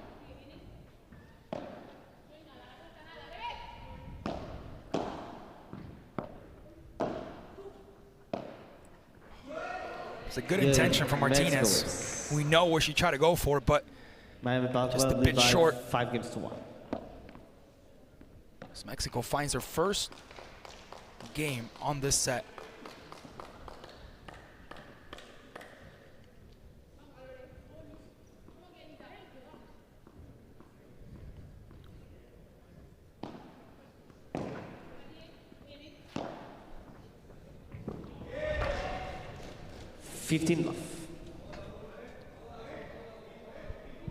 Another interesting strike there from Rufo.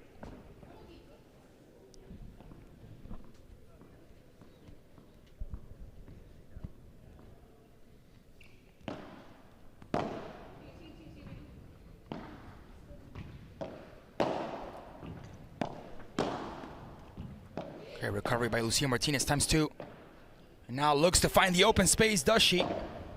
She does, but it's not enough. And now Rufo, 15-0, who has had a couple of these. Can't get past that net. 15-15, second set.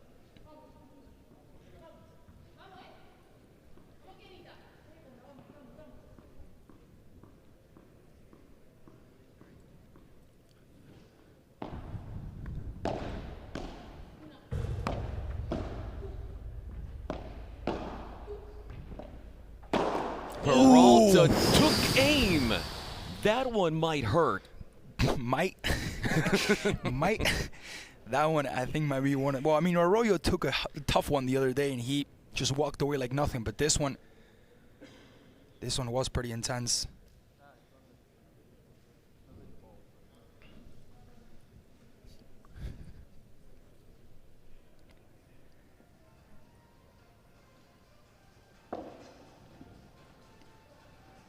take a moment to assess. Playing some water there. Yeah, lower body region was where she got hit. On that left hamstring. And that's where she's applying a little bit of water there, trying to, with a bit of cold water, trying to reduce the sting.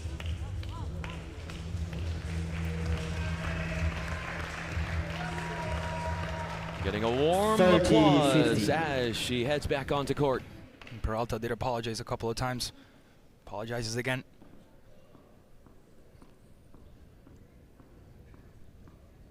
(30-15).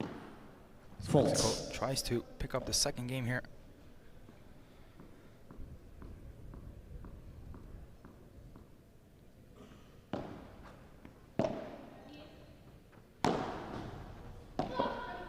What a great get from Martinez.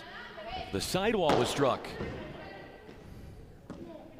Ooh, turning around 40, and putting 50. that at the feet of Martinez. Rufo acting like she was going to go towards the right. Looked towards the right as well, and then quickly shifted her look and her movement towards the middle. Sometimes it's about fooling your opponents, and that's exactly what she did there.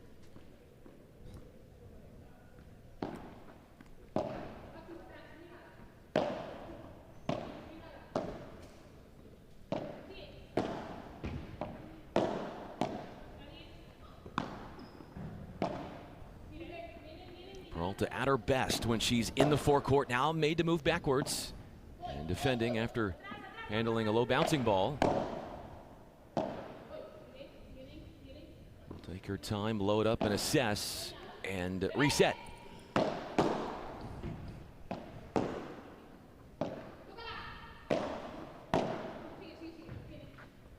Oh! Peralta goes wide. 40-30. Problem solving their way through to take that point. Miami stays in this game. Great move by Lucia Peralta there. Wonderful skill to get that ball out of her side.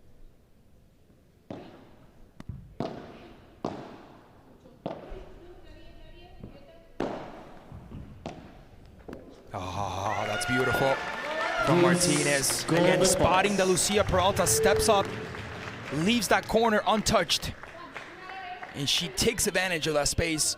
40-40 and the chance of a golden point after Mexico was leading 40 love at one time. Good comeback here. Golden point. But staying in this thing despite the match point right there. Winning in a golden point. Mexico is hanging in there.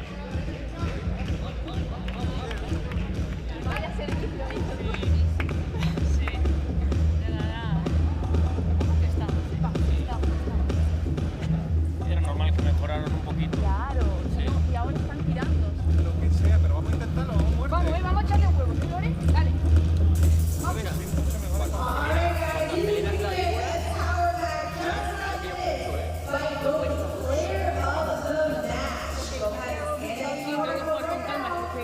No, ahora mismo, mira, escúchame. Ahora mismo igual con calma. Que tú te lo creas.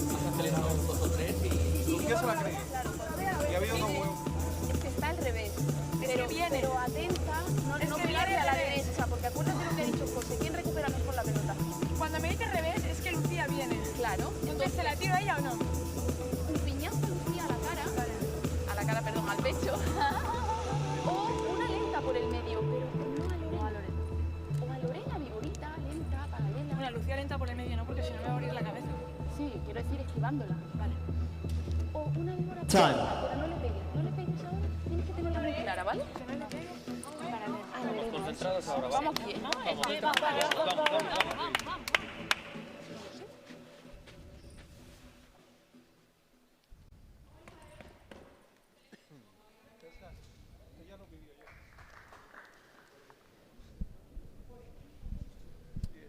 Miami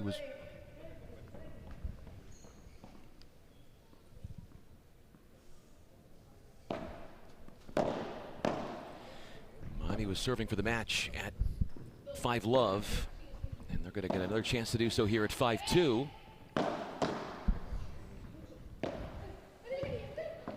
Ortiz through the middle, and then they forgot to defend middle. Lofts the lob, cross court, and a backhand drive into the net. How about Mexico here? Yesterday I said I didn't think I was going to see a bigger comeback in a set. We're far away from that, but the attitude here from Mexico is Miami was literally inches away from taking the set and the game. She's been so good with her return to serve, and we cannot forget that that has been a great part to her play. Down the line she goes again, Peralta. Something we've been speaking about, the shifting and the momentum. Now it's on Mexico's side as they look better with more composure, and they put the pressure on the opposite side.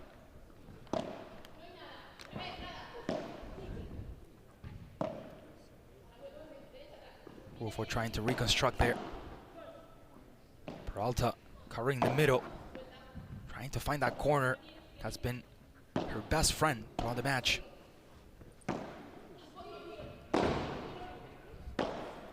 Wolf reaches that one. Peralta, high ball. Back to Peralta they go. And now a change of direction to Rufo, who plays it off the walls. Wonderful athleticism from Rufo.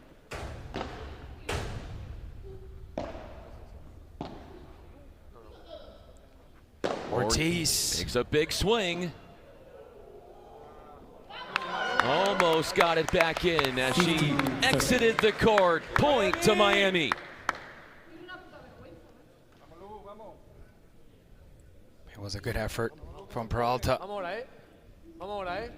who tried to prevent the portress. The return just wasn't the best there. 30-15. Miami looking to close the set.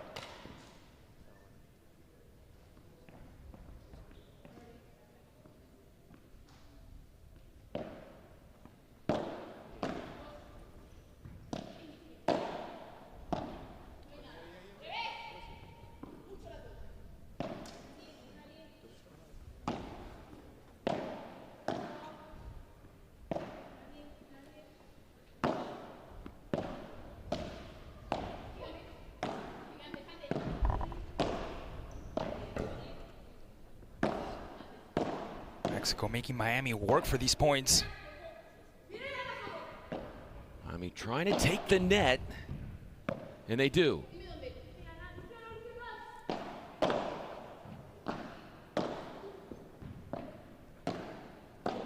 Not allowing them to breathe.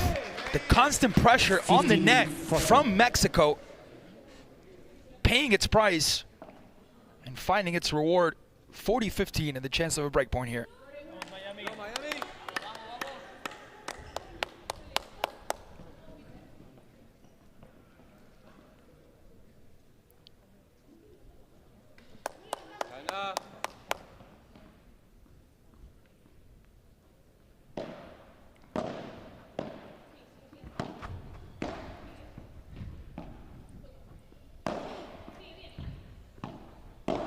Ortiz getting a lot of traffic sent her way. Off speed on a few of these overheads, and that one got stuck deep in the court. Peralta could not get it back. Yeah, I played her an unlucky part there. She tried to scoop it from the ground, but that bounce wasn't what she expected. It was a double bounce between the two walls, from the side wall and the back wall. Cut her off guard. 40-30. Miami puts the pressure now.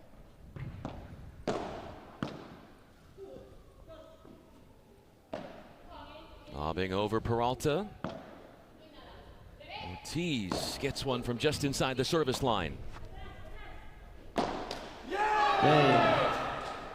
Mexico Waves. Coming back, 3 straight games for the Waves. Impressive from Mexico. On the second set, they were literally a play away from winning the match, Miami, on that. On this second set, We were 5-0 at one point, and we did have a golden point between the two teams. Mexico took it, and since then, they've been on a roll here. They kept the momentum with them.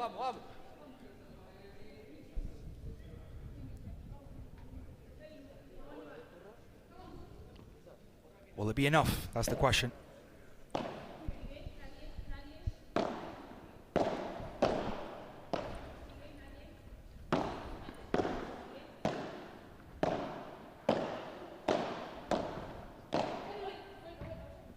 Good coverage by Rufo. Ortiz getting to that high ball. Deja back over to Peralta. Caught the top of the tape there for a second.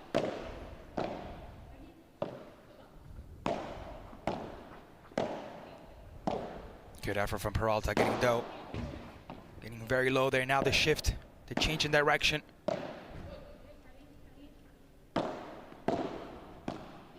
Wonderful, wonderful from Peralta. And that's not the first time she's done it. And I'm sure it won't be the last. That effect that she makes every time the ball bounces after she makes contact. We see how the ball comes back. Just impossible for the opposition to get to it.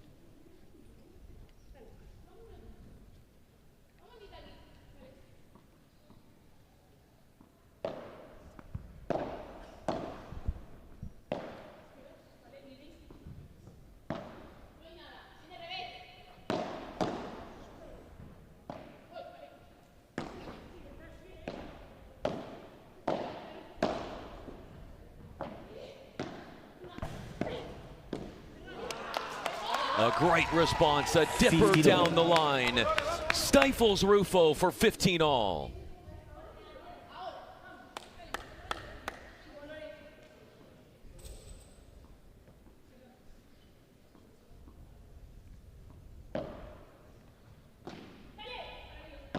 Oh my Lord. Talking about fooling your opponent. Everyone thought she was going for that smash. With a soft touch down the middle, finds the 30-15 here.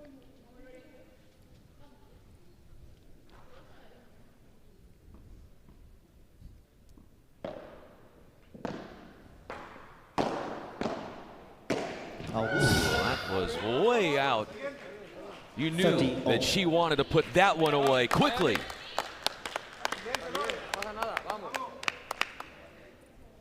Rufo was surprised at her own shot and the amount of power she put in it.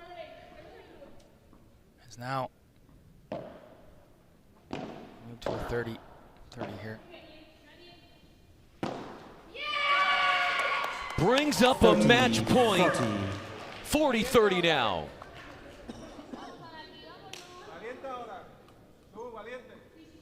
It's not the only match point we've seen so far, but the prior one was saved.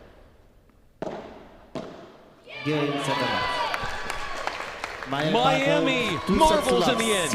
Wonderful performance by Miami. It took them a little extra time than we thought. For a second there, we thought they were going to completely clear that second set. Mexico putting a good fight towards the end, coming back a couple of games, but just not enough.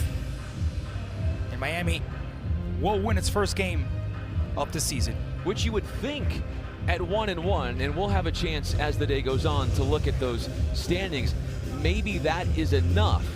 There's some math to do and some other teams to play, but could they potentially have enough to be there for tomorrow's podium day when only the top 4 teams would make it?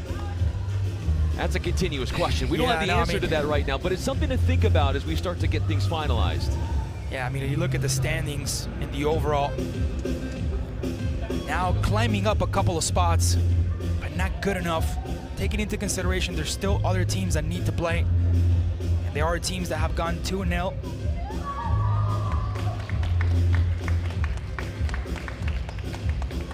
Mexico Waves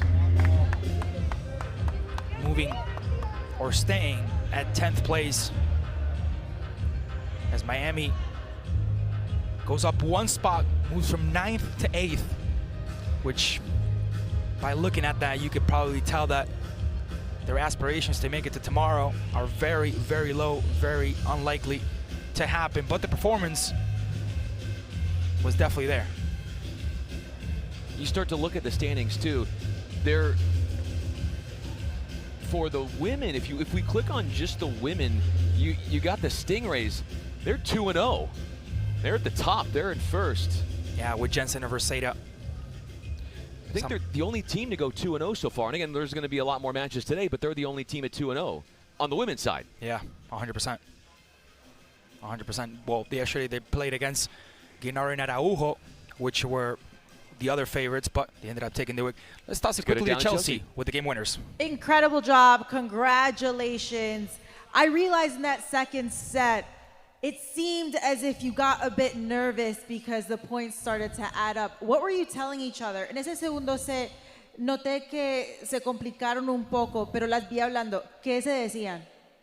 Bueno, decíamos que, bueno, primero buenas tardes a todos, un placer estar aquí. Nos hablábamos y decíamos de mantener la calma, la concentración, para controlar las emociones. Al final es difícil cerrar un partido, muy difícil, eso ya lo sabemos. Las chicas se pusieron las pilas cuando iban 5-0 abajo y empezaron a jugar muy bien. Entonces, bueno, junto a Anita pues estábamos ahí controlando las emociones y concentradas para intentar cerrar el partido. The most important thing to communicate to each other was to keep calm and control our emotions, because to close a game, it's always the most difficult part. But that's what we just kept telling each other. What do you have to improve for tomorrow? ¿Qué tienen que mejorar? Bueno, lo primero también buenas tardes a todos. Es un placer estar aquí en Nueva York. Bueno, yo creo que al final lo que podemos mejorar es puramente táctico y técnico, porque a nivel de actitud creo que somos un gran equipo, nos llevamos muy bien y eso se nota, la confianza en la otra. Y nada, muy feliz de estar aquí. Y sobre todo eso, que sean cosas que mejorar en pista, pero a nivel de actitud creo que somos un 10. In attitude, we really don't have to improve much because the partnership is there and the dynamic is there. But tactically and technically, these are things that we just have to keep improving. Bueno, ¿cómo van a celebrar? Pues yo creo que sí, vamos a ir a celebrar una cenita, ¿no? Vamos a salir una cenita por Nueva York porque me hace mucha ilusión la primera victoria junto a Ana, junto a todo el equipo, el coach, o sea, muy feliz en el equipo de Miami. Our first victory, I'm very happy to be in Miami, and because we're in New York, we're going to have a little dinner, something small, no big deal in this big city of New York. Well, guys, stick around because we have the men's division up next for the same series. Congratulations! Felicidades!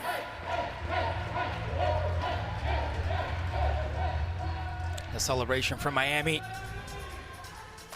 as they obtain their first game together. A win for Miami. And when we come back, the men up next.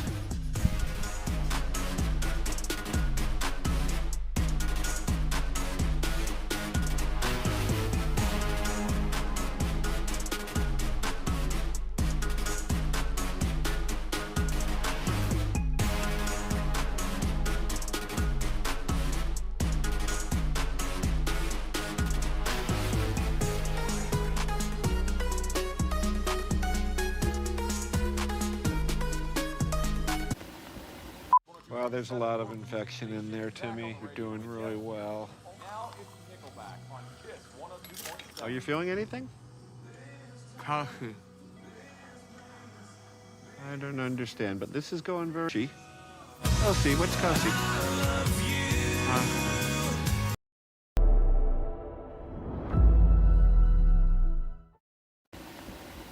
Well, there's a lot of infection in there, Timmy. You're doing really well. Are you feeling anything? Coffee. I don't understand, but this is going very well. Coffee. Kelsey? Coffee. Coffee. Kelsey? Kelsey, what's Kelsey?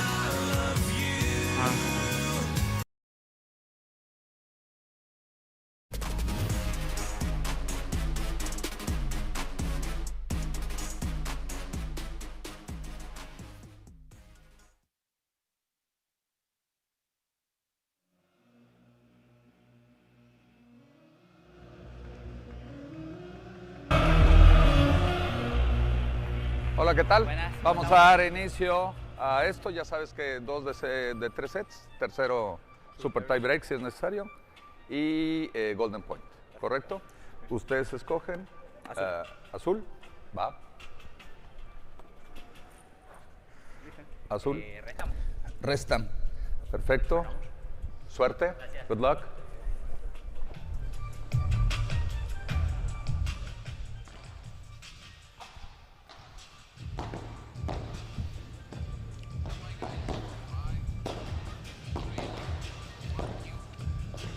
Ladies and gentlemen, the action continues from New York City at the Manhattan Center, right across the Madison Square Garden as the action continues in this PPL 2026 live from New York with Álvaro Melendez and José Diestro from Miami taking on Franco Del Bianco and Maxi Arce from Mexico Waves.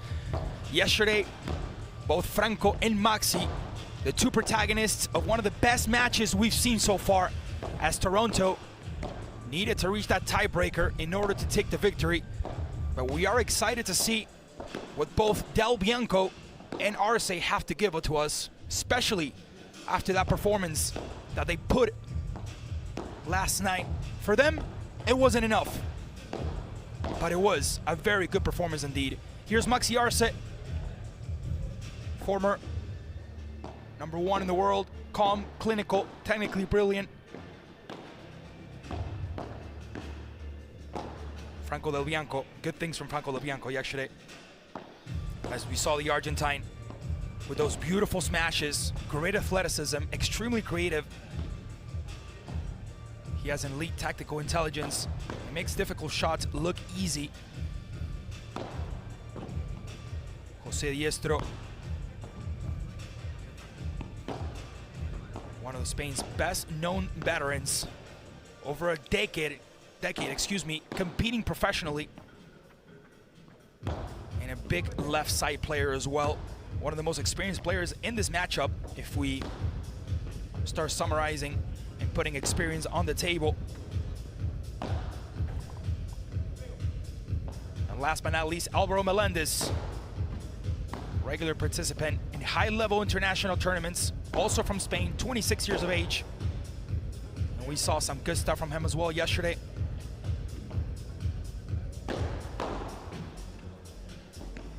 Miami will try to at least get one win on this New York Pro Padel League 2026. Next month, we're up in LA as the action continues throughout the rest of the year. Very exciting tournaments to come through. First in LA, then we'll move to Mexico, then to Miami, and so forth, so on. So a lot of action coming up in the next couple of months here at the Pro Padel League.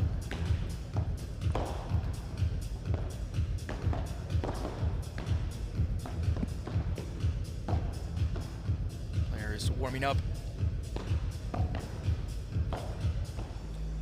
So we get ready for a matchup alongside me, Brian Finley. Brian, we saw what these guys gave us yesterday. We saw the talent from Del Bianco. The following match from is his partner. The question is, will they be able to repeat it again? That certainly is the question, and Mexico Álvaro Waves Melendez and right Miami there, Padel he Club. is somebody who is only growing in the game, but you know Left that to the he church. has to pick up his From play. He would be the Mexico first to Waves, mention, didn't play all that Franco Del well Bianco, yesterday when he was out there, but his ability to be technically polished, if he is able to channel that, he is going to add to the cause for José Diestro, who's a very seasoned player and somebody who is more of the offensive minded. However, we talked about the offense, and it isn't having as much power or luster when you consider the court conditions here. So the ability to extend rallies with hustle and maximum effort, that might be more. The team to do that better could be the defining moment of this match. 1 minute. And here the chance for Mexico Wave to come back in the table. They're not looking that bad when it comes to men. Well, why? Well, if we bring it back to that match we saw yesterday between them and Toronto, they actually were able to win a set. That's why they currently sit at 6th place with 33% on those sets won, 48% on the percentage of games won, and 51% at the percentage of points won. Unfortunately for them, the performance from the women's side has them low on the general table, on the overall table. But nevertheless, they will try to come out of here at least with one win for their team. Similar to tennis, the scoring, it's best of 3 sets. And if we go to a 3rd set to distinguish these two teams, it'll be a super tiebreaker 2-10, win by 2. And no ad scoring. That's the one caveat here. No ad scoring, a golden point in place of that, which is a sudden death point if we get to a deuce point. We're at the Hammerstein Ballroom, beautiful Midtown Manhattan. Madison Square Garden is only a few blocks away.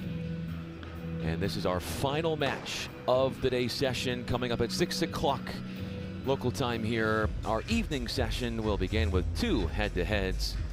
That will be extremely, extremely exciting to watch. These courts have been getting a lot of work.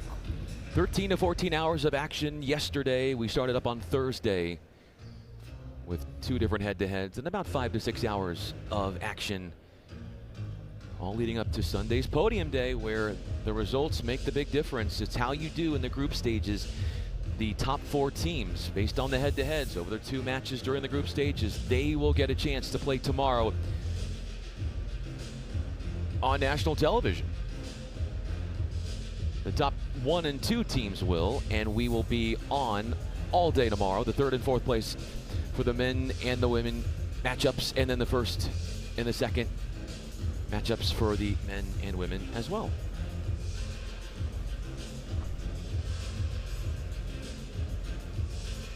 Final directions from both coaches. Time. As we are ready to get this started.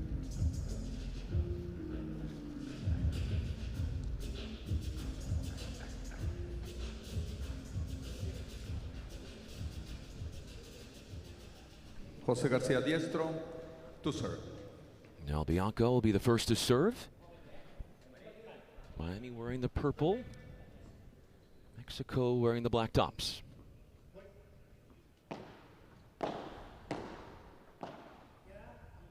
That pink color.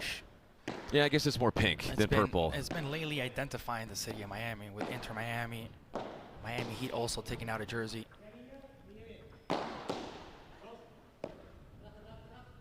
The latest trend.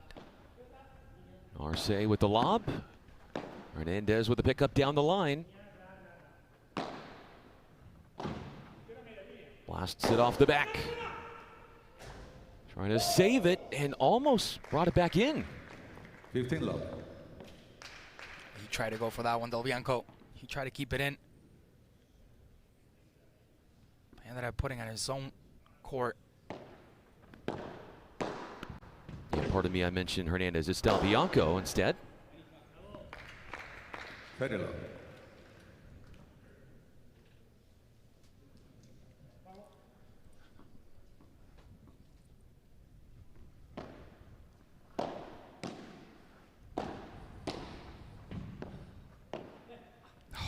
Beautiful. Perfection on the touch.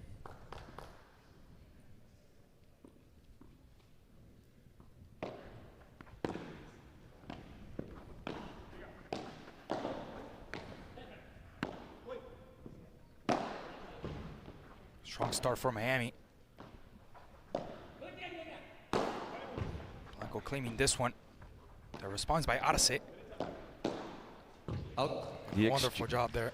The exchange is getting faster, and an error thereafter going long. Miami takes the first game.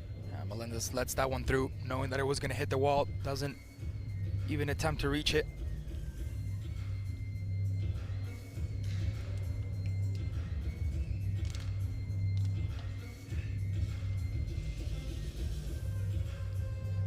Very strong start here for Miami. the set 1-0.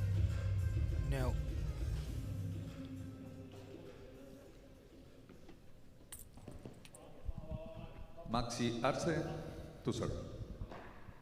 Maxi Arce will take the serve here.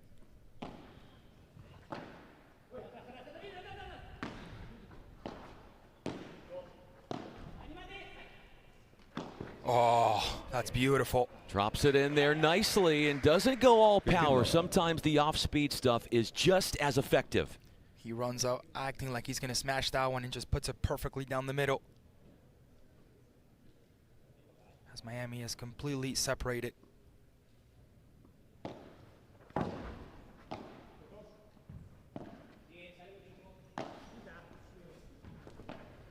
Diestro sends this one back. Applying a little too much power there. Very low. Del Bianco and Arce, they have a long-running partnership, both from Argentina. Many years of playing together, winning many titles together as well.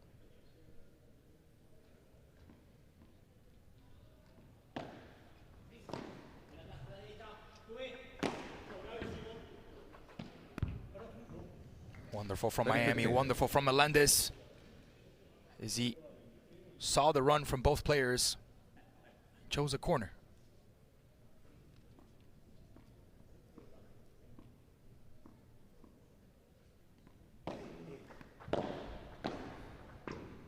Going long off the transition backhand. Overcooks it. As they went right to the serving Arce off the return of serve and attacked him.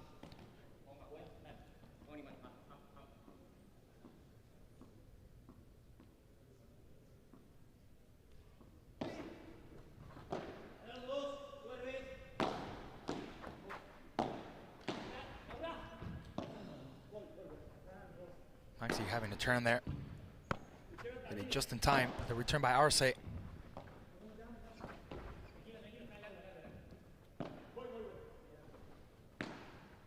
Bandeja, defensive overhead through the middle. And then some friendly collision there. Brings up a break point for Miami.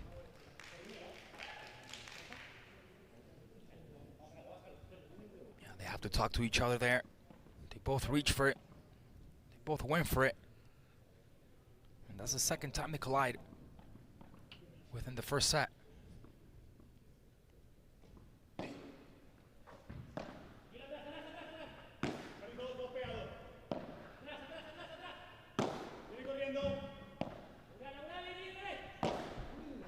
Wonderful from Del Bianco, finding the empty spot.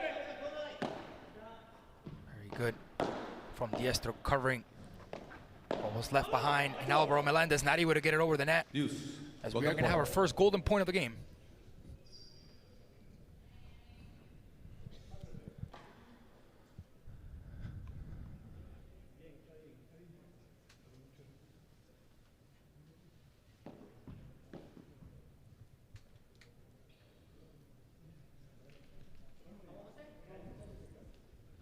José García.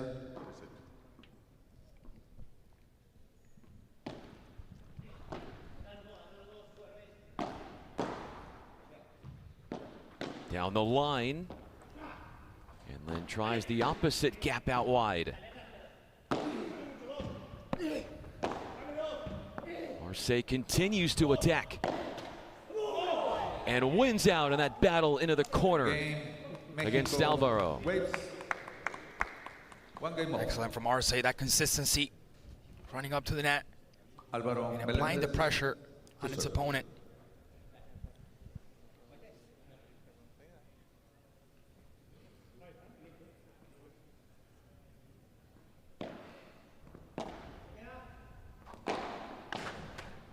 Good effort by Marci, but just not enough there as Diestro finds the far left side.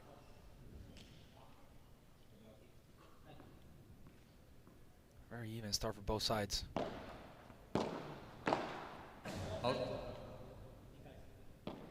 15 no.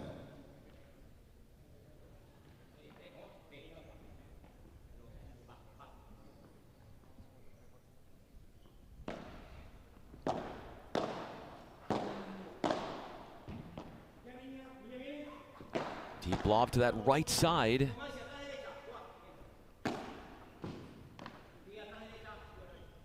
Marseille continues to attack into the cross court.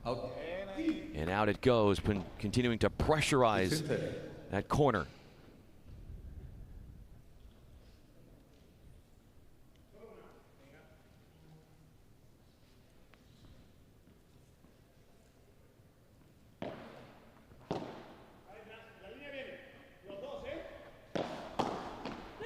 Melendez trying to play down the middle. Good coverage by Arce.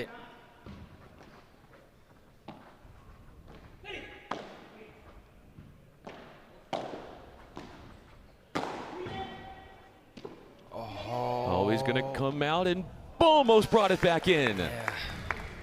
I don't know who had a better angle there. I think Maxi did. Serio.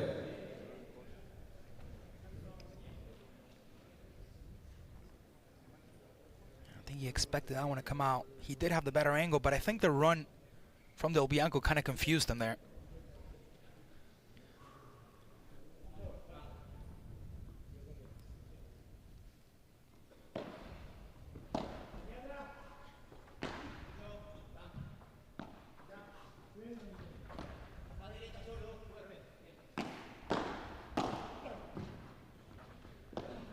Beautiful from Del Bianco there. He's going to wait. He's going to take his time. There it is. Massive strike. There it is. He took his time. Sidewall to back wall to backed into a corner. The serving team is. Break point.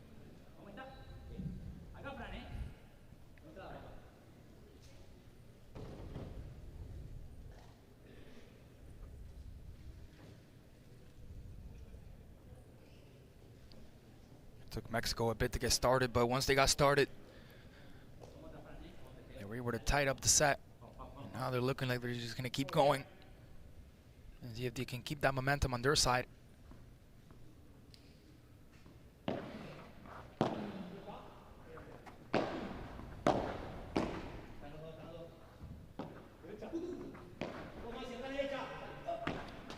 Great combination.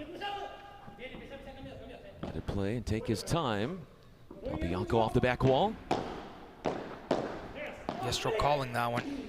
Stout volleying from Mexico, and they hold dominion atop the net. 2-1. They lead 2 games to 1. Definitely a shift in the game for Mexico. Now looking better, leading the set, turning it around after a tough start where Miami pretty much dominated that first point. Didn't allow any sort of response.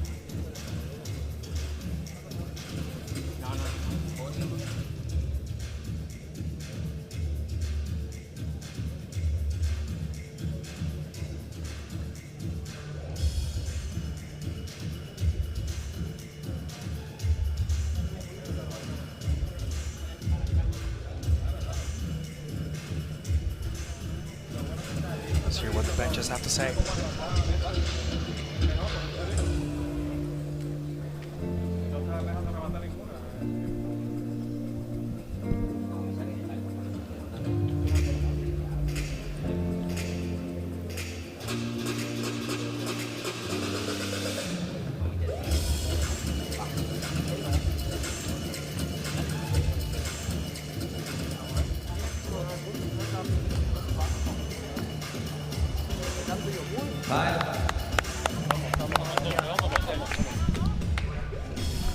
An early break lead has Mexico in a good spot. They've won the last 2 games, just about 12 minutes in to this second group stage match this opening weekend for both teams.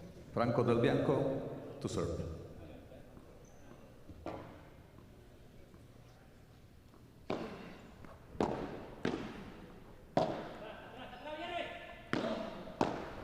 Del Bianco down the middle.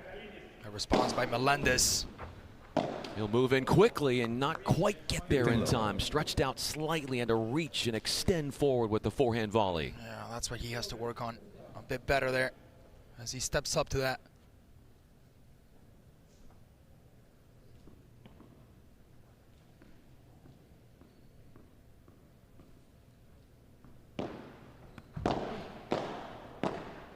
Arce with the statement there.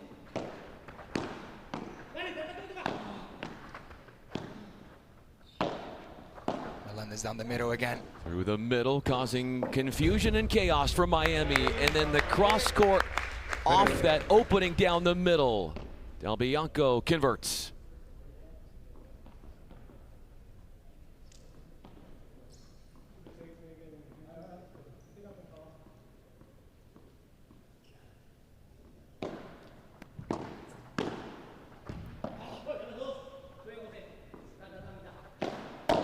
Good power from Arce.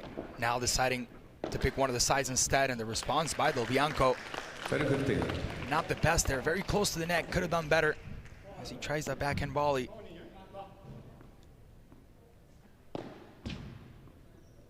(30-15).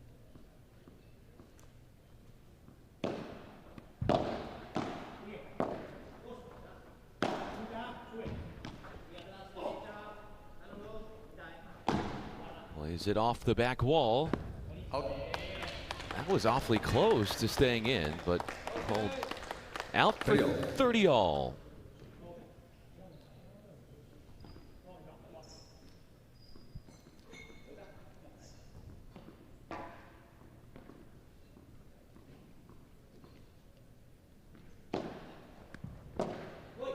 Beautiful serve by Del Bianco, making it very difficult to be reached.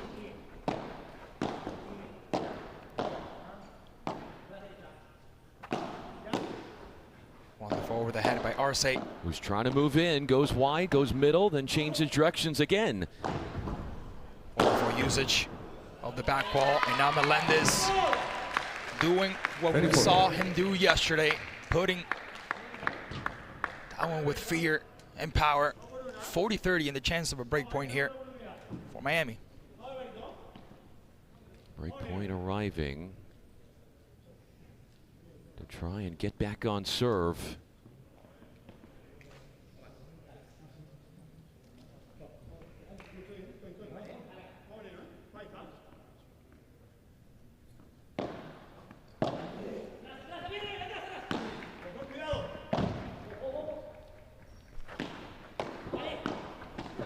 Great decision making at the net. Excellent by Jose Diestro. Deuce, golden point. Only problem there is that we got to make sure that the ball hits the court before the back wall. But the way he contained those power shots, returning them, Jose Garcia show his athleticism. To receive.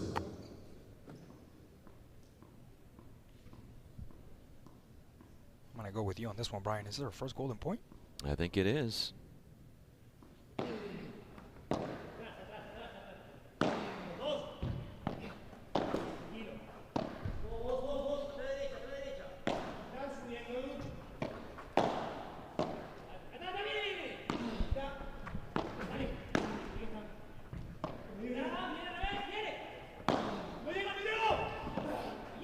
Save from Melendez.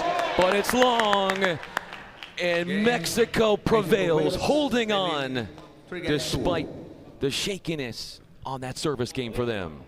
Very close. A delivery from Melendez wasn't bad, but again, it has to make contact with the court. Now Mexico takes a 2-game lead on this first set. After trailing 1-0. Managing to come back now and looking a bit better than the opposition.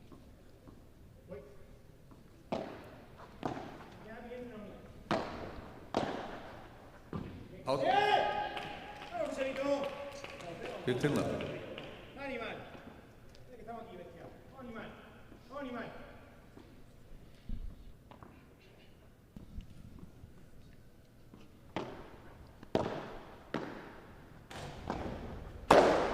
Beautiful, Melendez. With the number 2 smash for him. 30 love for Miami. You go cross court for the opening. And then that full throttle punishing finish.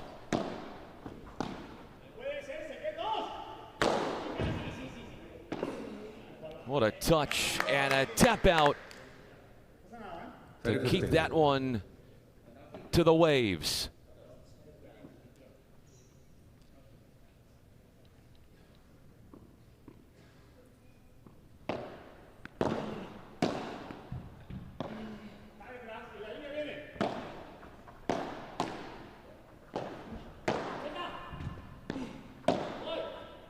Good coverage from Melendez down the middle.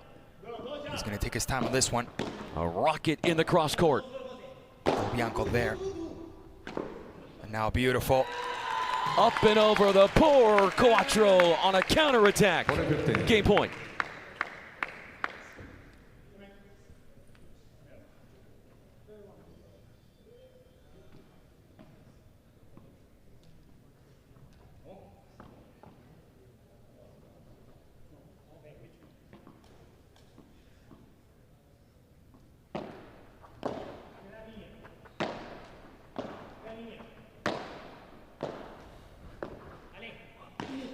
Good effort from Del Bianco there.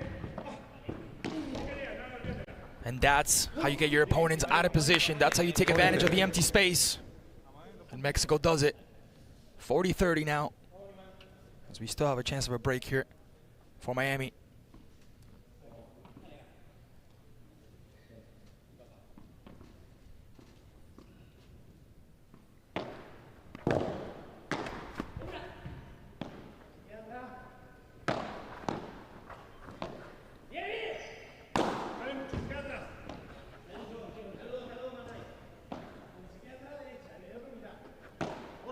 Off speed, a bandeja right through the middle. Mishandled in the back of the court. And 3-2 is our score. 3 games to 2. Miami puts up another game on the set. Looking to pull a possible comeback here.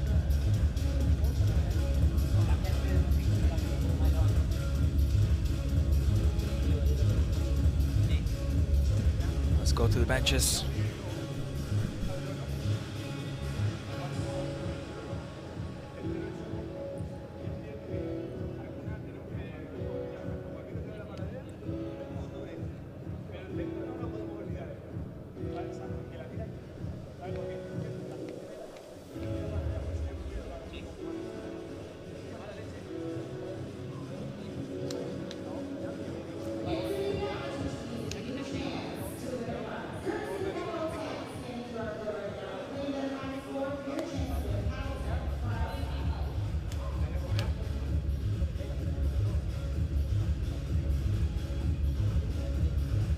Time.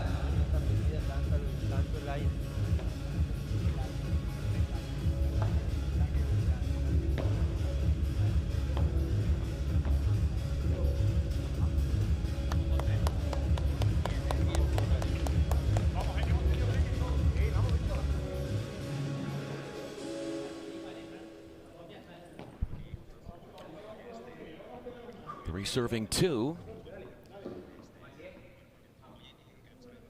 The Waves are serving at Miami.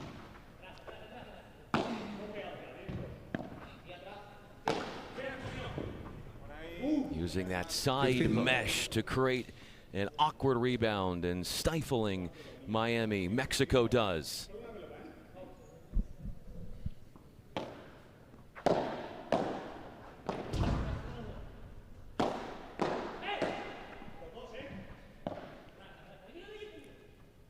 Out. Out and long and wide. Very long. Pressure being put on Miami by Mexico.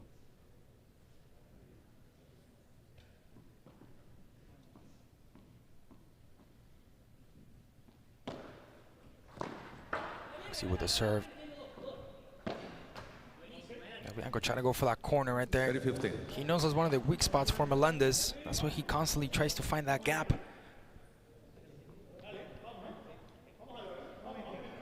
And now, Miami looking to pull a comeback here.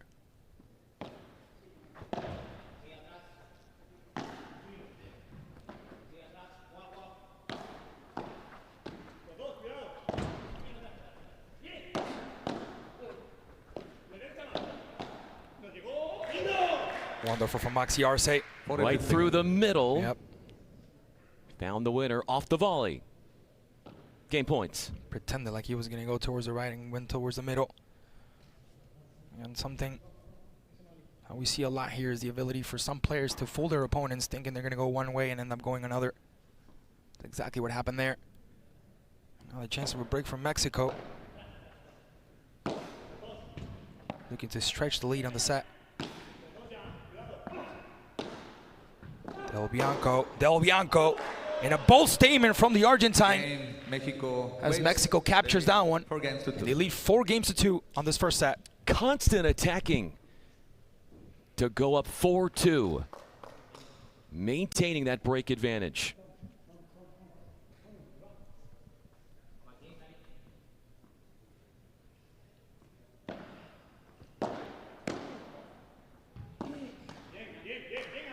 Low.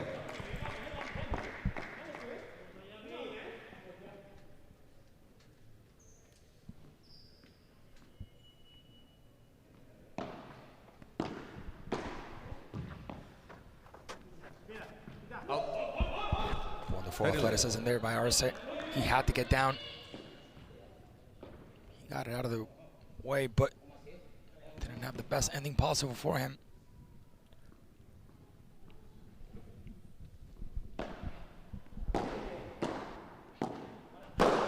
What a slam, and then goes right back at the opposition. Forced error for a game point.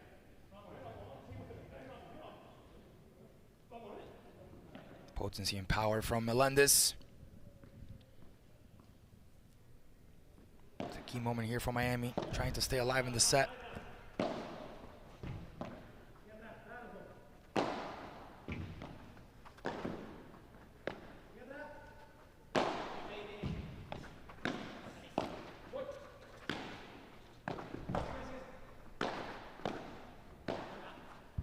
Just moving that ball around, mixing and using the full dimensions of the court is Miami here. Arce trying to go for one of those corners as he reconstructs the play now. Good reflexes by Del Bianco. Awesome counter to earn himself a smash. Out. 40-15. Point for Mexico.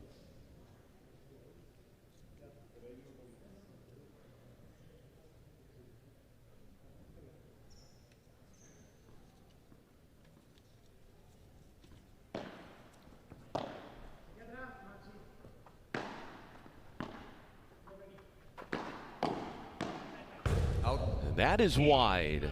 Not enough time to have the appropriate racket preparation. So closing out this game a little bit harder than Miami would have liked.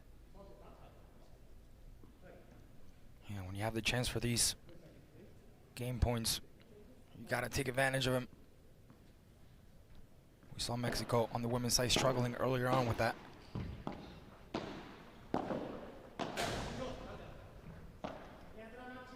So with the high ball, the bandeja from Diestro. Returning it once again.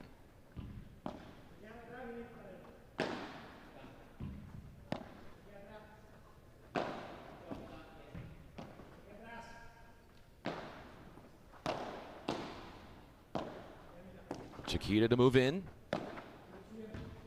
Found some space through the middle to earn the smash.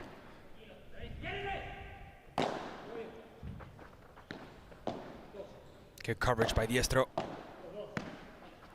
Getting Melendez's back.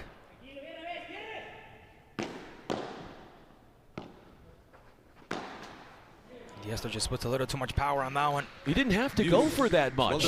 And he took a really aggressive angle too. Golden point means break point as well. I think he tried to use that side fence right there. Maxi Arce. The ball has to get over the net first.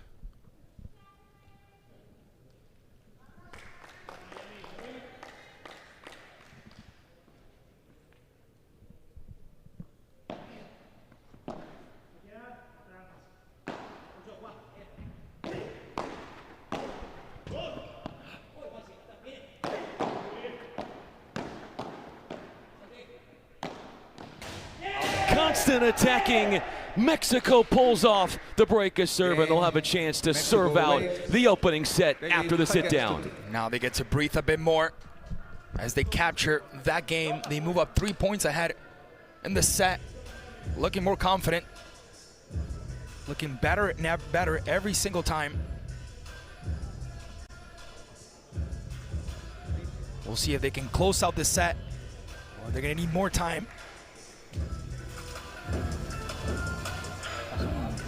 Sí, rojo. Este. Let's go over the benches.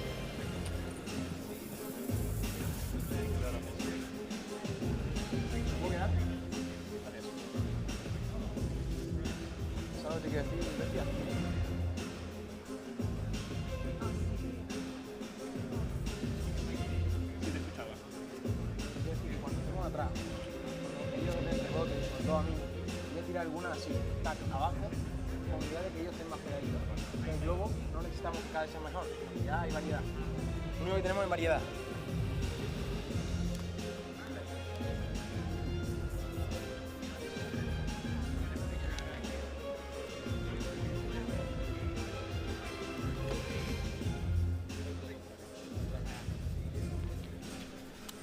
Vamos, Venga, vámonos.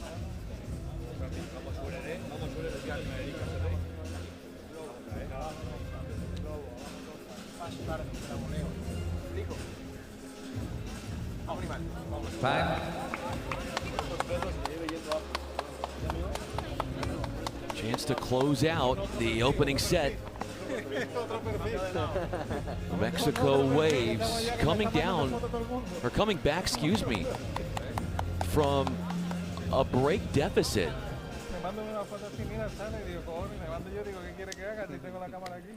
And they have really done a superb job to get into a 5-2 position.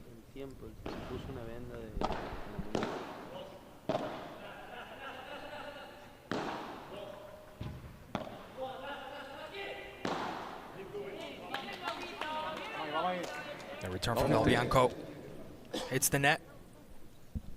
15 love for Miami, looking to make a tough comeback here in the first set. Mexico looking to capture it.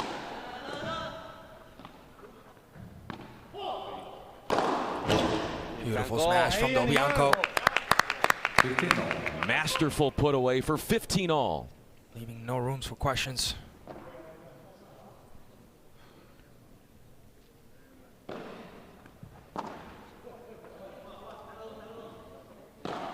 Claims this one and uses power down the middle. Beautiful from Maxi. Good start from Mexico. As a move 30-15.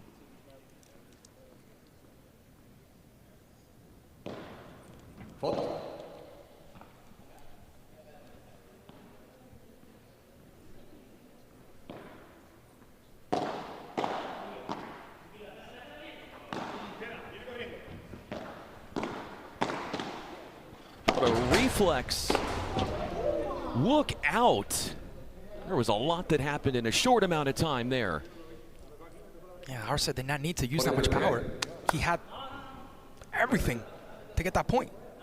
I think he got carried away by emotions, and that could have been an easy smash for him. Both players out of position, no one to cover that. He got carried away. That's 30 all, I think, and not 40-15. Yeah, there we go.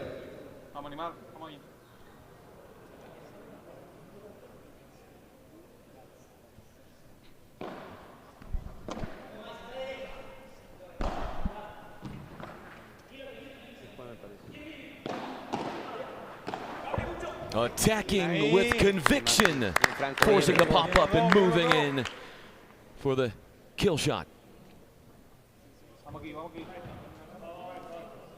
Set points.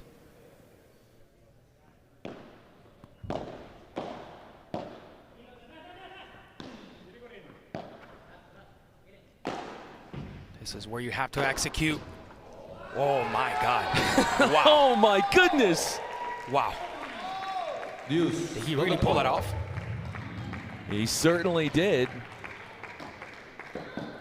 Let's see it better from this angle right here.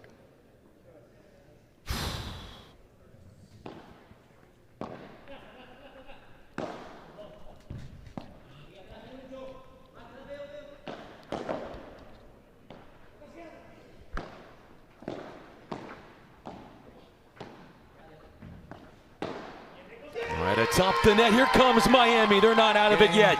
Miami Padel Club, making a wage, lead 5-3.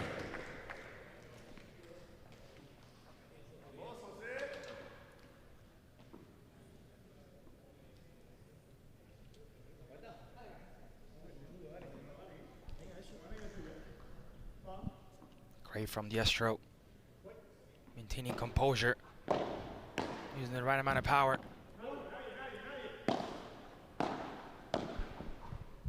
To bandeja.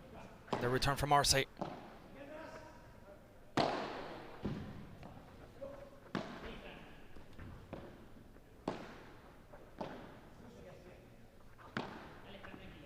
Plays that topspin overhead into the corner.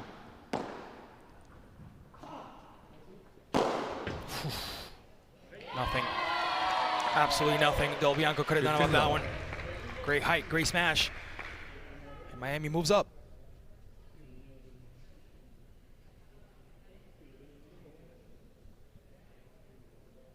Sometimes they go for the jump even though they know it's impossible to reach it, but it's protocol.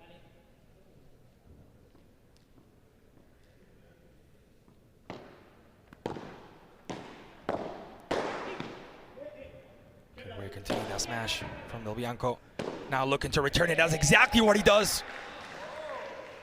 Clinical finish by the Argentine. 15 all. A blast off a counterattack, 15 all.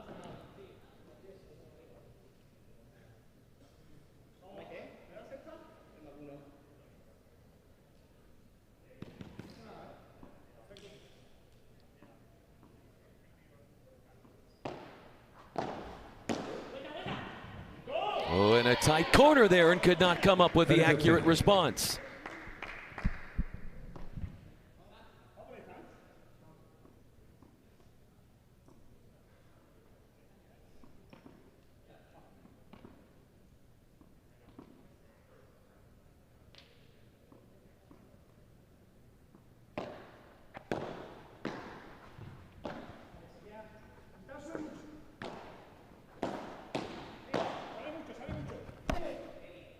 Out. Ferio. Arce forcing that mistake from Miami. Finding that gap, finding that free space. And making Melendez work for it as he gets to it, but just not enough for Miami.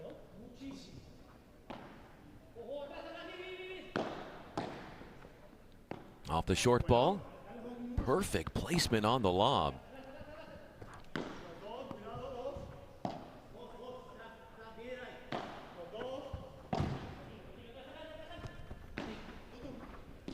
Some indecision, and it costs Miami. Set point, Mexico.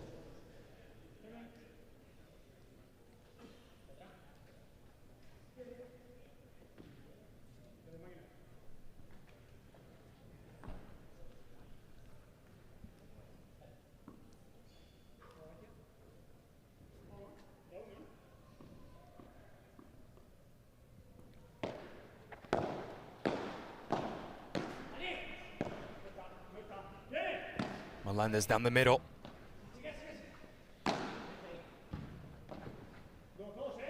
Yestro looking to cause some confusion with that wall.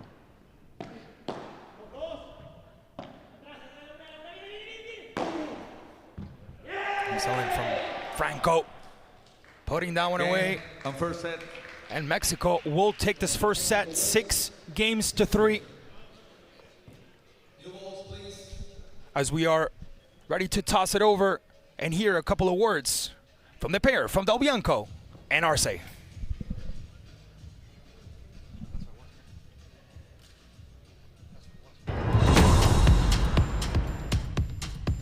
Chao, Fran. Sí. ¿Estuviste acá en Nueva York o no? Estuve un par de veces. Por ahí. Y podríamos ir al Sparistel, ¿no? Vamos a dar una vuelta. Sí, Central Park me dijeron también está muy bueno, así que vamos. Vamos a Dale, recorrer. vamos. Estamos haciendo pasar, pero no trajiste el mate. Tenés razón. Mal, pero mal, con vos, este, mal con este Argentina. calor el mate medio que no me gusta Pero mucho. escúchame. Mira, ahí está. Es de locos la cantidad de cosas que tiene este lugar, la imaginación que tiene, la creatividad. Es una película. Sí, no, muy, muy bueno. Encima tanto la bandera del mundial ahora. Che, muy buen lugar para tomar unos mates, ¿eh? Excelente lugar. Bueno, también ya que estamos acá, ¿cuáles son tus objetivos este año en la Pro Padel League? Bueno, primero muy contento de estar un año más compartiendo este circuito hermoso con México Waves, estar a tu lado. Y creo que lo fundamental es jugar los máximos torneos posibles acá, dar a México lo que se merece por todo el esfuerzo que está haciendo. Y bueno, ahora que se está expandiendo la Pro Padel League, espero que se siga expandiendo mucho más. Pues es un circuito que está dando a conocerse, está dando mucho nombre y creo que todos los jugadores tenemos que hacer un esfuerzo para que siga siendo así. Y desde ya, obviamente, de lo deportivo, intentar ganar para dejar a México Waves en lo más alto sería espectacular. Muy contentos por todo lo que hemos vivido, todo lo que hemos pasado y acá estamos contando esta historia acá en Nueva York. ¿Quién hubiera pensado eso? ¿Quién hubiera pensado eso hace mucho? Los esfuerzos que hacíamos dando clases, trabajando en otro lado, de cualquier cosa para juntar unos pesos para viajar, cantidad de horas en auto, en colectivo, en lo que sea, durmiendo en el piso, pero bueno, en busca de un sueño que hoy estamos acá y está buenísimo.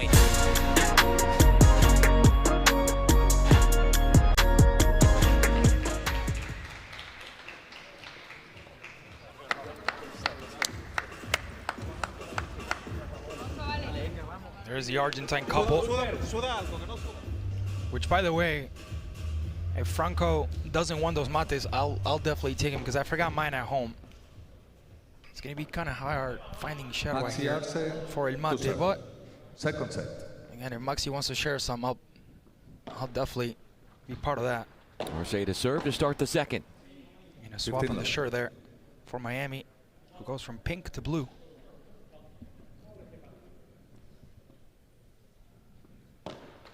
Left foot.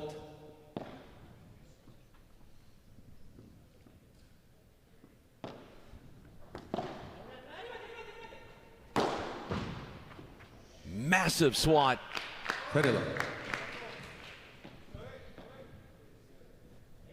Quickly out to 30 love after a few quick points.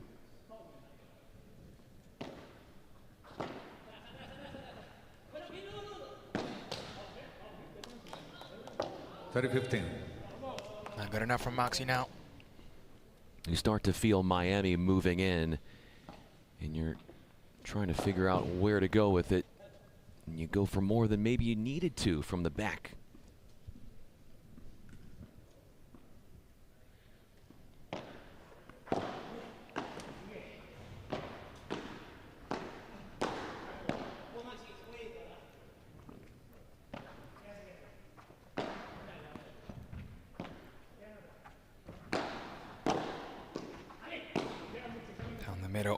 We've seen that a couple of times from Moxie, and that automatically forces the mistake from Melendez. So Mexico will have the chance of a game point.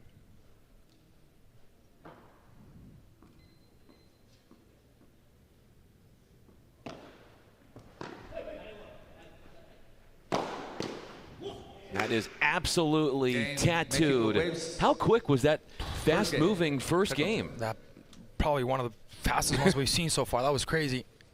I don't even think it went 3 minutes.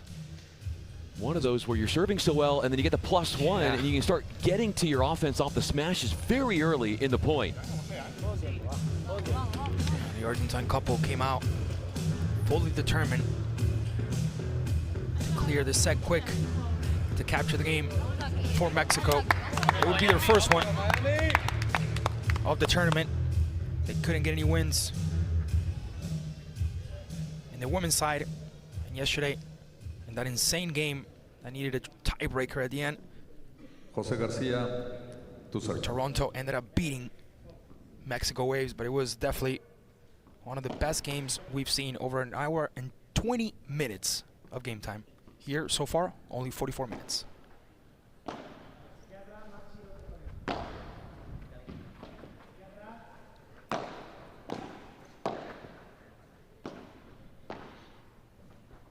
Chasing it down, and the redrop. Oof. Great from Diestro there. Definitely wasn't easy. The extension on the backhand volley. Oof. Under duress is Diestro. Diestro getting targeted constantly. Always finding an answer, though. Yep. They're trying to go really wide and sharp against him.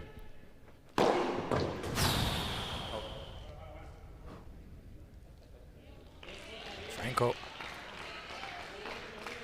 That side mesh before making contact with the court. Everyone looked at the ref just to double check, but that one will go to Miami. 15 love here.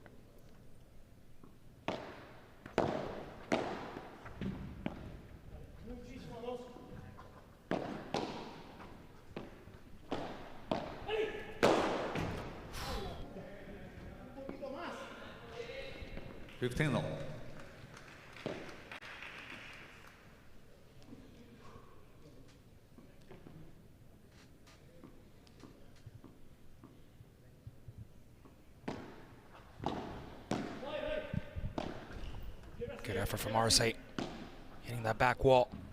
Almost running out of space.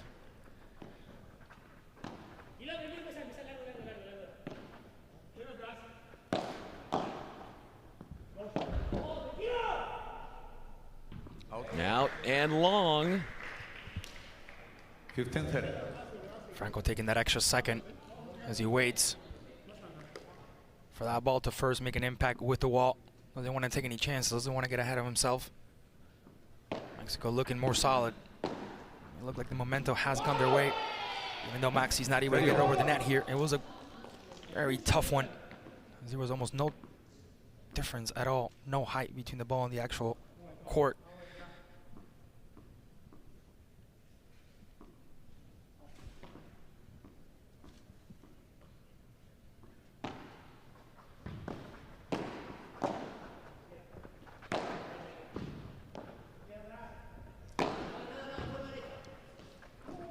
It's like he almost whiffed. I think he got a piece of it, but not much more to bring up a game point. Should have been able to easily put that one away.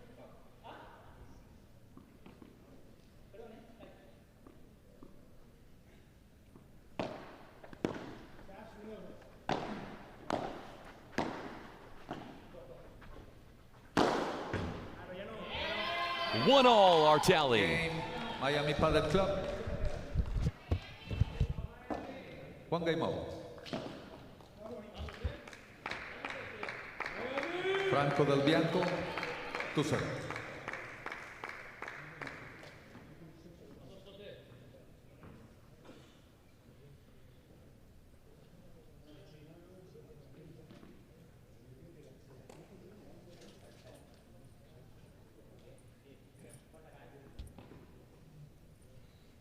Time.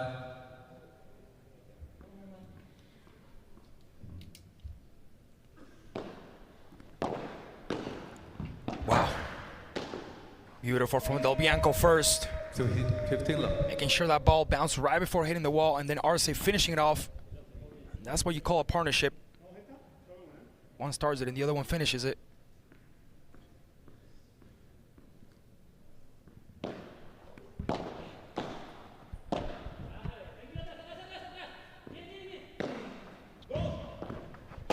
Coming across, and they switch sides. Oh, some help from the net cord struck to give Miami the edge. One thing about Del Bianco and Arce, they're very well coordinated. And able to cover each other's backs whenever it's needed. Beautiful. Portres here. 30-15. Arce with that smash. Using the Rulo, the top spin smash that goes over the sidewall.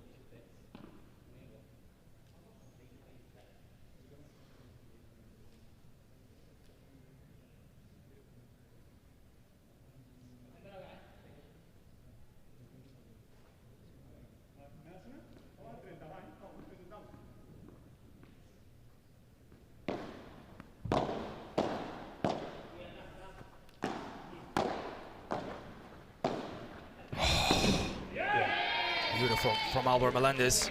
You're stuck in the middle of the court and you're almost defenseless, but you also aren't able to do much offensively either. 30 all.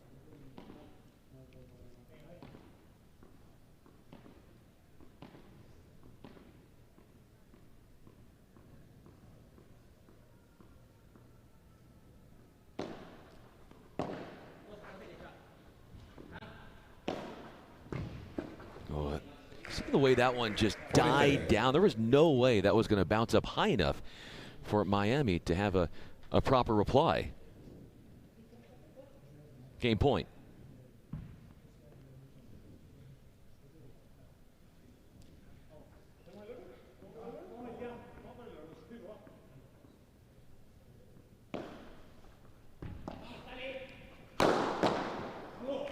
Simply beautiful from Franco Del Bianco to finish that off. They lead 2-1.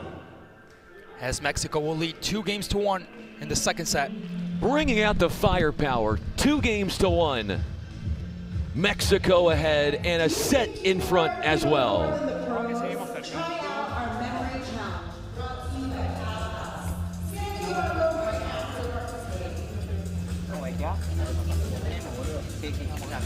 No pasa nada. Vos seguiste mandando cagadas, no pasa nada. Eso lobo negro no pasa. No, bueno, para que tampoco se rubio, jurá. No, eso lobo negro tampoco pasa. No ni sabe, boludo. Ya, listo. Vamos ahora, por favor. Rompemos, volvemos con 4-1. Seguimos laburando. ¿Viste la jugada? Sube como abierto.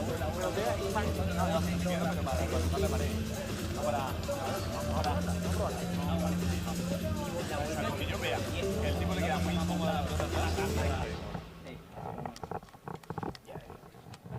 Porque entiendo que nos está pasando también, que no estamos tan acostumbrados a tapar.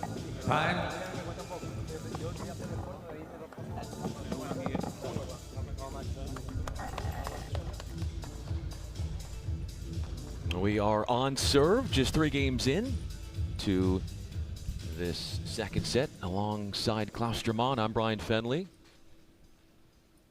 About 8 minutes shy of an hour in duration. The second group stage match for both of these teams. Melendez to serve.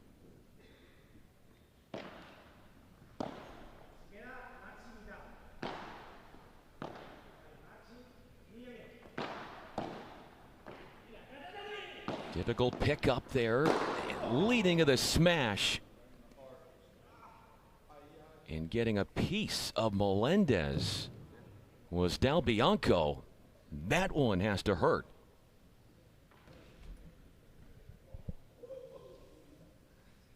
Might have left a bruise there as we look at it again. he was turning, did not have any idea. That's a great look. Low 15.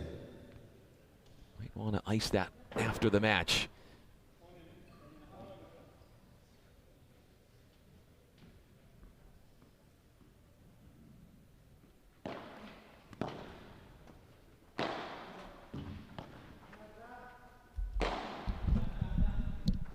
A few hammered overheads from Diestro, who was put in a retreat mode. Just over the top of Del Bianco, who nearly had the vertical leap to meet it at its apex.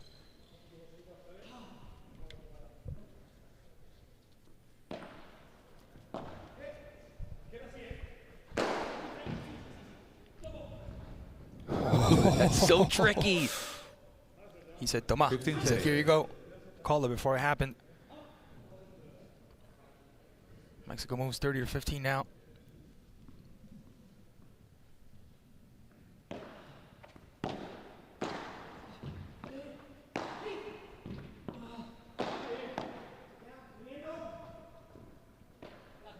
He's still waiting for that bounce. Absolute crush city from Del Bianco. 15-40. Break point.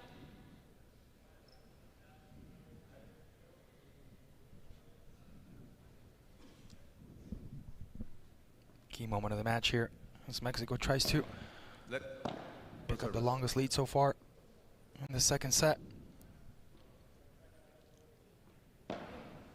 Miami will try to stay within.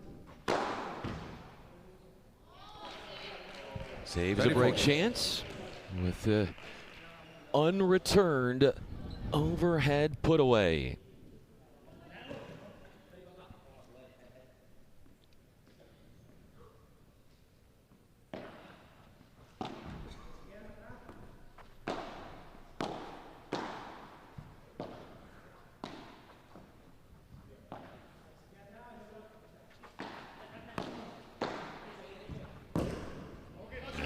Trapped in tight to that sidewall. The defense put to the test. A golden point now comes to fruition. Very little room for Moxie to work there between the fence and the paddle. Maxi Arce to receive.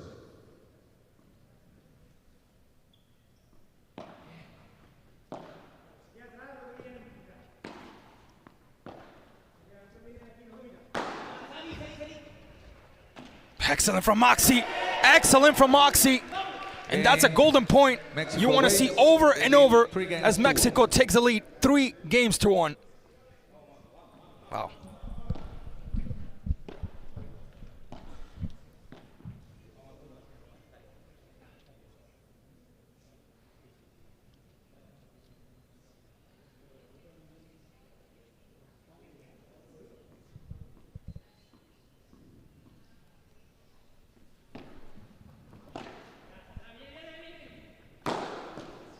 Could not have planted that overhead in a better spot than Del Bianco did. As Arce serves, trying to get to 4-1. Fault.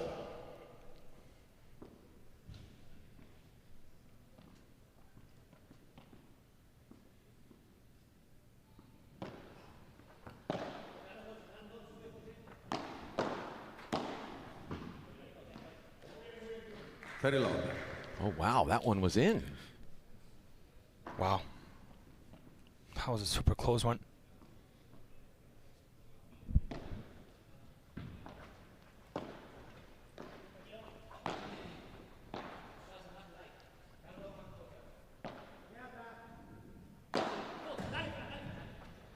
Good defense from Del Bianco there.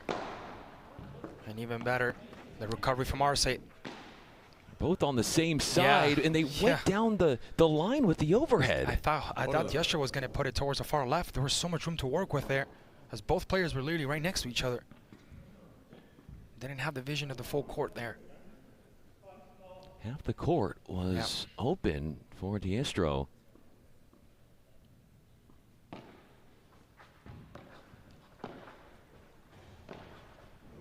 Out.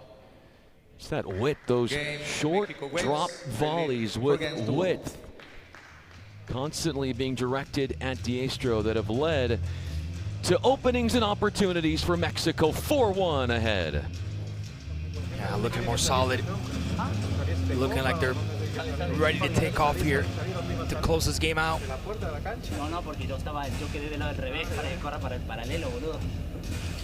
had a little bit of trouble there on that first set. Starting this second one, dominance has been absolute. Chance for Miami to put up games has been very, very difficult. Despite changing colors on the jersey.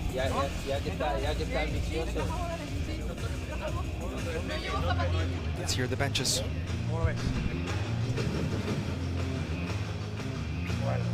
Defiende mucho, bueno, hace mucho más con Maxi. Si le da una pelota a Maxi, cuando no se te venga, tiras ahí, ¿vale? Que te tire para él y ya tenemos el rulo, ¿vale? Lo que queremos. Vamos, seguimos. Es un break, venga, vamos. Time.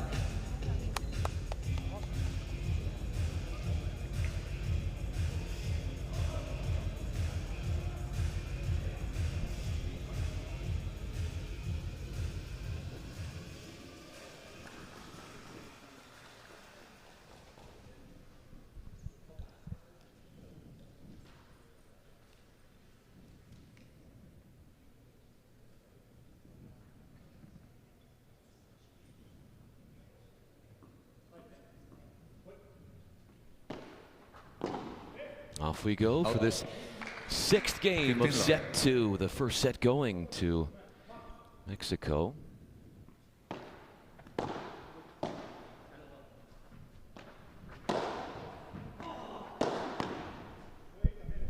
What a defense by our side.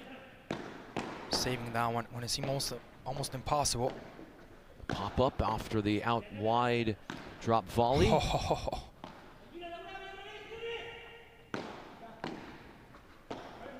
Excellent from Marcy. Again, he spots that empty spot there. Getting the player out of position. Snaking it down the line. And getting Diestro to pop one up to get to that. And Del Bianco. And another touch from Franco, forcing that mistake. Missed a bunny right there, right in front of the net.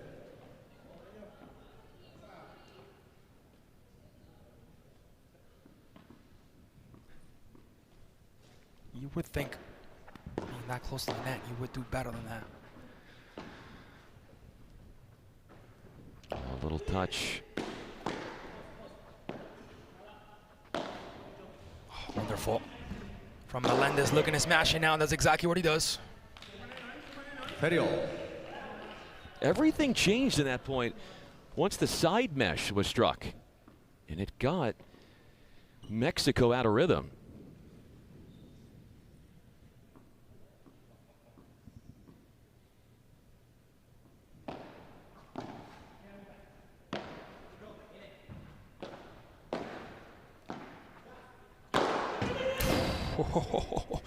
It was such a tough hit. Franco Del Bianco, I don't know if he tried to dodge it or he just naturally fell. He did not want to get in front of that one, that's for sure. A chance of a game point here for Miami, trying to stay alive on the second set.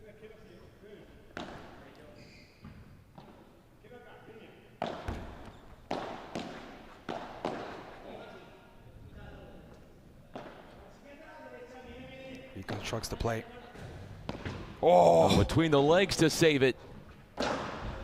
Fights it off the back wall, and that's not going to get it done. Miami prevails. What a beautiful response by Franco there. With his back turned between his legs, manages to send it over the opposition's court. Moxie not able to do the same afterwards. Again, those are the type of highlights we want to see. Out. And that one hits the wall.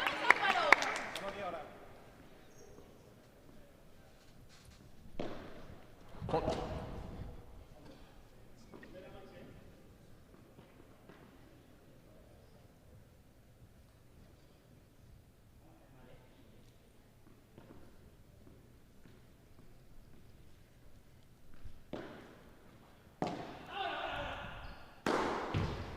Look out, that one was an easy ball to get to the overhead, to get to the put away smash. 15 all.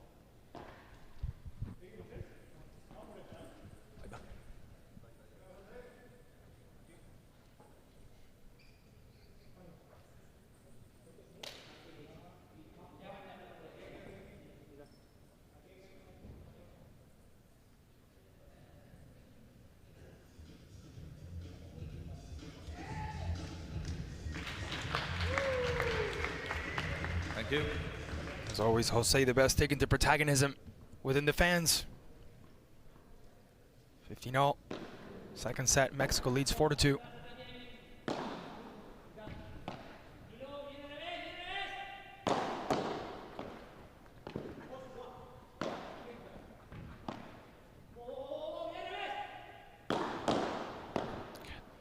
Work on the net there by Melendez.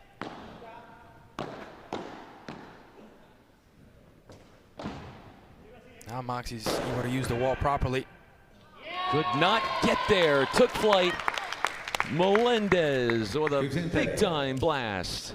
Franco always tries to go for those. He makes the jump. He tries to make the impossible possible. Just wasn't able to reach that one.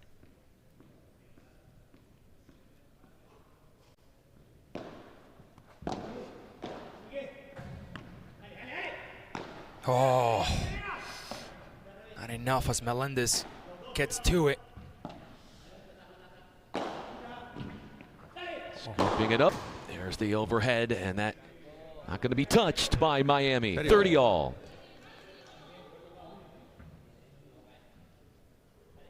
Franco coming in with more smashes in the second set than he did in the first.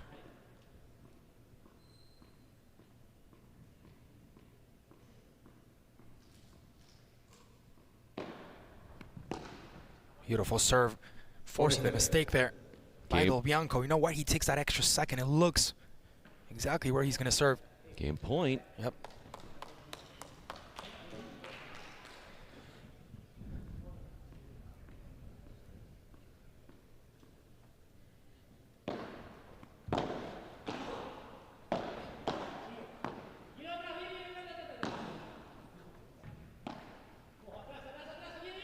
The high love and the bandeja now to get out of the danger zone for Del Bianco.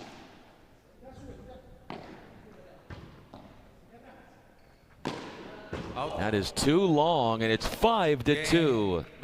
Pushing Miami back off the net, allowing a forced error to happen, favoring the Waves. Mexico very close to getting what they came here for. Same performance that we saw yesterday against Toronto. The only difference is that the opposition back then was stronger, was more talented, even though it was one of the closest games we've ever seen. But again, that same flow, that same talent, the same performance that we saw yesterday from the Argentine pair, showing it today as well. Let's hear the benches. Tiraste una, pero pensé que se iba, parecía cuidar, pero iba ahí. No sé cuál es mi rinconcito de comer ese de allá arriba. Vamos, Fran, ¿eh? Vamos, hijo. Echamos el globo al medio y arrancamos allá. ¿Por qué? Vamos, ¿eh? Lo que tú dices es que ahora van a tirar. Vamos, ¿eh? Todos los juegos estamos. Todos los juegos estamos. Algunos tiene que haber, loco. No podemos irnos aquí sin ganar un texto. Vamos, vamos, vamos. Time. Vamos a llevar, ¿eh? Vamos, chicos, vamos. Venga, venga, venga. Vamos.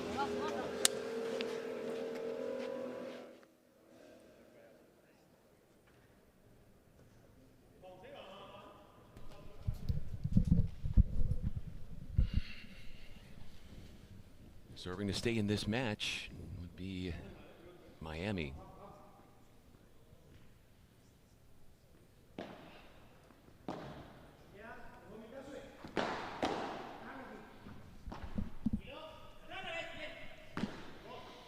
Through the middle goes Del Bianco. You got one player in the back, one in the front court for Melendez, and usually things don't turn out too well when you're not on the same page, and either you're not, ideally you're both together in the front court or together in the back court. Yeah, he stayed looking back, looked like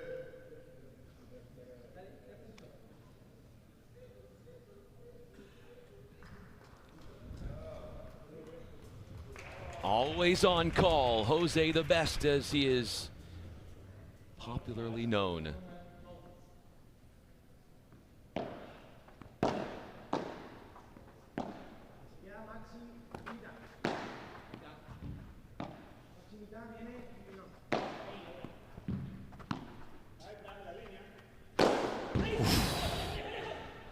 Almost got it. Ran over to the bench. Got a touch on it, but not much more. Melendez putting the finishing touches on that top spin hammer. Del Bianco almost ended up in the VIP area. Good effort from the Argentine. Chiquita to come back in.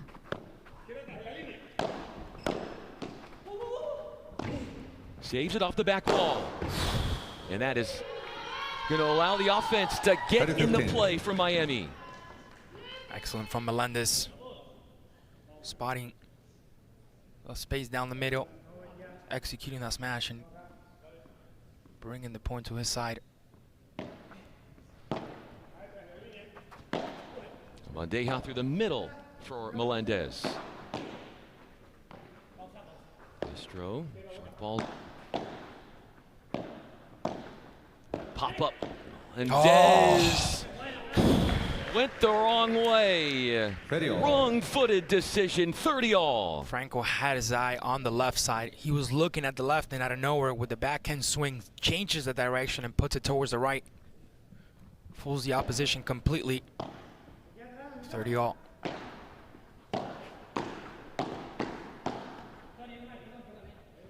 Tagging his opponent. A heated, fast exchange, and Mexico has a match point.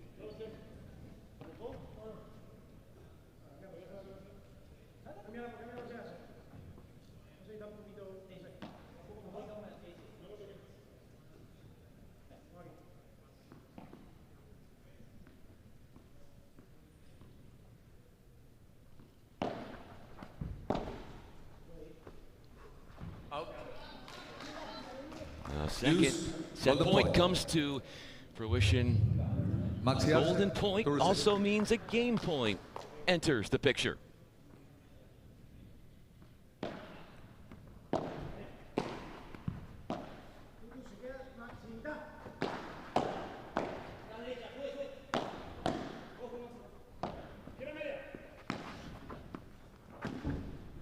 Good effort by Moxie getting there.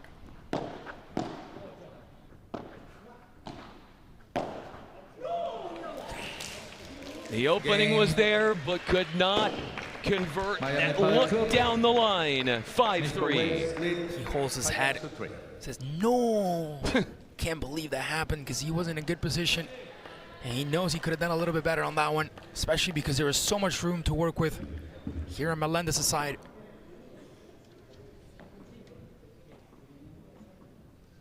Miami applying the survival instincts and staying alive on this set.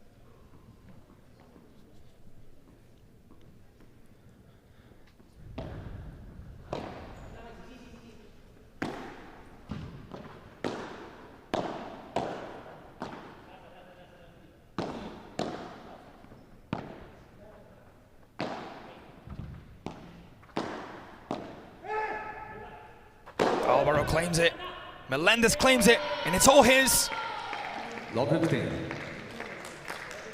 15 love for Miami, looking to make a possible comeback within the set.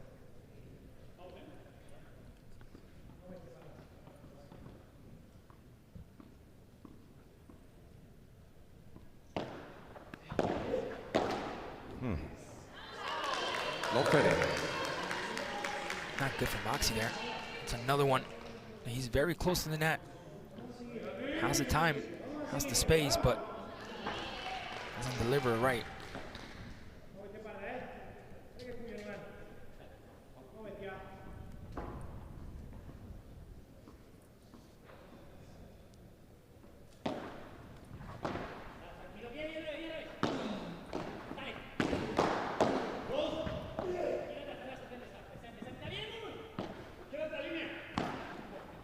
Trying to earn their way back into the forecourt, Mexico. Wow. An unheralded miss. That was about 10 to 11 feet up on the back wall from Melendez. Got carried away on that one. I needed a more clinical shot. Not so much power. Maxi has had 3 back-to-back of these. Not able to get over the net. He's also had some errors here. Yeah. Many of them are unforced. Now look at this, Brian. The chance for Miami to trail by 1 in the set. Fault.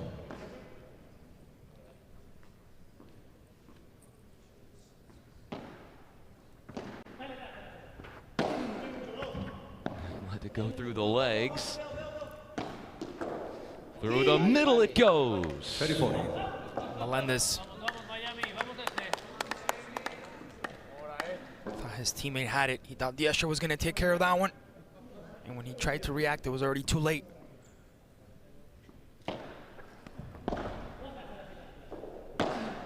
Moxie always looking for that corner. Now tries the line. Almost brought that one back over. Golden point. Golden points in back-to-back games. Will Mexico be able to obtain this one? This also qualifies as a match point. This is it. Mexico needs to execute here. They can't let their rivals get back into the match if they want to win.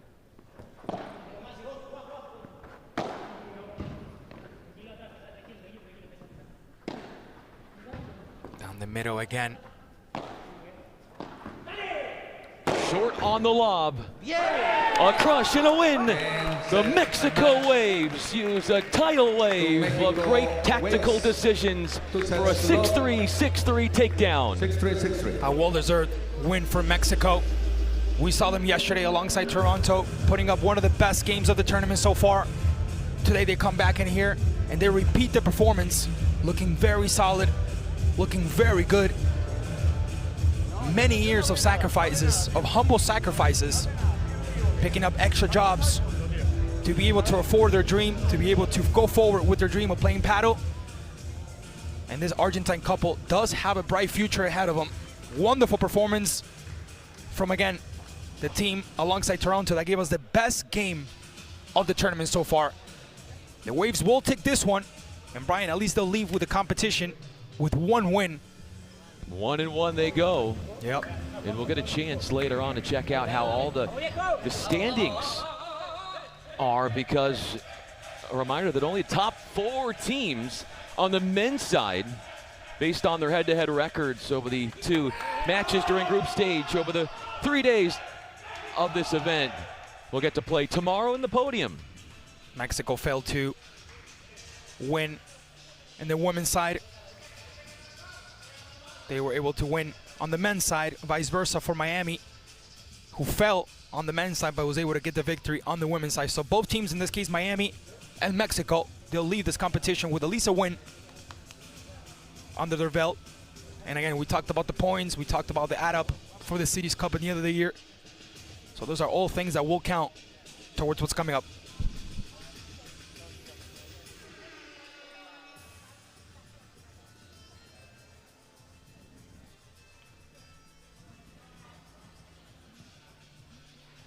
We're going to get it down to Chelsea, who's with the winning team, the Waves. Congratulations to the team of Mexico. So I have to ask, is there a certain routine you do before coming into the match? ¿Hay alguna rutina que tú haces antes del partido? Hello everyone. Well, yes, I try to warm up a lot. I need like intensity, like I want to warm up a lot because I like to run in the court and well, my best version of myself is when I run a lot. I feel confidence with myself, so that is my routine. Okay, so what song are you playing right before going onto the court? ¿Qué canción estás escuchando? Well, I like to... No tengas pena. No, I like to listen Cuarteto. The name of the group is Que Locura. That is my favorite music group, so that is the music. Bueno, we'll have to take a listen. Now, on to the more tactical things. A lot of this game is the rhythm, right? Gaining the rhythm, speeding up the play, slowing it down. How do you know when to make those decisions? Tácticamente, mucho de este partido es llevar el ritmo, acelerar. ¿Cómo sabes cuándo debes tomar esa decisión? Bueno, yo creo que con Maxi intentamos imponer un ritmo físico. Nos conocemos mucho y conocemos a los rivales, sabemos que también tienen potencial físico y creo que podemos plantear un poquito desde ahí. La cancha está un poquito lenta. Había que trabajar mucho los puntos, pero bueno, cuando había cambio de bolas nos favorecía un poquito porque salía la pelota, así que yo creo que eso fue la clave y tácticamente jugar a la perfección. Well, tactically, we had to play to the perfection. We understood that the court would slow down the ball a bit, but it really helped that we knew each other off the court and on the court, and we also knew the way our rivals played. Thank you very much, guys. And also, stay tuned because at 6 o'clock, we have New York versus Toronto. It's going to be a great match. Thank you, Chelsea. And you heard what's coming up next. So a little bit of a break until we get to the evening session. Let's take a quick commercial break. By the way, of course, Maxi Arce from Córdoba, the land of El Cuarteto Cordobés. A nice little cumbia. Ladies and gents, quick commercial break. And when we come back, more PPL from New York City.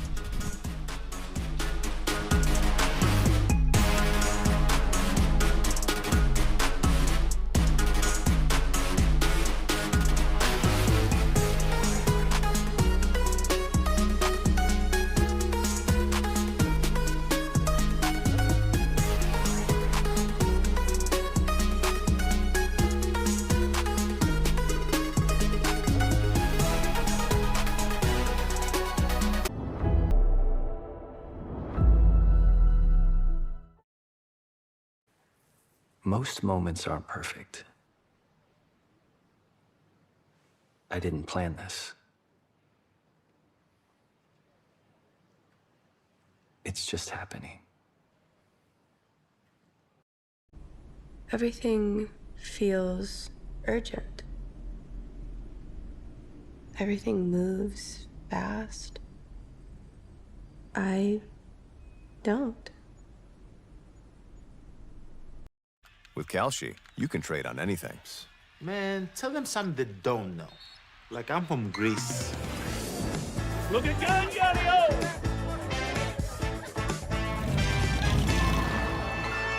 So I was born late one night, but Papa said everything's alright.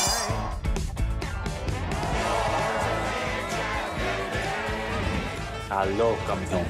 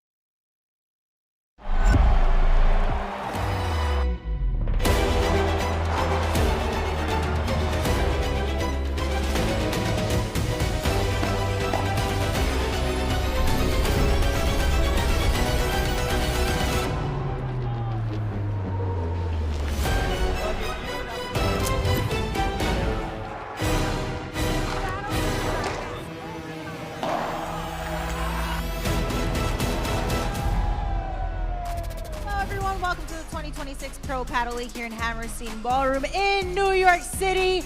We are down to our third match of the day. Wow, it's been a long day, but it's been a great one. We have seen athletes working so hard. We have drinks, we have food, we have vibes. It's been incredible. But enough of me. Let's introduce these teams. Are we ready, New York? There you go. Okay. Introducing Toronto Polar Bears, Noemi Aguilar, Nuria Rodriguez, Mario Huete, Alex Ruiz.